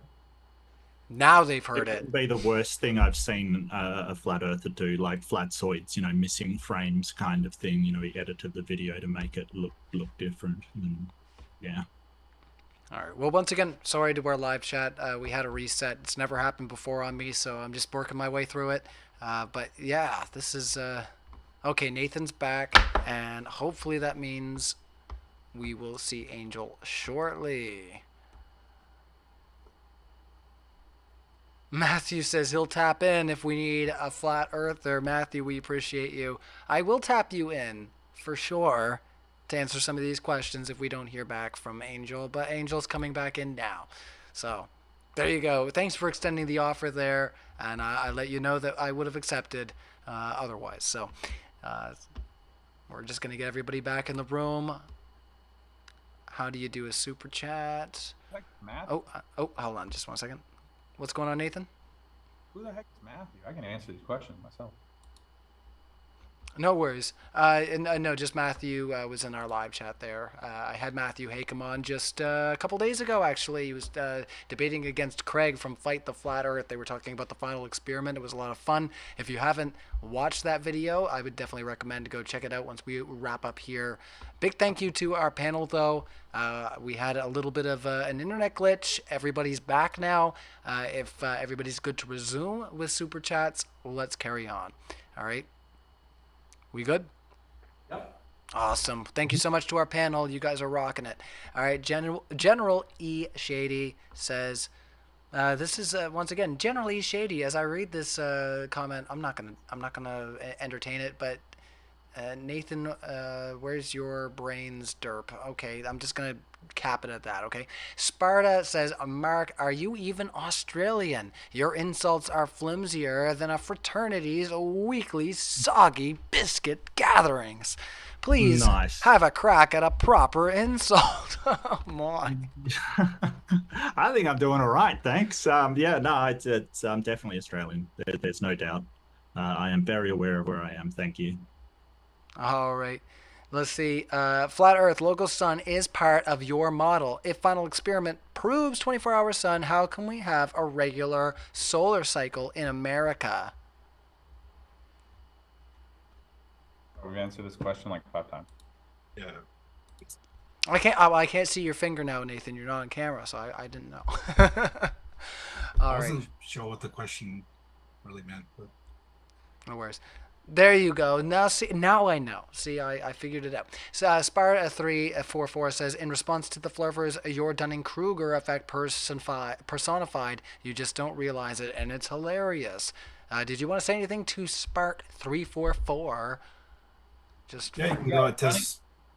Dunning-Kruger would be we don't know things, and like everyone I talk to on TikTok, 99% of them don't know anything about curvature. I asked them what's the difference between big G and little g. They don't know. I asked them the formula for gravity. They don't know. I asked them the coefficient for gravity. They don't know. I asked them deflection for Cavendish. They don't know. I asked them the second law of thermodynamics, mass employees. They don't know. I mean, what are we talking about here? We're not Dunning-Kruger. You guys are running Dunning-Kruger. You guys are projecting. Go learn your curve formula. And then did you say hold on. you? We're gonna keep it to the one side as we were before. That was kind of a challenge, though, Ryan. Like he's calling us it. So you don't understand what Dunning-Kruger is. Welcome to the audience. You don't know something. It's that you think you know something and you're wrong. All right. That's Well, so we you don't will even we know will what it carry on. is. I understand why you feel that might be pointed, but he was responding to the audience member here. So Balthazar says, "Why can't you see the Bear constellation from south of the equator? Almost like it's related to Antarctica from across." From Arctos, Greek for bear. On a flat model, you should be able to see both night skies. Somebody's screen sharing. Warn a fella. That's Nathan Thompson. Go ahead there, Nathan. Thank you. Appreciate that. Ryan, you're doing a great job. Just want to let you know that. So this would be the flat Earth. It's a model, but it's not perfect. So it just explains we have a celestial dome around us. If you move the observer's latitude north, you're going to see different stars, which if you click here, it'll put stars on the dome. And you'll see that they rotate from the right to the left. And if you turn around the observer, you'll see that they rotate from the left to the right. So this explains a lot of things. You can explain the 24-hour light in the north, the 24-hour darkness in the north. So right now in the north, darkness, you move it around 24 hours. Then you change the position of the sun, you move it around 24 hours. It all works. It's been working for thousands of years. That's how they built the Antikythera mechanism, the Prague clock, the astrolabe, the sextant. It's flat, guys. Thanks for playing. Can I share my screen really quick? Nope. We're moving on to the next question, Twitch. We are going to try to keep it to the one side. So sorry there, Dr. Blitz. Just because we're going to be well into the form. That's all. That's fine. All right. Yeah, Well, we will have to. Just lies. Yeah. You're a liar. No. If you take the thing Hold out on to there, the- Mark. Like I said, we do have to let this play out in the eye of the public sphere. So if we do have more questions for them, it's up to them to either, raise their sword or hang themselves. Okay, so we need to try to continue on. CJ Lamoro says, Angel, what was the ND of the filter you used? 1 million. All right. John says, Flat Earth spent 15,000 on gyro predicting a 0-degree drift for Flat Earth and 15 degree an hour for the globe. So what drift did they actually measure? Can Flat Earthers remind us? Yeah, no problem. Bob actually didn't know that Sagnac, the guy who invented the technology for the interferometer, said it was the vortex of the ether prior to making those comments on the Netflix documentary Behind the Curve, where they hijacked what he said and then attributed it to Earth rotation, which would, one, debunk Einstein. So a flat earther debunked Einstein. He says you can't optically measure the rotation of the Earth. It's all relative. That's what the theory of relativity is all about. The producers for the Netflix documentary that you blindly believe in didn't understand this. You got to look into the Lorentz contraction and how they explained away all of these fringe shifts that they measured with the light. So thanks for playing. Angel, do you have anything to add before we move on to the next question? Hearing Nathan talk about relativity is going to give me cancer. I'm sorry, bro. Their evidence is a flat earther debunked the globe. All right. Yeah. Let's carry on there, guys. Johnny Orbital says, I sent a super chat in about an hour ago, not asked yet. Johnny Orbital, if it was just one of those ones that were really vitriolic, I may not have asked it. But let me just scroll up. I'm scrolling up. We're doing this in real time. I'll even share my screen so you can see. I'm looking legit. Ryan, a good idea. Is there a way that anyone can email you or tag you and say, hey, this was my question. It was missed earlier, because we've been kind of skipping around. I don't know if that'll help you. Well, sometimes people put in super chats and then they, sometimes people will just say, I put in a super chat. So, but I'm sure that I don't see anything here. I'll double check after I ask the next one. Okay. I'll do you a good service. No worries. All right. So, Matthew Keene says, what's the SCQ? What is the SCQ? Angel, you know? I never heard of it. Oh, dear. Don't know. NASA Security Force says, Nathan, I've heard proof. You'll find out. Just wait until it's shown. For years, you guys are worse than Q. Thanks for playing, B. Wow. Story. The SCQ is apparently a questionnaire for children who have autism. So. All right. Let's keep going. Nathan, I need a toilet cleaner. You're a great fit. You're hired. I don't know how you could ascertain that, but let's just carry on. All right, G. I don't know. You don't know who has arthritic, wrists. Nathan, that might not be Nathan's jam. That was a crappy super chat. It was really crappy. Yeah, you got Oh man, we got all the puns, guys. We got puns for days. Spart344 says, we read that one. Thank you. General E Shady, another insult. Just carry on. Brutally honest says, caution feds, flat Earth derangement syndrome. That's for feds. I don't know how that's. I like think it's for us. a super potent thing, but yeah, if you want to go ahead and. I mean, it just seems like there are people who spend their lives, like Nathan over here. I don't actually know what Angel's day job is, but Nathan definitely spends his life obsessing over the flat Earth. This is something I do like a few hours a week. Yeah. So, I mean, who has the derangement syndrome? I don't know, man. Yeah, the other few hours you spent. I'm sorry, that was a question. Yeah, sorry, at us, that not was at for you. us. Excuse me. Like we can move on. Thanks, Nathan. Thanks for playing. It's for both, actually. But I'll weave it in later then. I do think it's for both, to be fair, but yeah, we got All so right, many. So back to me. Thanks, Ryan. I really appreciate that. You're so welcome. You spend the other half of your time hating on the creator and pretending you're shapeshifting Pokemon on a cartoon tilted spinning ball that exploded from nothing. So yeah, you spend a few hours a week here hating on flat Earth and denying reality, and a few hours there hating on a creator who loves you and sent his only son for you, but you're just delusional glober. Thanks for playing. Yeah. I got your chat, Johnny Orbital. To flat Earth. Why can we see further than the horizon on clear, calm visibility days? Why is the horizon not as far as the eye can see? We did ask this one, Johnny Orbital. So, any unpacking on this? It's fine. Yeah, I mean, we do see too far, but we don't see forever because you've got an atmos to look through, which make things opaque over distance. Also, things shrink in angular size. So even a large country would be so far away that you wouldn't be able to resolve it, right? So that's the reason. Things move Can't so see fast forever sometimes. even if it's flat. I apologize, yes, Johnny Orbital, if you missed the chat there, but we did ask that super chat. Maybe go back in the conversation. Maybe it was a bit quick, but we have been moving through some of them a bit quicker than others. So yeah, just keep an eye out for that. It's been really interesting. We're coming up on 4 hours, so yeah, let's try to move. Dr. Tapioca Weasel, thank you so much for that chat there. We did read that. Daniel Smith says, Flat Earthers, please explain Sigma Octantis on a Oh, we already did that. hemisphere. We did that. You sure? Yeah. Okay. My God, I think you might have asked that one before. Yeah, Luke Patterson. Yeah, let's move on from the other ones there. Bob of Circumpolar. Welcome to the globe Earth. Wow. Plain welcome to flat Earth. This is what I get for jumping around with those super chats. See, I wanted to get some of those insults out of the way. It never works out for me, guys. It just never works out for me. I always just get just lost in some of the very similar super chats. So thanks to our panel for being patient with me here as I try to just get some of those unobjective ones out of the way. You guys know who you are in the live chat. You're not helping us out here, okay? Luke Patterson, thank you. Megalyn says, Nathan making up fantasy nonsense about reality isn't research. Thank you, Megalyn. We're going to move on, okay? So, let's see here. Alier has another question here. Let's hope this one has a bit more to it there, Alier. It does look so. Is a long-distance radio frequency test, it bounces off the ionosphere for long distances before it hits the target. Does it bounce once, or is it more of a back and forth between the ground and it? They came up with that excuse after Marconi, but also we've got like radio waves, like the SPS 55, which I don't think that was a question for you. Well, let's let him respond, and we'll bounce it. Okay, let's just be fair. So, Angel, let's take 15, and then Doctor, if you want to. Because they don't think that happens, right? But that's fine. All right, 15 seconds. Yeah, I mean, Angel.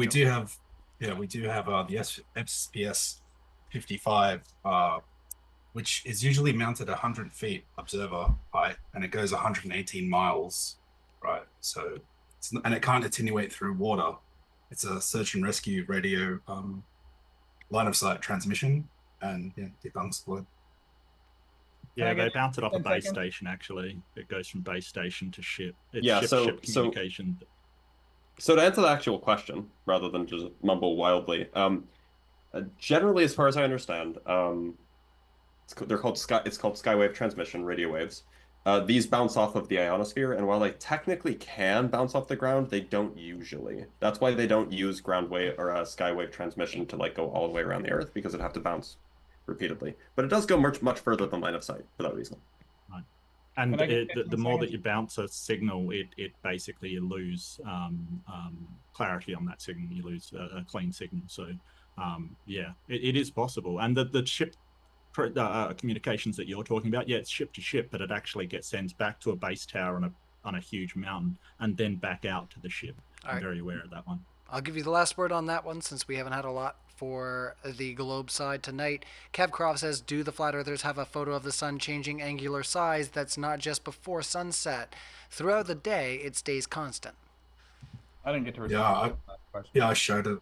I mean, I showed the sun. Try more, Nathan. Hold on, let's let Angel respond. No, Angel's responding.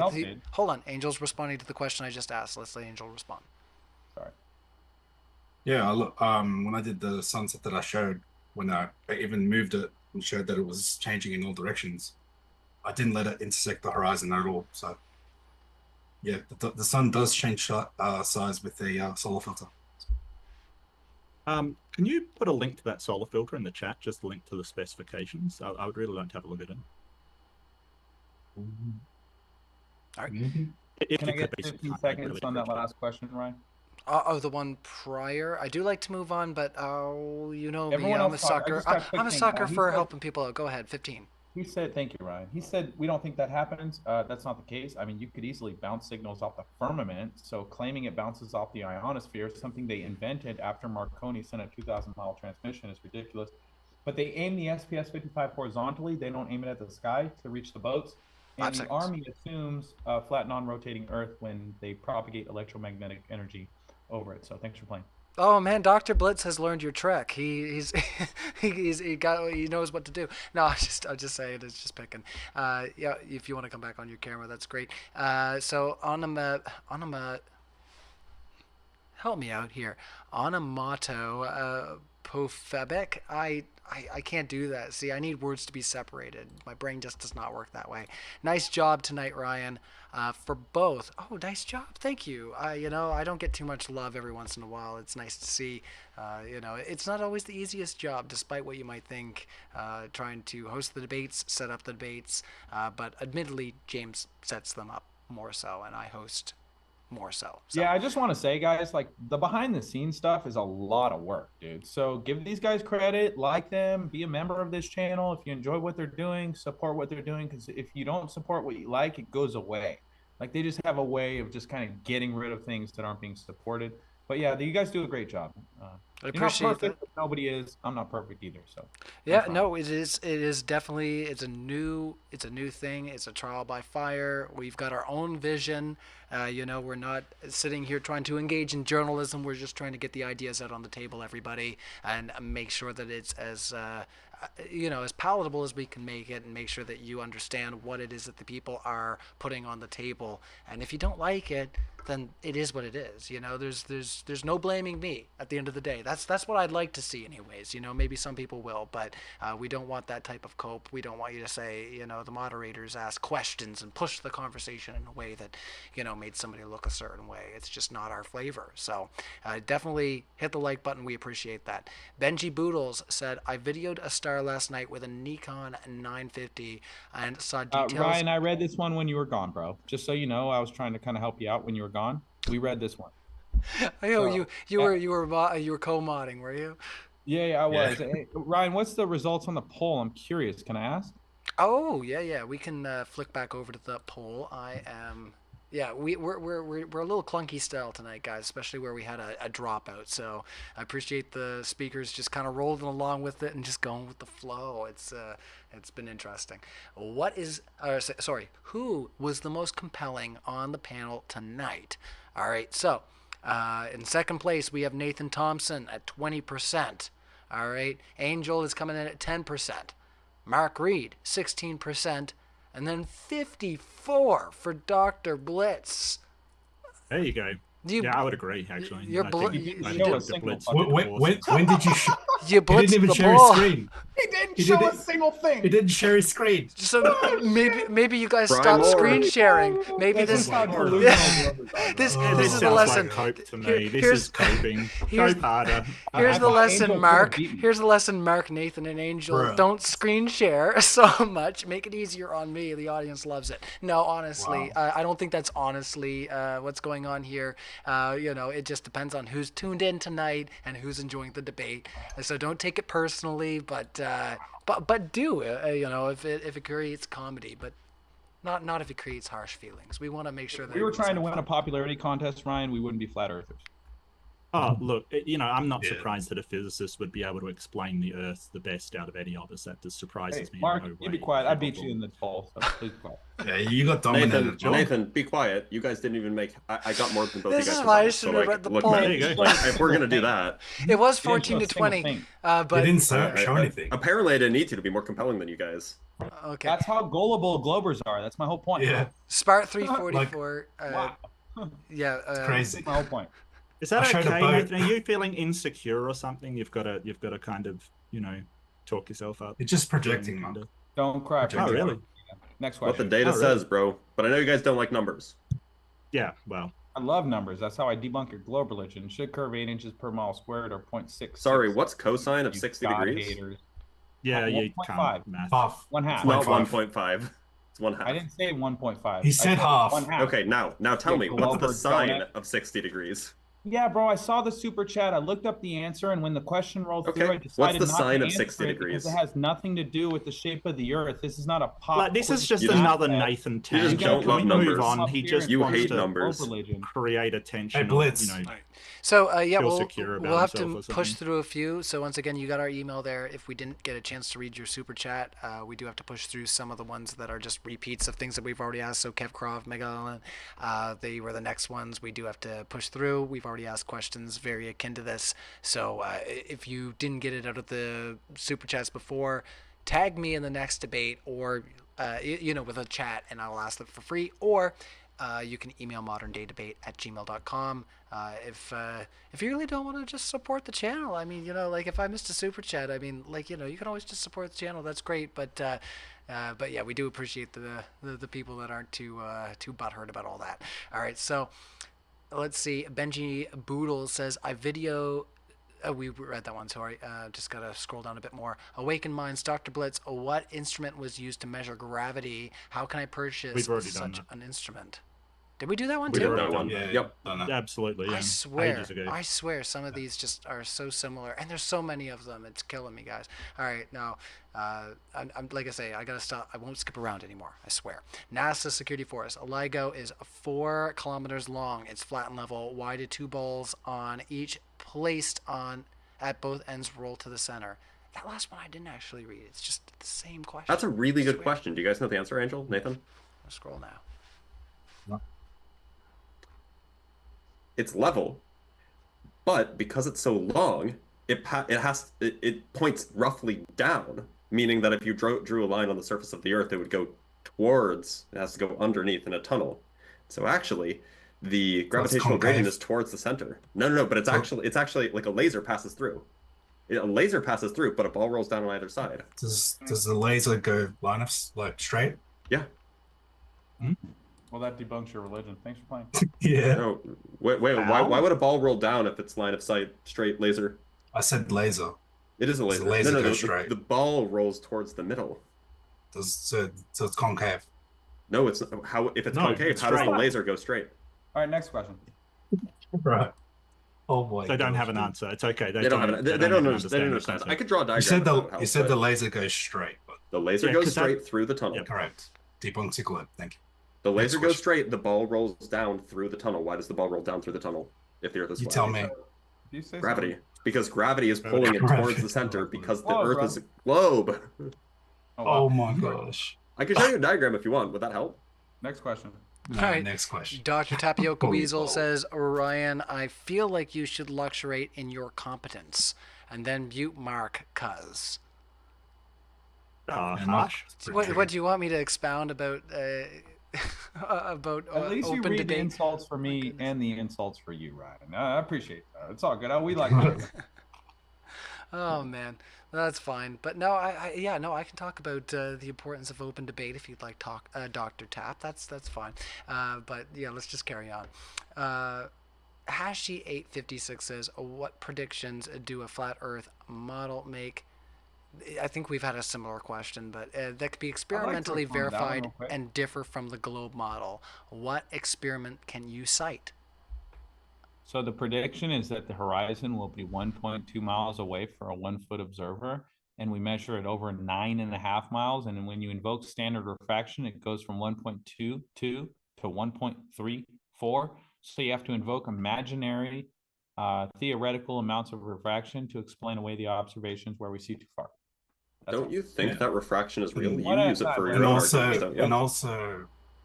and also from an 8-foot, it would be 3.4 miles away, but it was past 10.1. Again, we both use refraction in our worldviews, right? One side at a time, bro.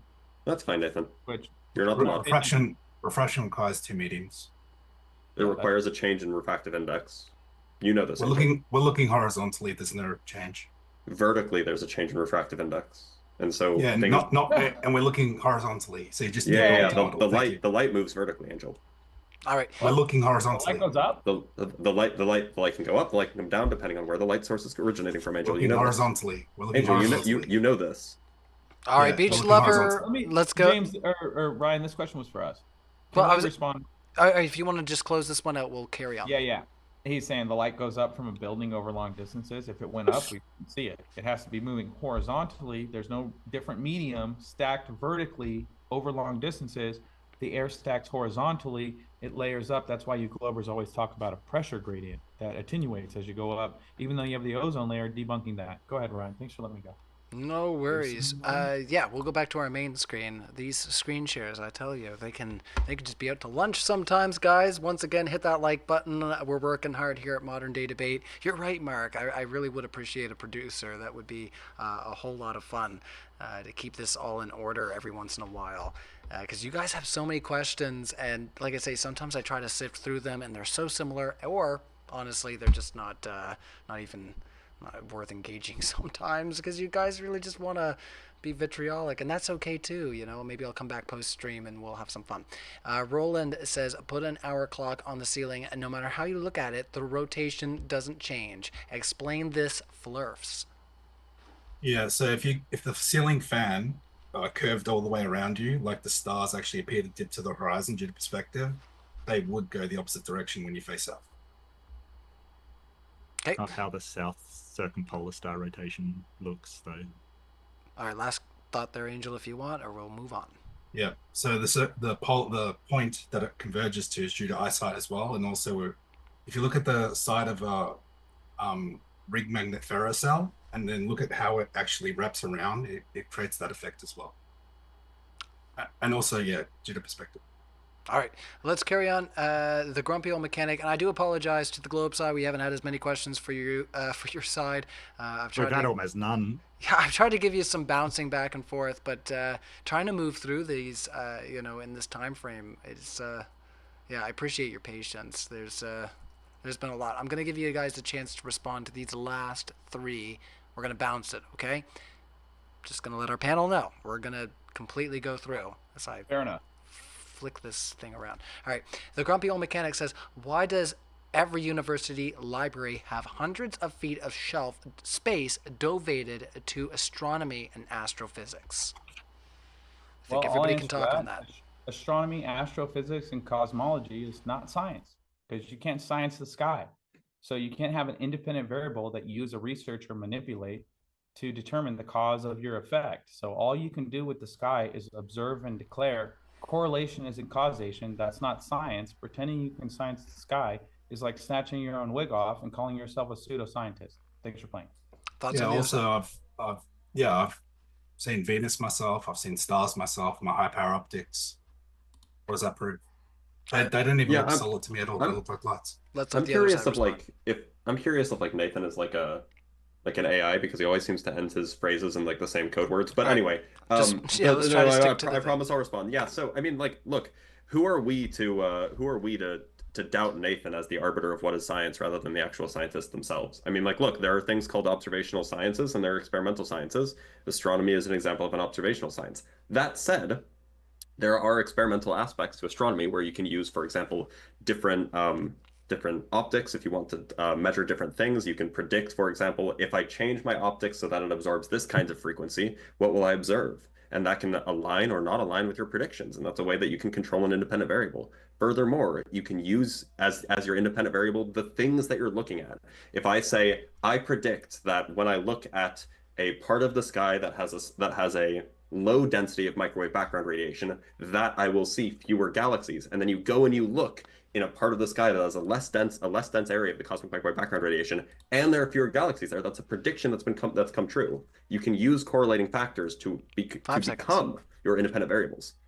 All right, Yeah, and I'll just quickly add that sort of over the course of our history, like all of these scientific foundations are backing it up, and they've produced a ton of research on all kinds of myriad of things, from medicines to, things to make our lives better, computers, internet. There's a million things that they've produced. And Nathan wants to come in and say, no, they're all wrong. I'm right. But what has Flat Earth actually produced in the way of scientific research at all? All right, let's close her out there, guys. Let's carry into the next one. I do want to give. I talked to 5 seconds, Nathan. It's ridiculous, man. Yeah. I would say let's let Mark have the closings on these last few here. I'll let you guys start them, and we'll let Mark close them, or Dr. Blitz, just because, like I say, we did have a lot of questions for you guys, so you did get most of the talking time. Ellie Yer says the frequency they used was below 30 millihertz. It would get observed by ionosphere, not bounce. Explain that. Absorb. That's actually a question for us, and that's a pretty fair characterization. What's really happening when you have gases reflecting light or electromagnetic radiation off of them, what they're really doing is absorbing and re-emitting. And so that is the thing that happens. Yeah, absolutely. All right. Did you have anything to add there, Mark? Nope, I'm good. Okay, that's great, because we are just about to the end of our super chats. On these last couple, I thought we're going both sides. Well, we were, but I was going to let them close it out. So that one was for them. If you want to get through, that's one thing. But if you want to respond, I think that's fine, and then we'll let them close it. Yeah, can I share screen real quick? Yeah, sure. Thank you. Because documentation always beats conversation. Here's a 515-mile NATO microwave transmission, proves flat Earth. We're going to scroll forward to Marconi's 2,000-mile radio transmission. Here's the SOSUS program that detected subs over 2,000 miles away. Marconi was back here. I think I skipped it.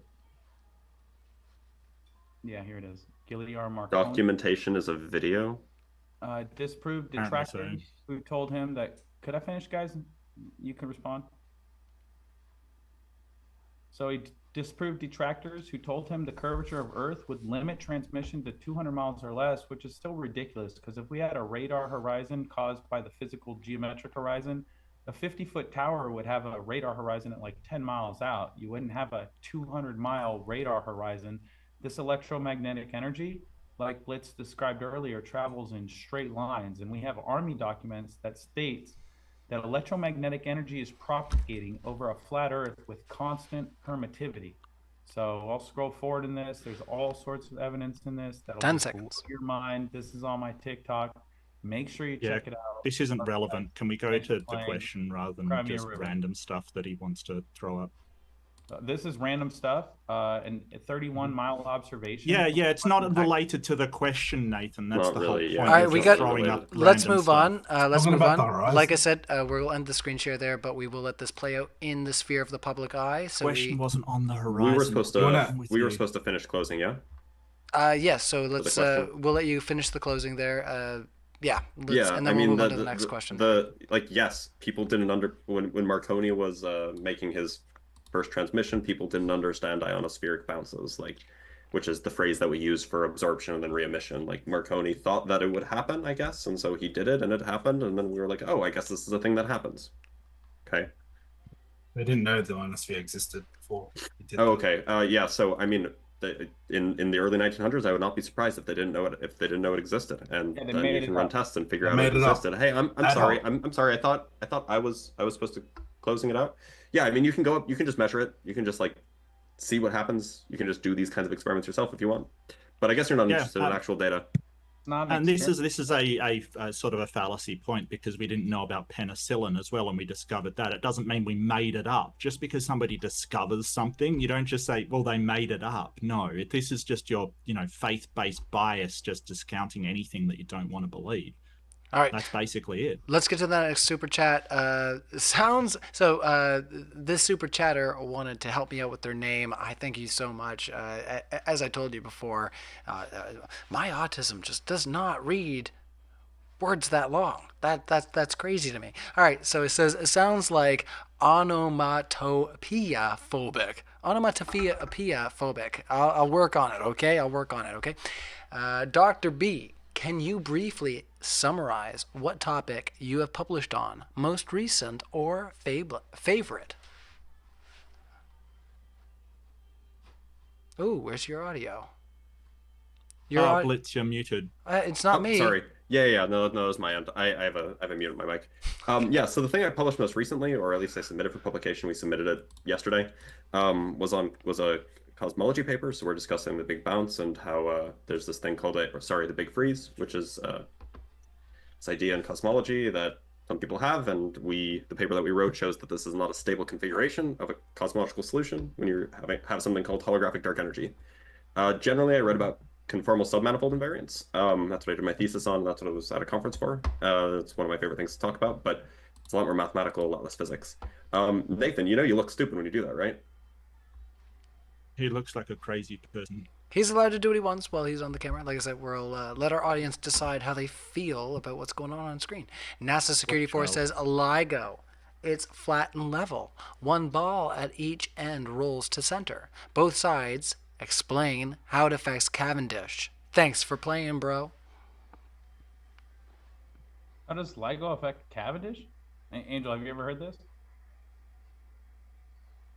All right, well, we'll hand it to okay. Mark and Dr. Blitz. Do you want to LIGO? It's flat and level. I mean, I've heard of those things, but don't know how that correlates. So LIGO is level and flat in this case, in the sense that a laser beam passes from one end to the other directly. It's not being bent. However, in order to do this, because the Earth is curved, it actually has to go under the Earth. Slightly has to go under the surface of the Earth, or rather, be slightly, depending on which part of the LIGO arm you're on, has to be slightly lower to the ground because of the way that the Earth's shape is. So, like, imagine that you have like two things sticking up, and there's a straight line connecting them. The ground between the bar connecting the two rods is going to be smaller, and so you're actually going to have it kind of is downwards in the sense of gravitational gradient. So a ball can roll even though a laser can pass directly between the two. Did you have any evidence for that or no? This is in the design documents for LIGO if you want. Yeah, the ball rolling actually is the evidence. Well, he said the laser. They did adjust for curvature, when building it. That's exactly what they had to do. So they adjust for curvature in all kinds of architectural designs. They have to adjust for curvature in tunnels. They have to adjust for curvature in large buildings. They have to adjust for curvature all over the place. Bridges, they adjust for curvature. All like tons of surveyors, engineers, they're all aware they have to adjust for the curvature of the Earth. You guys are the only ones that don't think they do. I'm giving you the last word there, Mark. I'm giving Mark the last word just because he hasn't gotten it nearly enough throughout the debate. Guys, you've got questions from Mark? Oh, Dr. Blitz has started sharing a screen. What's going on? I thought we were going to move on. I'm sorry. This is a LIGO engineering document. It specifically says the curvature of the Earth will cause the Earth's surface to deviate from the straight line propagated by light in a vacuum by 1.25 meters over a 4-kilometer path. They do account for it. Wow. But then they ignored it. They ignored on plane. They ignored on plane surveying. So you're just dodging back to planes? Okay, good one. Yeah, sure. No, plane survey. That's not what I said. You're not paying attention. He doesn't even listen, this guy. I know, right? Just triggered. Like, so let's see. IC Spin says, thanks, Bob. It's called a non sequitur, mate. That's what it's called. All right, let's move into the next question. IC Spin says, thanks, Bob. R.I.P. Okay, thanks, IC Spin. Aliera says, what? No answer? Wow. All right. Alier follows up with that one, says, no tower intermediators, just at line of sight. 700 miles plus, less than 10 millihertz. I don't know what that question was for. Yeah. Your guess is as good as mine, gents, at this point. My brain is goo. No? You can't help me out? Okay. Let's see. Joom's last super chat. We're going to go into closing statements. Oh my god, yes. My goodness. Last super chat, and we will let our speakers do their closing. I think our speakers are well and ready to go after 4 hours, guys. They've rocked a really long stream. Let's get to your chat through Jooms. A submarine horizon is ocean floor, and it rises. Apparently, bottom of a boat is above, so it must come down to eye level. Flat logic first, and then real. Yeah, if they're on the ocean floor, it would appear to ramp up. Why does it appear to ramp up if it's supposed to be coming down and away? Yeah. Thanks for playing. All right. Just going to remind some of the people in our live chat just to behave themselves. I will unequivocally do timeouts if you say things that are just out to lunch. Behave yourself over there in our live chat. So, we're going to do our closings there, everybody. So thank you to our speakers. Thank you to our live chat for all of the awesome questions. Let's see here. Yeah, we've got still over 1,000 people watching, even with the crash. We still have 1,000 people watching, which means that we should be well over 1,000 likes. You guys have thumbs, don't you? Or, skin that generates heat? I would hope so. So, hit that like button. I've done it with my nose before. So that's proof that you can do it too. Unless there's something wrong with you. In which case, don't judge me. All right. Touch screens don't use heat. Okay. By the way. Okay, well whatever happens with my nose, okay? If you have skin, it's skin. Okay? It's skin. In fact, cat paws can activate touch screens too. Oh, man, I've been corrected. What have there been touch screens that are heat activated, or is that just a they're myth? either resistive or they're capacitive, never heat activated. Okay. All right. I appreciate that because I don't know some things. I swear about most things. So let's see on our panel. Stylus works. Oh, cool. Well, I mean, on new phones, I imagine. I always felt like the old tech was like that. So I thought I was making a dated reference, but I stand corrected. I do believe. So who's the most compelling on the panel tonight? We have a 20% for Nathan Thompson. We have 10% for Angel, 18% for Mark Reid. So Dr. Blitz, you have absolutely blown out our poll there at 52%. Second place with Nathan Thompson. So gold and silver there, fellas. That's fun. Have we been through this already? Well, we're just I rechecking feel like it. I've got deja vu. Okay. We're rechecking it. You did another poll. Okay, cool. It's not another poll. It's just when I checked it the first time, we were at like 250 votes. Now we're almost to 600. Gotcha. No All right, worries. fantastic. All right. So let's do those closings, guys. So let's start with, I'm just trying to remember who went first and go the reverse order. That's how I go it. So Angel Dr. went Blitz first, would be the first to go for the closing. Yeah, so there's not a whole lot to say. I mean, suffice it to say, there were a lot of questions that went unanswered by both Mark and myself. We still don't have an answer for why we observe effects of the Coriolis effect, how you were able to circumnavigate Antarctica in both directions, even though there's this circumpolar winds. Lots of questions unanswered. No predictions, no models ever provided by either Angel or Nathan. And we'll probably never get them because flat earthers don't do science. They just say it looks flat and therefore it must be flat. That's all I have. All right, over to you, Mark Reid. 1 minute on the floor. Your thoughts on tonight's discussion, where everybody can find you all there. So actually, before I do close, over to Mark, do you want to let everybody know where they can find you there, Dr. Blitz? Yeah. So I have a TikTok account. That's where I do most of my content. I post science content, try to do daily, but I've been quite busy lately. It's at Blitz PhD. You can also look for just Dr. Blitz, so pretty easy to find.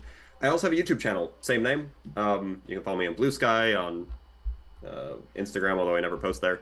So yeah, at Blitz PhD or Dr. Blitz, you'll find me at all the social medias. All right. Well, thank you so much for coming out to Modern Day Debate. I appreciate it. It was a great joy to host you. Hopefully you'll be back again for more juicy debates on Modern Day Debate.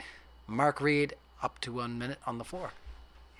Yeah, so I agree with Dr. Blitz. We asked a lot of questions and none of them we got sufficient answers for. And most of them were just sort of horrible misinterpretations of physics or science and can be very easily countered with what we see around us. Like, you know, that thing that you should be dragged backwards by the earth or you're being thrown about by the earth, and it's very easily countered by throwing up a ball and moving its inertial frame of reference, things like that. But I think the most telling thing was when asking about that circumnavigation of Antarctica, they just would not answer the question, tried to get away from it, absolutely dodged, ducked, dipped, and just ran completely. They didn't want to answer it because they have to appeal to very specific currents, and get this, very specific currents. Well, actually, their answer first was the wind, right? It was the wind blowing these ships exactly as they needed to in order to attain these fantastical speeds. But then after they get challenged on 5 seconds. How do the motor ones do? They immediately shift, and that's all they do. They shift to something else. And in this case, it's these very specific channels that apparently nobody's ever measured. Ryan, so let's yeah, give him more time. just we spent 4 hours. Absolutely here, ridiculous. Bro. We spent 4 hours here, bro. If he has more to say, no, I'm fine. I'm done. I'm done. I'd like to I'm hear done. it. I'm done. But like, I'm done. I'd like more time. I'm done. We've been here I'm 4 done. hours. No, I don't think so. I don't think so. All right. Dr. Blitz has already been. Let's just keep it as it is. Go for it. We are getting, let's get to bed there, fellas. I mean, yeah, it's almost 2 o'clock my time, I swear. You know, I need to hit the hay. Honestly, my internal clock is so messed up by now. It's fine. Nathan, you were the second first to go, so 1 minute on the floor. Thanks, Ryan. At the real Nathan Thompson on TikTok, flatearthflyers@gmail.com. If you want one of my thumbnails, there's 500 flat Earth books, over 100 videos, 1,000 memes, astrophotography, Tesla files, hidden books from scripture. It's worth getting. Ask anyone who has it. Blitz said, not a whole lot to say. I guess gravity's got his tongue. Mark and Blitz both cried about unanswered questions. Well, asking flat Earth questions in 2024 is kind of ridiculous. You guys think we're dumb and we deny reality. You should have been showing proof the whole time. Respond to evidence, not nonsense. Like, we respond to evidence, not nonsensical non sequiturs. So asking us about trips around Antarctica that you didn't take, you don't have any video from, you don't have any evidence of, is a non sequitur. We don't even need to respond to that. So on top of that, crying about asking flat Earth, on you, Blitz, you'd be a great flat earther one day. Mark, not so much. If you need flyers, let me know. We want to get you to heaven. These guys want to send you to hell. Keep that in mind. Blitz spends half his time hating on God on social media and admits he gets paid to communicate science. The other half of the time by the GOV. Interesting. The creator loves you. You can test everything we said yourself. Land surveyors don't adjust for curvature. So when these donuts lie and say they adjust for curvature over bridges and buildings, they're lying. If you think it's spinning, you're drunk. If you think it's tilting, you're drinking too much lean. All right, sorry, Nathan. We do have to cut you off. All right. You heard him. If you believe all that stuff, you're high. I don't know what I'm doing right now. No, I'm just joking around, guys. You know, I'm in Canada. It's fine. You know, there's no quandary here. Thank you so much to our panel for coming out and having the debate. We have one last closing statement from Angel, our first speaker on the panel. So, if you enjoyed tonight's debate, if you missed the beginning, go back to the beginning of this debate. It was a lot of fun. You know, we did have to go into muted rounds, which might not be as fun for some of you, but we did get to definitely have some interesting back and forth, maybe a little less wild than some of the debates that we've had the last few days, where we haven't gotten as much on the table, maybe. So it's up to you to decide. That's why we do what we do. Angel, 1 minute on the floor. Thanks so much for being at Modern Day Debate again. We appreciate you. Yep. No problem. So airplanes, yep, like I said, and like the pilots admit, they don't adjust for curvature because they don't need to. The Earth is flat and stationary. I showed evidence for the local sun changing size with the solar filter ND1 million. I showed evidence that we see too far. The horizon's not a geometric location where birds go over. It is an apparent location where the sky meets the ground, and it changes day to day, hour to hour. There's videos you can look up at the horizon changing up and down. Like, the Earth isn't breathing in and out. It's a location where it's apparent and we see too far. So in the Chicago skyline, I've really wanted to bring up more evidence, but we had this stupid 2 minute each and I couldn't bring up anything. But we see too far. The Chicago skyline is just sitting there on a clear day. When we actually do see the Chicago skyline with the Superior Mirage, it doesn't look anything like it. It's very hazy, unclear.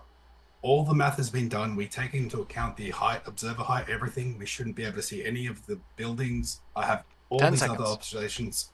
Yeah, so if you want to see any of my content, Angels of Light on TikTok, I have the sunsets. I have all proof that we see too far and everything. Thank you. See, this is why I don't leave my preamp up, everybody. All right, well, thank you so much, Angel, for your closing statement. We appreciate you coming out to Modern Day Debate. It's been a lot of fun. We really, like I say, appreciate these debates, especially leading up to such an epic event as it might appear to most people on screen. The final experiment, we're going to be having more debates regarding that subject. So if either of the speakers, any of the speakers on screen right now want to have debates regarding what's going on with that subject, Nathan's giving us a no. He does not approve, it seems, of the final experiment. Well, Nathan, I know people that want to debate you on that, so definitely stay tuned for that to our live audience.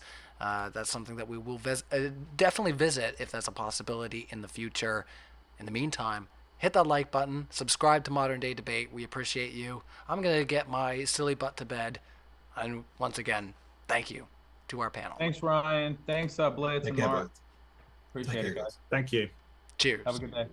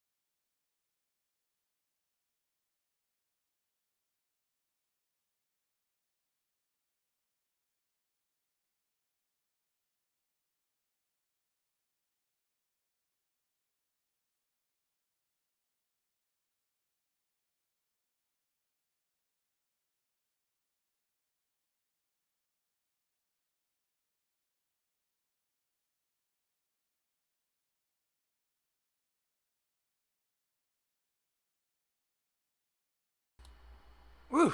All right. We made it, everybody. We got to the end. That was a lot of fun. I saw a lot of chats going on. Thank you to our mods, Hannah and Max. I'd seen early on moderating the chat. I couldn't keep an eye on it too long. I had to keep an eye on those timers. Yeah. So once again, as I look through here, yeah. Once again, guys, this has been a lot of fun. I've had a lot of fun hanging out here at Modern Day Debate. Yeah, that is my music. Yeah, it's mostly I'm trying to honor the people that have worked with me musically. I appreciate them, and I like being able to message them and say, hey, I put this on Modern Day Debate, and a bunch of people got to hear it. It just makes them happy. So Ryan is cross-faded. And my local machine. Can you tell? Anyway. All right. Well, thank you. Who the one? Yeah, I like the intro there to your commentary. I see a couple of you hanging out in the live chat. We do appreciate you. Thanks, Alex. Well done, Ryan. He says, yeah, I appreciate it. Or she. You can clarify in the chat. I've met some Alexes that are all over the spectrum. So let's see here. I want to remind you guys. I want to remind you that we've got some cherry debates coming up.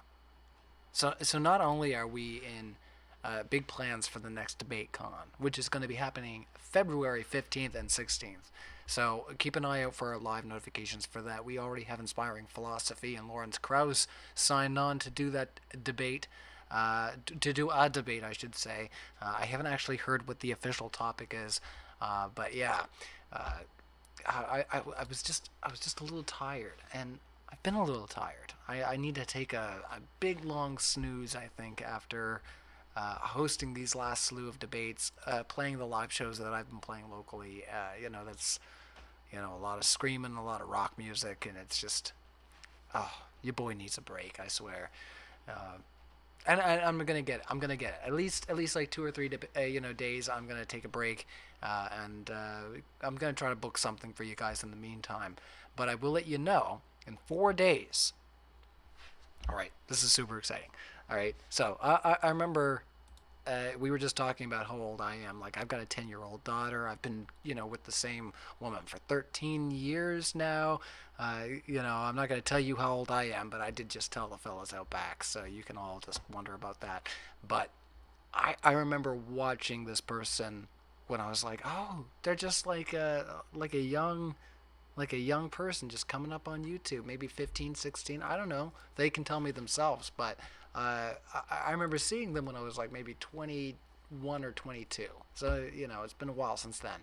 And that's Cosmic Skeptic. And I'm super excited that they're going to be making a debut on the channel against some of our other favorite people that we have on Modern Day Debate. We couldn't ask for better, honestly. Cosmic Skeptic and Phil Halper won versus Give Me an Answer, Cliff and Stewart. So that's Cliff and Stewart Neckley versus Alex O'Connor and Phil Halper.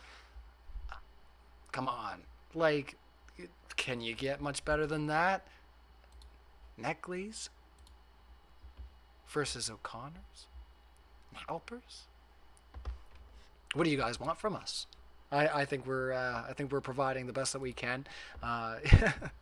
Let's just check that live chat. Thanks, Ryan, for doing this and being good dealing with the. I honestly, NASA, I feel like I maybe should have been a little bit better tonight. Honestly, I maybe a little bit more patient. I've maybe let some other debate anxieties spill over. I don't know. Maybe I was just the right amount of frustrated. I don't know. I feel like I should have, like I say, maybe wheeled it in a little bit.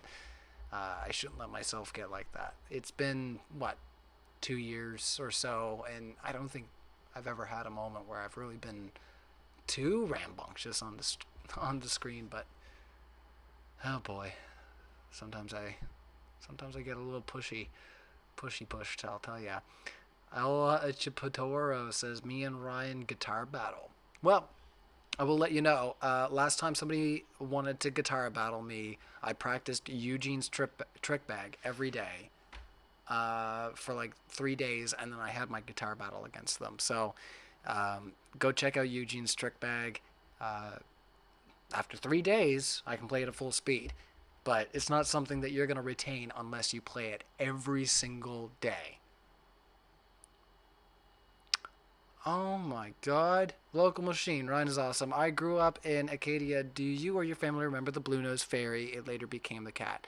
I do remember, not the Blue Nose Fairy, but I remember the Blue Nose as far as like the racing ship model. I think you'd messaged before, but you unlock memories for me because my father and my grandfather made Blue Nose models. So yes, very much Maritimers, living out, in fishing community, and yeah, so they're all over the world. You can check them out. Those Langell Blue Nose models. I think my father has about 120 of them out in the world, and then my grandfather had made somewhere around like 250 to 300 or so. But yeah, I grew up on the MDI. Oh well, that's great. Local machine, it's great. Local, literally, like couldn't get much more local than that for me. That's great. So yeah, no, that's hitting home for me. That's if anybody wants to have a good laugh, they can go check out the heritage moments for Canadians. But live in a oot and a boot, it says NASA Security Force. Thanks, NASA. But once again, definitely hit the notification for the debate coming up there between Alex O'Connor and the Neckleys there. I keep forgetting Alex's partner's name there. I'm so bad for that, just because I've hosted and been on top of Phil Halper. Sorry, Phil. That's on Rye over here. You'll have to ask me to pay it forward one of these days. So, once again, I have to remind the audience. Oh, see, my trade worked out, guys. I've got things to do, places to be, things to smoke. Awful things to do. That was the trade that we did earlier. But I want you to make sure that you hit that notification bell for that debate coming up. I'm sure that James is going to be hosting it. It's going to be a lot of fun. I am a nice young man. I think I'm young. I like to think of myself as young. The music tracks are getting really good. Also the nicest mod on YouTube. Thanks, TMM. I appreciate that as well. Oh, that's great. I don't know. I don't know who's logged in the modern day debate. Maybe it's James. We got a couple people that hang out on that. But if that's you, James, appreciate you hanging out here as well. Right at the end of the debate, it was a lot of fun. I almost had a moment. I swear I'll be better. NASA Security Force. Ryan should get much credit for being as kind as he is in these. Well, thank you. It's in our nature. Canadians are kind. The rest of our live chat seems to be debating directly about what's going on with our debate that happened tonight. Neil deGrasse Tyson. I'd seen that there was something Neil deGrasse Tyson on Piers Morgan earlier. Y'all know that I like to keep on top of what's going on over there. James knows that too. Just lots of interesting speakers. You never know. I only show up for Max and Ryan, says NASA and Security Force. Well, I always try to remember to thank Max for all the moderation that he does, even though he's been sick the last few days. Does the after shows and reminds people of where the debates are going down. It's here at Modern Day Debate, and once again, I want to remind people, no matter what they think of the titles or the topics, because we had these questions earlier, we do want you to stay on top of the Modern Day Debate for these arguments. So, they will change, they will evolve, and if you just put your fingers in your ears and say la la la la la, that doesn't happen, then they'll get away from you, and next thing you know, it'll be more than you can handle. So you listen to Modern Day Debates so you can stay on top of it. I hope so anyways. All right, so that's my little cute shout out. Once again, when I say once again, I'm about to do the housekeeping. Smash the like button.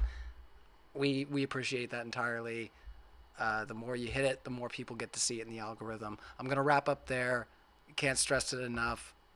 If you haven't smashed the like button, then at least just check out this Thursday's debate. Hit that notification bell. You're going to want that notification. It's going to be amazing as our lord of modern day debate, James would say. So thank you, everybody. Cheers. We'll see you next time.